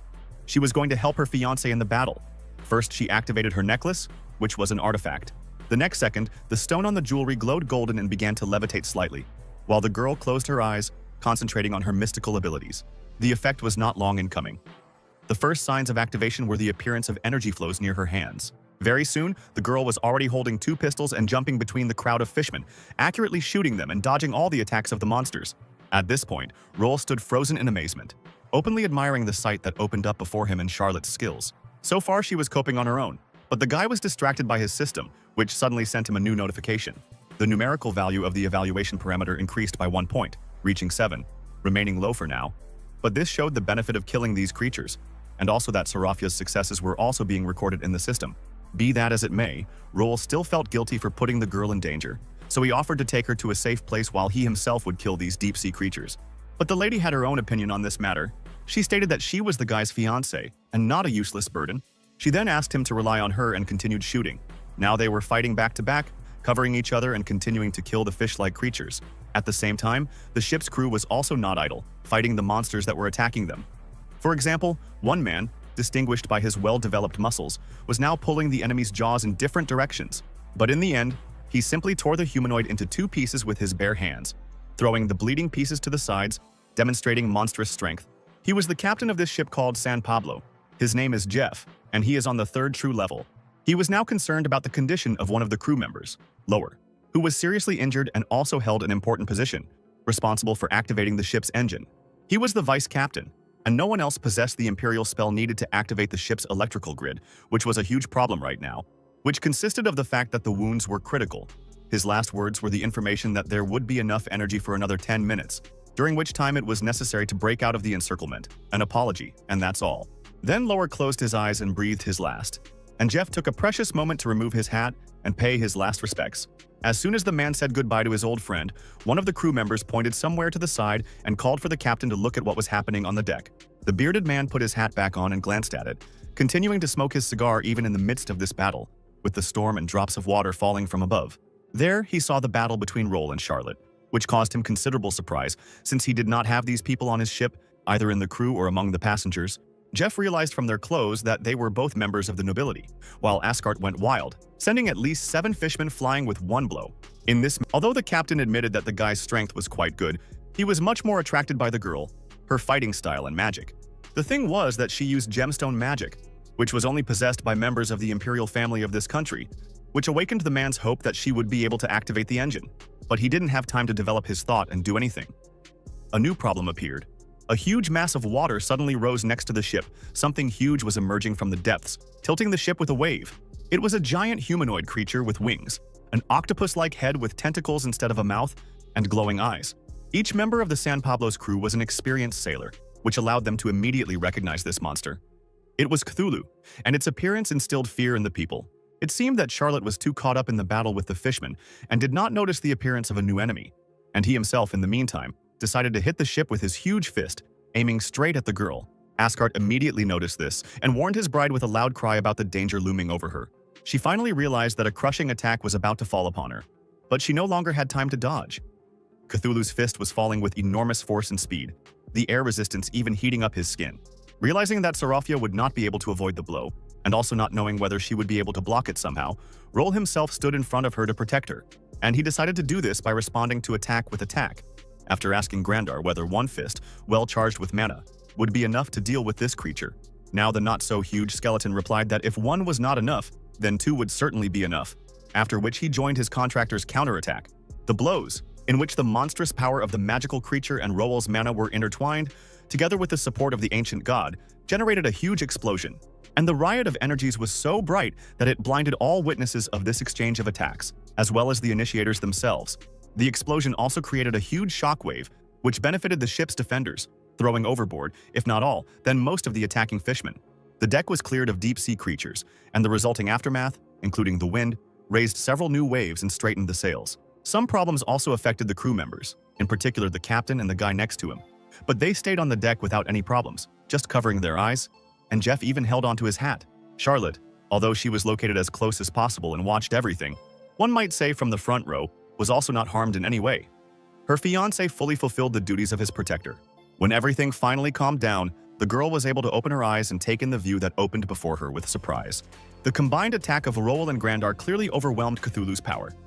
The monster ended up losing about half its body, and the clash of blows even dispersed some of the clouds, revealing the light of the sun. Captain Jeff and his subordinate watched these consequences with their mouths open in surprise.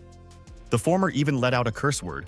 Cthulhu himself, or most likely his already dead body, could no longer stand towering over the ship, but with a loud splash fell into the water, sinking to the bottom. At the same time, someone was watching the death of this creature from a distance using a telescope. The observer turned out to be a woman with pointed ears and clothing most likely characteristic of the people Charlotte had spoken of, the High Elves. Seeing the scene before her, she could only wonder what had happened there. After all, the telescope did not zoom in very much. Roel, meanwhile, was overtaken by the consequences of his attack, and something like steam began to be released from his entire body, as well as from his mouth. The guy also began to feel incredibly weak after spending a huge amount of mana, and even more help from Grandar, which caused him to fall backwards. Charlotte noticed her fiancé's condition and immediately ran to him, intending to stop his fall, and she made it just in time, hugging the guy from behind and supporting him on his feet while he tried to come to his senses. 10 seconds later, Asgard reassured his fiancé by saying that he was fine and just needed rest after the fight. Then the couple sat down right on the deck. Charlotte continued to hug him from behind and thanked him for his protection.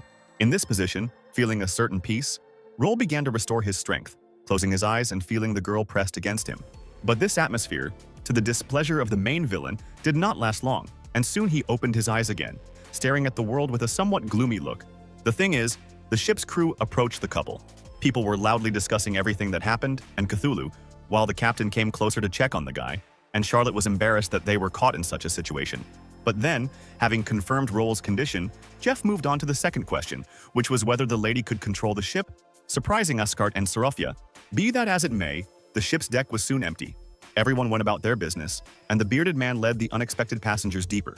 There he showed off San Pablo's very futuristic-looking control system and explained that it ran on an electrical grid that only members of the Imperial family could use. Vice Captain Lower, who was responsible for this, died, and now all hope is on Charlotte, because there is only about a minute of energy left, so she began to figure it all out. There was little time, so Seraphia began to study the control interface, all the magical flows and so on as quickly as possible. To do this, she once again took up her amulet with the precious stone to use her special magic. Soon, at the same time, she put her hand to the control systems and began to transfer energy to the ship, charging it. This was accompanied by a small riot of energy around her. Her hair began to rise up, and small magical lightning bolts struck from the amulet in her hand, around which a small barrier appeared. The girl was glad that she had succeeded and turned to Roel, informing him of her success.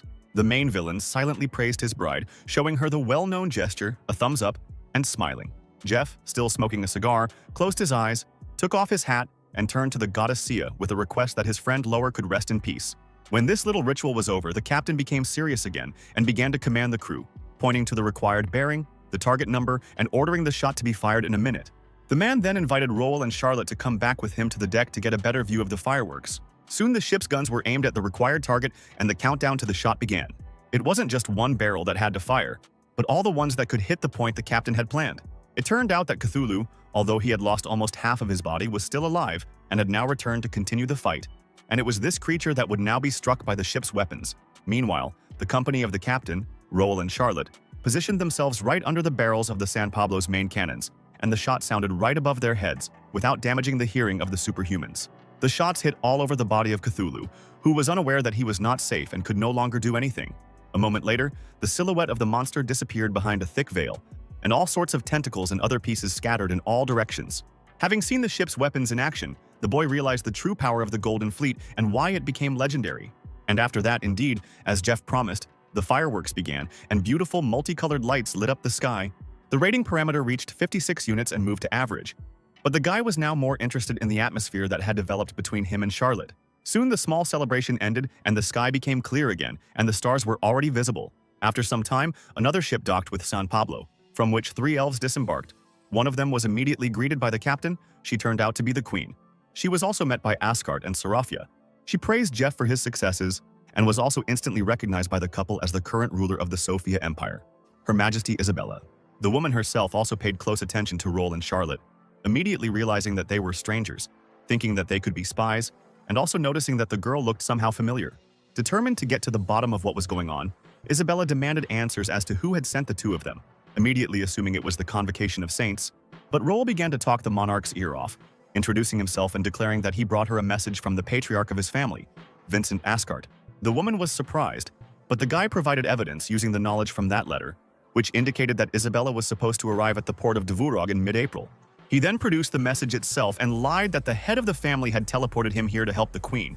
The elf was taken in and decided that she was mistaken about these people and that they were not spies, because it really was her letter, and the guy's words seemed credible.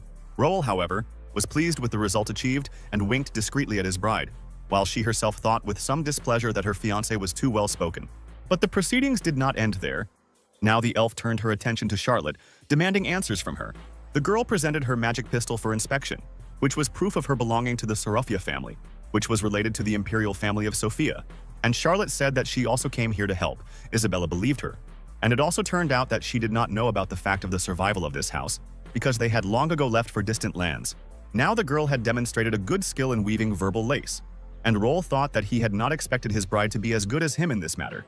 The elf had no idea that she had been fed a mixture of lies and truth. So she decided that the arrival of these two was quite good and called them to follow her. She was going to discuss the rest of the matters later, and the main villain clenched his fists, glad that everything had worked out.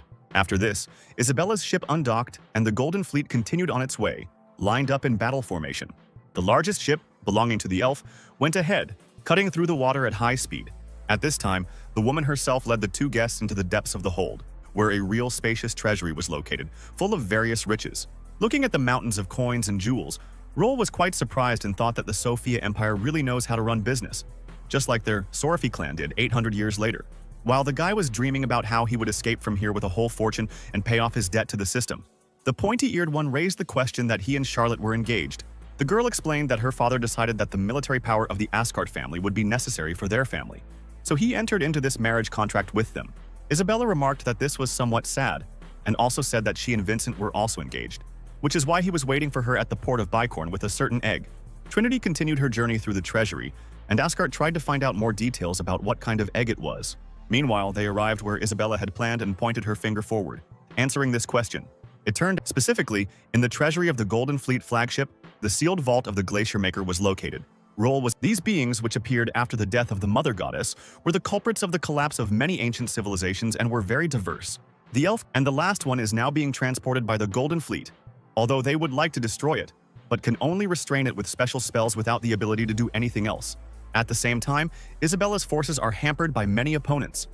The Sea People, who want to return the Glacier Maker, as well as the conservative part of Sophia's house, the Convocation of Saints, led by Gordon Sophia.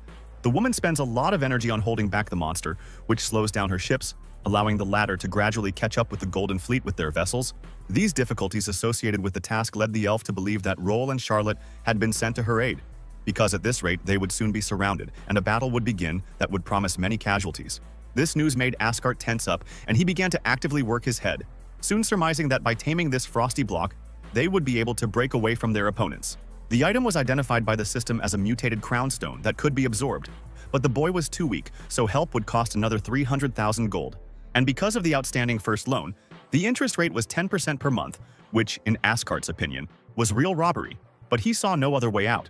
In the future, the port of Dvorog became a cursed, frozen place, and this voyage became the last for the entire Golden Fleet. The reason for all this was now known.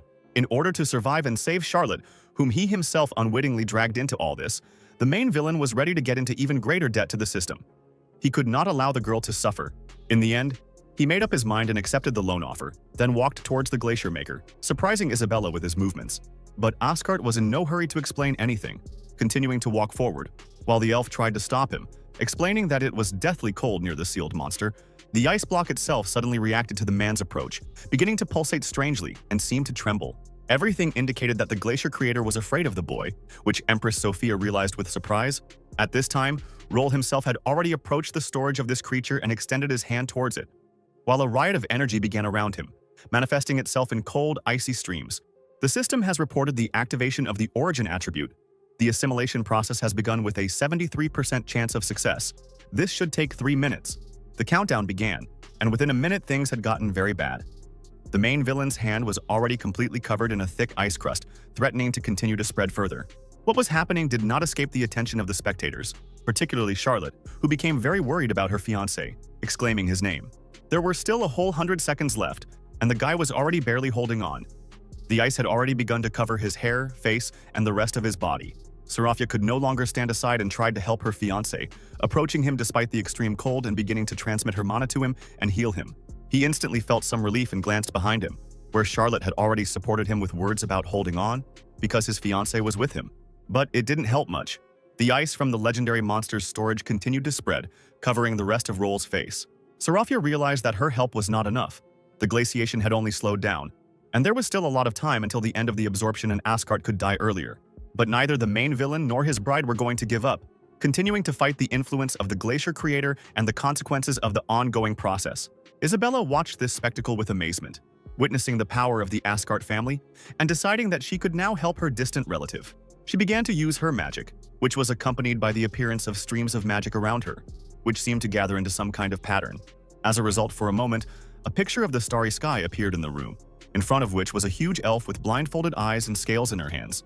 After this, a handful of some bluish coins appeared in the Empress's hands, which she tossed into the air and told Charlotte to watch the process carefully. The girl turned some of her attention to her ancient relative and began to listen about how there was a certain true way to use their lineage. The number of bluish coins grew. They fell onto one side of the illusory scales, and the elf said that they were not servants of fate, but its creators. The round pieces, which the woman called chips, began to outweigh one of the bowls, near which Roll's face appeared. The guy himself seemed to feel better. The riot of cold ceased, became weaker, and the system counted down the last 10 seconds until the end of assimilation. Soon the ice covering Asgard's hand disappeared. The assimilation was complete, and a notification appeared about the successful absorption of part of the powers, as well as about a new skill, Icy Touch. All this did not come so easily to the main villain, and he spent a lot of effort. But now he could finally relax a little and close his eyes.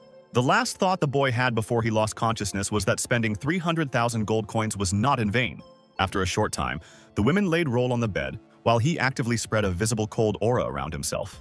His fiancée was extremely concerned about this fact, because the guy's body temperature was dropping extremely quickly, and this seemed very dangerous. Isabella realized that this was a side effect of assimilation. He could be helped by what had previously held back the Glacier Creator, the Golden Soul. But now he was overwhelmed by icy energy, which was hindering him. In the end, the ruler thought about it and found a way to solve this problem. But Charlotte had to do it, since she was his fiancée. The girl didn't understand what was being discussed, so the elf pointed her finger at the unconscious boy and declared that Serafia should kiss him. This explanation immediately made her flustered, and her cheeks blushed. Then she asked if it was possible to take advantage of his vulnerability. The woman didn't see anything wrong with this, since her and her relative's attribute of destiny forces them to remain faithful to only one chosen one. And she believed that a man like Roll would definitely have a lot of girls hanging around him. so Charlotte needed to take action if she didn't want to be left out of her happiness. The Empress's words immediately reminded the girl of the performance that the groom's sister and Her Highness Nora had previously put on for her and Grace in order to force them to break off their engagement. This allowed the lady to gain determination. She did not want to let her rival steal the guy, so she kissed him on the lips, blushing deeply. This had an immediate effect, and the ice crust covering Asgard began to evaporate and his body temperature began to rise. This action was accompanied by a riot of mana around them, and soon Roll completely came to his senses. The cold went away and he began to look the same as before. This allowed him to wake up very quickly, and the first thing he saw in front of him was Charlotte's face. He also felt a kiss. The girl moved away from the main villain and joyfully shouted that he had finally woken up, while he could clearly see the blush on her cheeks. Then, Sarafia hastened to share the joy of her success with a distant relative, who winked and praised her for her determination. After this, Charlotte decided to inquire about the condition of the groom who had come to his senses. He replied that everything was fine, also being embarrassed, but only a little. He was more interested in the new skill, Icy Touch, which allows one to release a directed frost aura, the strength of which depends on the user's mana, and has a side effect in the form of periodic chills. The main villain was pleased. Powerful magic had to be paid for, and besides, his fiancée could help him with this. Meanwhile, the countdown was already showing 60 hours. Looking at the women, Roll thought that they would spend this time in safety, while regretting how everything turned out in real history, where Isabella managed to at least preserve humanity, despite losing everything. Meanwhile, far behind the Golden Fleet, the ships of the Convocation of Saints continued their pursuit of the Empress's forces. They had just arrived at the site of the battle with Cthulhu. Gordon Sophia, an elderly man of the second true level who had betrayed the ruler because of his faith in the mother goddess Sia, was examining its remains. He couldn't understand how they had defeated this monster because he believed that San Pablo was definitely doomed, which could only mean one thing. Someone had helped them. Next to him stood Douglas, the leader of the Convocation of Saints, who helps the children of the goddess, the Six Disasters, and seeks to revive Sia. He told about the appearance of another owner of the Golden Soul on Isabella's side. This meant the presence of a person who could also activate the Eternal Seal, and Gordon promised that he would do everything in his power to stop the Empress and restore glory to the House of Sophia. White-haired Douglas, however, was filled with determination and bloodlust, announcing that he would take on the elimination of the second owner of the Golden Soul who had suddenly appeared. Roll, meanwhile, was unaware of the impending danger, believing that his actions contributed to the safe completion of the time travel. So he relaxed, looking at the horizon. Isabella decided to join him on the bow of the flagship and began the conversation by asking him if he liked Charlotte. The guy was quite shocked, not so much by the topic itself, but by the elf's unexpected directness. Nervously, Asgard responded by saying that although they were engaged, their relationship was very complicated, but he still hesitantly admitted that he liked her. The woman heard what she wanted and changed the subject, explaining that in order to successfully complete the transportation task, she had applied a certain eternal seal to the Glacier Creator's storage. Once this safety measure is activated, the solidified golden soul in the San Maria's keel will melt, dragging the source of calamity into the depths of the sea. Until now, she was the only one with a pure enough bloodline to activate this seal, but now Charlotte had appeared and the woman was afraid that Gordon would take some action against her. And then the pointy-eared one moved on to the main topic for which she had come, saying that if anything happened, Roll should do everything possible to protect Sarafia. The guy replied that it was already his duty. As a groom and a man, he must protect his bride from danger. But he still decided to calm the Empress, solemnly swearing that he would make every possible effort to protect Charlotte. Isabella noticed that he now looked as serious as Vincent did when he also made promises, suggesting that this was a family trait of the Asgards. The main villain remembered a completely different feature of the members of his house, namely, their early death, becoming somewhat nervous, recalling other coincidences in fate with his ancestors. These reflections led him to an unexpected question about whether fate is immutable, which he asked Isabella. The woman replied that fate does not exist to be obeyed, but to be changed. She then placed her hand on Roll's shoulder in a supportive gesture and stated that he still had a very long way to go. At this point, the conversation had to be urgently interrupted because a loud alarm signal rang out throughout the fleet, meaning that they were under attack. The countdown still showed almost 25 hours, and now Isabella's ships were actively catching up with the vessels of the Convocation of Saints. The Empress ran up to the side of the ship, watching the approaching enemies and noticing in the distance the silhouette of a man she knew. The new arrivals were accompanied by all sorts of deep-sea creatures on the water, sharing with them the same task of freeing the Glacier Maker. The elf was surprised to realize that her enemies had somehow allied with the Sea People, and Gordon explained that this was possible because the Convocation of Saints could communicate with them. At this point, the short exchange of words between the opponents ended, and the pointy-eared one gave the order to open fire on the enemy ships.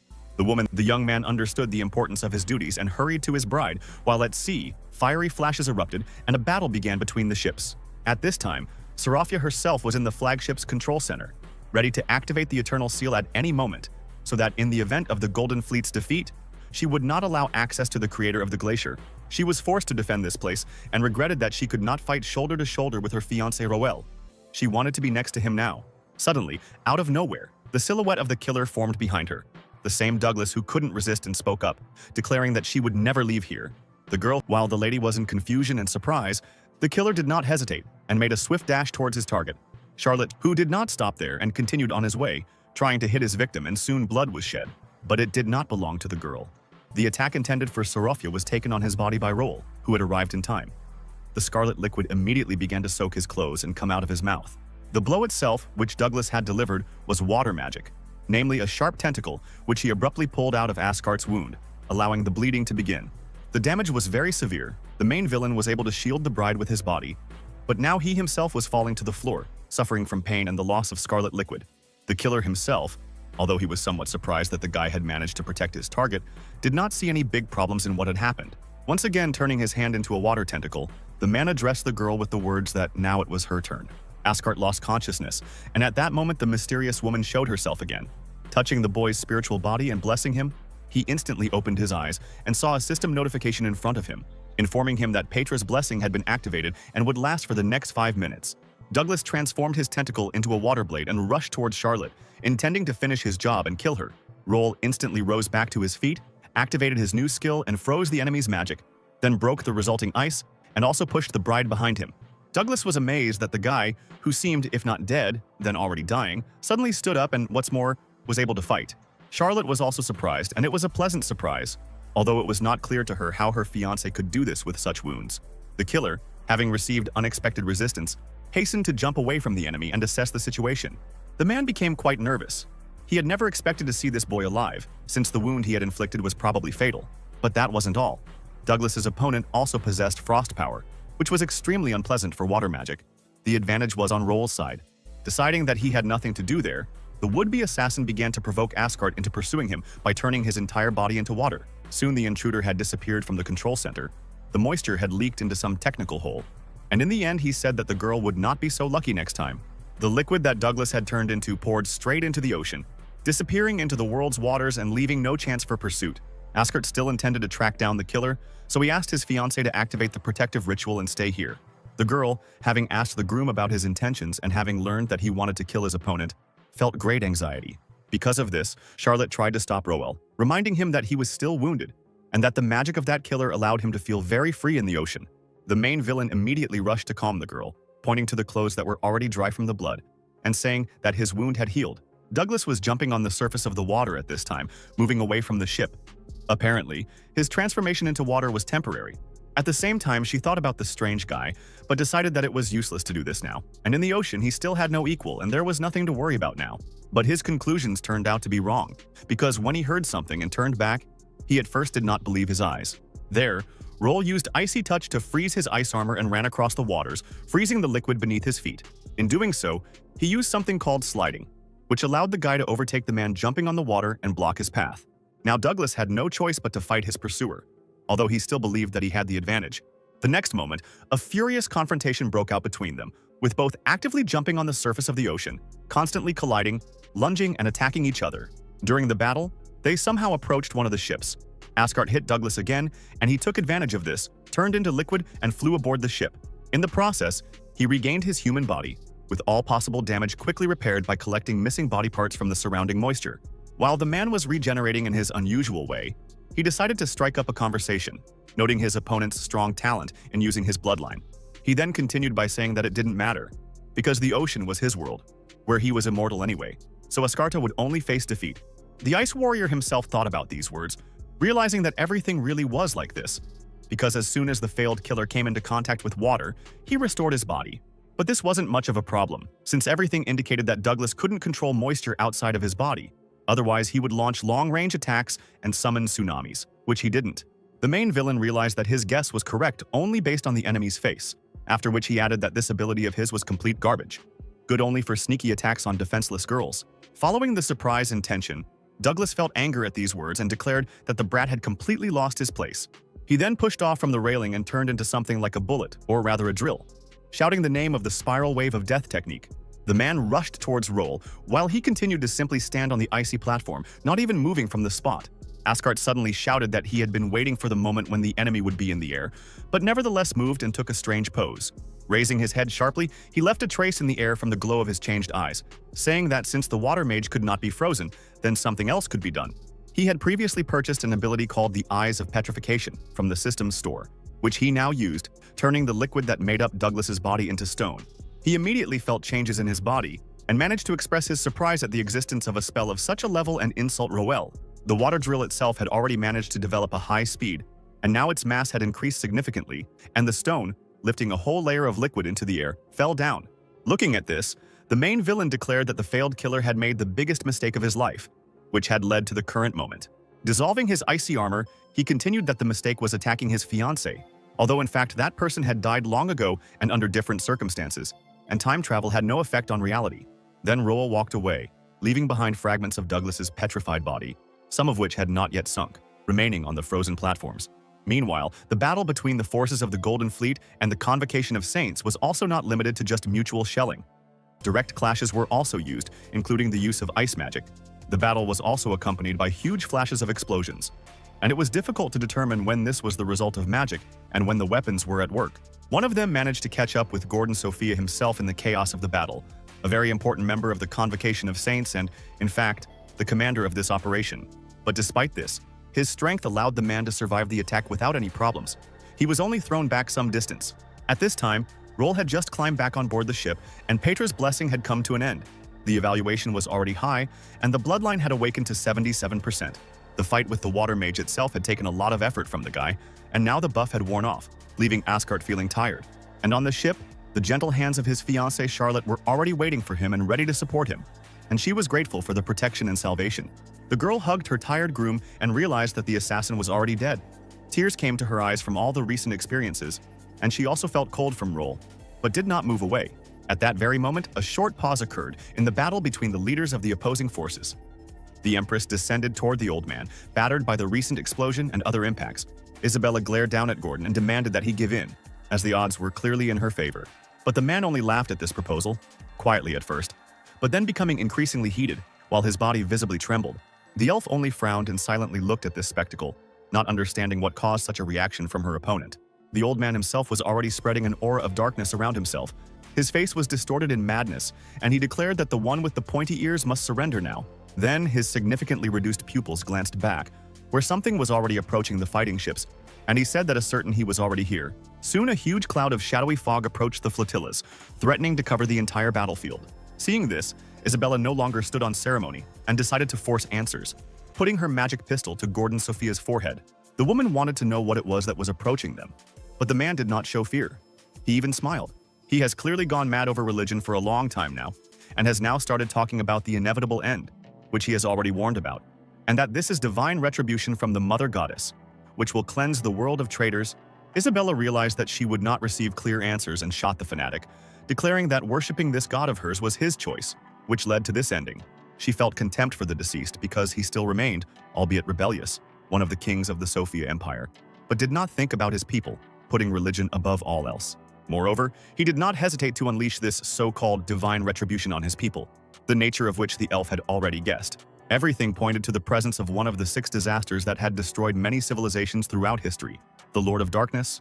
The woman began to restrain the creature's powers and also strengthened her voice with magic, raising the morale of her troops with words about the attack of a monster that was eager to destroy all of humanity and that it needed to be stopped. The soldiers did not flinch before the Lord of Darkness and, understanding the danger the legendary monster posed to all people and their loved ones, opened fire with all their weapons at the creature. Finally, in the blackest fog, the silhouette of the ancient monster appeared, weakly affected by the explosions echoing throughout its body, and its voice echoed throughout the fleet, calling them ignorant little people. Immediately after this, the enormous fist of the giant monster struck not even at the ships themselves, but at the water next to them. But that was already enough. The force was such that a huge wave immediately arose in the ocean, which tilted many ships, and the closest one even rose into the air and sailors poured out of it, screaming loudly. But something unexpected happened and they didn't fall into the water, because a huge translucent hand suddenly appeared from it and picked up the people. It was the same blindfolded elf silhouette that Isabella had previously manifested. This time, the woman summoned her fully. Her eyes were filled with determination and powerful magic was needed to confront one of the 6 disasters. The rescued sailors were put aboard one of the ships, and they began to loudly rejoice at the appearance of the golden avatar and the fact that their ruler had saved her subjects. But the main reason for using this magic was still to confront the Lord of Darkness. So the time had come for battle. The Battle of the Giants began. But the ancient monster only laughed and caught the fists of the magical construct, showing that this was not enough to defeat him.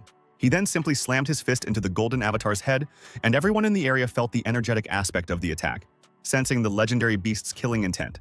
Isabella knew that her magic was failing, despite her power as a second-level true transcendent and the might of the Golden Fleet, which together could destroy an entire country. Meanwhile, the situation was only getting worse. The Dark Lord was showing a huge difference in strength. Now he grabbed the golden avatar by the neck and began to squeeze it. The main villain was a little surprised and decided to give in to Sorophia, asking her to share her ideas first. It turned out that she had a magical tool with her called the Heart of the Protector. It was created from a mixture of 7 high-class gems mixed with Roll's blood. In essence, after this, then, completely unexpectedly for the main villain, his bride's limb pressed much harder and he began to lose his balance, falling backwards. Then Sorophia applied all her strength, pushing the guy overboard and finally addressing him with a short but succinct wish for him to live. This, of course, was not at all part of Roll's plans, but after the battle with Douglas he still had not fully recovered, and Charlotte's actions were very unexpected, so he simply plopped into the water. He didn't swim anywhere, but simply spread his arms out to the sides and rapidly sank into the depths of the ocean. At some point, he suddenly met Petra, who had recently given him a blessing, who was lying on some shell and was surprised by such a surprise. She understood that Asgard liked Charlotte and said that at this rate she could die. But the guy said that he did not want to lose her, and being underwater did not bother him. The woman in this case decided to ask the guy a question, which was, what is the most beautiful thing in fate? He first remarked that beauty is in the eye of the beholder, then added that since they were talking about such a thing as fate, he had an answer. The main villain finished absent-mindedly examining the expanse of the ocean, turned his gaze to Petra, and announced that he considered it the most excellent choice. He then gave a whole speech conveying the idea that the most beautiful thing about destiny is the ability to choose. When even in the face of destructive threats and fear, people decide to fight, and that is wonderful. At the same time, he was not even interested in what they would choose, to fight or to surrender. Because regardless of this, they still personally decide their fate with these actions. This answer brought a smile to Petra's face. She liked the words of the guy who declared that people are not slaves of fate, but its arbiters. Roel himself noted this, to which the woman confirmed his observations and reported that this thought, to some extent, filled her life with meaning. Ultimately, this strange test was passed, and Petra agreed to provide some assistance to Asgard. But before doing so, she warned him about the incredible power of the Dark Lord. The boy's strength was not enough to defeat the monster, and the woman believed that the price for saving Charlotte would be Roll's life. He only thought about it for a moment, but almost immediately a picture appeared before his mind's eye of a girl with tears in her eyes, asking him to live and pushing him overboard. In the end, the main villain confidently decided that either they would go through all this together or die together. During this long dialogue, Petra at some point took a position directly opposite Roll, and now she said that she understood him. They were already located almost at the very bottom, where small bubbles had been running out of some crack. But now the earth suddenly shook and something burst out of the depths. The unknown creature broke through the ocean floor without any problems and quickly swam upward, showing off its enormous size. The figure of Asgard, frozen nearby, was completely insignificant against the backdrop of this inhabitant of the depths. Stones from the breakthrough flew in all directions. At that moment, the guy himself was amazed and tensely looking at the sight that opened up before him and trying to comprehend what he saw. Taking a closer look at the creature, Roll realized that it was the legendary world serpent. The reptile itself was now also looking at him with curiosity. Only now did Asgard understand that the blessing, the name of the woman who had given it, the appearance of the beast, and she herself were all connected, realizing that before him was the earth goddess Petra. She herself did not want to drag out this meeting any further, so she began to use magic and informed him that it was time for him to return. As a result, the ocean waters were illuminated by a bright flash, which hid Roll's silhouette and probably also blinded many local inhabitants. When the guy finally blinked, he realized he was hanging in some kind of spherical barrier, shimmering with gold and purple colors. Sitting down right inside it, Asgard decided to rest a little. He was also clearly no longer next to Petra, but closer to the surface, if the meeting with the goddess had not taken place in another space at all. As he examined the magical barrier, he noticed clear peeling of the spell, as well as the fact that the life force was gradually being depleted. The image of a tearful Charlotte appeared in his head again, and the boy felt the desire to see her now, even if he was about to die soon. And while Roll was deep in the ocean thinking about what to do, the battle continued on the surface, raising huge waves. Their main reason was, of course, the ongoing battle between the two giants, the Golden Avatar and the Lord of Darkness. At the same time, the situation on the battlefield did not change radically. One of the six disasters was still pressing Isabella's construct, slowly approaching victory. The Empress had already spent a lot of energy on confrontations using such a large-scale skill, and was already mentally wondering about defeat. At that moment, Charlotte suddenly ran up to the elf, attracting her attention by pronouncing the woman's name. The ruler turned towards the voice and was surprised to realize that the girl had come alone, so she asked her about it. But no answer was required. Isabella understood everything only from the expression on Seraphia's face and simply stroked her relative's hair, noting that they both had something they wanted to save. Then the holders of the Golden Soul Power joined hands and began to act together, combining their efforts. The Avatar, having received nourishment from another source, became even more powerful, and flashes of energy appeared around him. The Dark Lord also noticed these changes, but he reacted to this only by bursting into laughter. He was not afraid. He was anticipating a good battle, which threatened to flare up even more. Now the fist of the huge elf again rushed towards one of the six disasters with greater power, but the ancient monster blocked this too, even though this time he used some technique, and he also smugly declared that it was still too weak. And now it was time for the Dark Lord to attack again. Now he wanted to show that he was still disproportionately stronger than his opponent. The creature's fist rushed forward, but suddenly stopped abruptly in mid-swing as something unexpected happened. Suddenly, a veritable horde of golden glowing butterflies flew out from under the water, their appearance even causing a splash in the water. Both the Avatar and the Dark Lord froze in surprise, and some of the magical insects suddenly rushed towards the latter's hand. But the rest of the swarm of butterflies flew somewhere further, higher into the clouds, away from all people and monsters. Charlotte and Isabella were also surprised by what they saw, and everyone began to admire the beautiful sight until the battle died down for a while. Seraphia suddenly felt a shadow of uneasiness. These insects seemed very familiar to her, as they almost completely resembled the butterfly that Roll had summoned before the recent events. Tears came to the girl's eyes. She was touched by this and realized that this was definitely the work of her fiancé. The spectacle, surprisingly, did not leave even the Lord of Darkness indifferent, and upon hearing Seraphia's exclamation, he wanted to know more details about the person who had done this.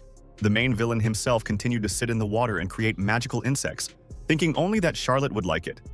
He had no idea that his prank had accidentally stopped the battle. Suddenly, he stopped the process, as he felt something strange. His life energy stopped flowing into the enhancement that was supposed to help in the fight against the monster. In the end, he decided to try to call the goddess Petra and find out why she stopped her influence. But the world serpent decided to answer the guy, who was very touched by the beauty he saw and was now going to thank the man for this demonstration by leading him to victory. The surface of the water suddenly became agitated. The Lord of Darkness realized that some creature of enormous size was rising from the depths and tensed up. The size of the mythical reptile was in no way comparable to either the Golden Avatar or this monster. It was so enormous that its head was hidden above the clouds, although part of its body remained in the water. The Cyclopean beast looked around and took in the scene before him. Looking down on one of the six tribulations in the truest sense of the word, the monster itself was not taken aback by the appearance of the world serpent, or rather, it quickly came to its senses and was now going to continue fighting despite the new enemy. His flexible body instantly turned into something like an arrow or a spear and rushed towards the face of the reptile, which menacingly looked at the approaching living projectile. The mythical beast opened its mouth wide, preparing to meet the Dark Lord with a counterattack. The two creatures' powers were incomparable. The world serpent's bite captured most of the enemy's body, while the force of its jaws scattered the energy body that did not enter. Then the reptile raised its head upwards, helping itself to swallow the prey that had flown into its mouth. Having finished its meal, the huge creature let out a satisfied, victorious roar, creating a sound wave with this action. On this note, the battle ended. The world serpent proved beyond all categories, having dealt with the enemy in one attack and eaten him, after which he looked at the surfaced Roll. After exchanging glances and silently communicating about something, the Cyclopean beast decided to end its stay on the surface of the ocean and dived back. A moment later, most of the huge, long body disappeared into the water, and only the tail waved as if saying goodbye. It all ended in a very unexpected way, but Asgard would have been wrong to complain, and he only mentally thanked Petra and the world serpent with a smile. It all finally ended, and the guy decided that he could finally get some proper rest and immediately closed his eyes, falling asleep. He no longer cared about the system's notification about the completion of all witness status objectives, about the excellent rating, and about the remaining 22.5 hours of his stay here. He woke up only much later.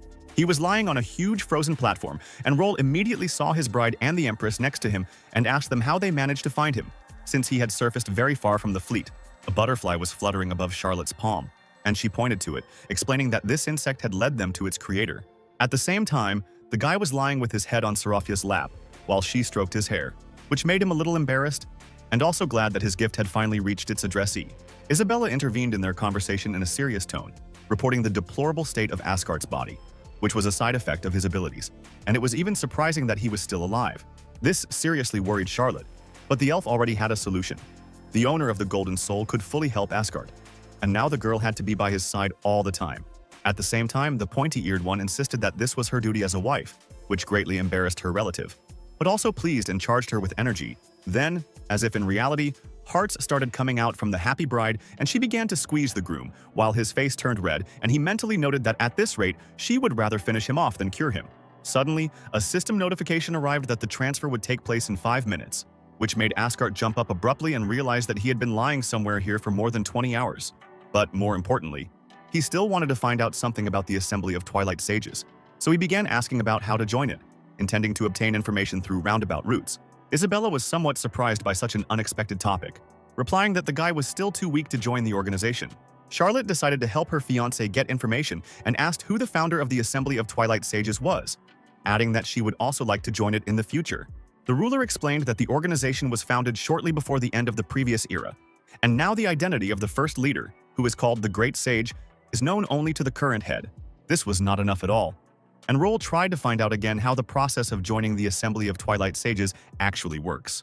Then the woman told them that the selection was made from the talents of the Braun Academy in the country of scholars, and that 2 letters of recommendation were also required, one of which she could provide, as well as a discrete test. The organization's members also send candidates special objects through which they are observed.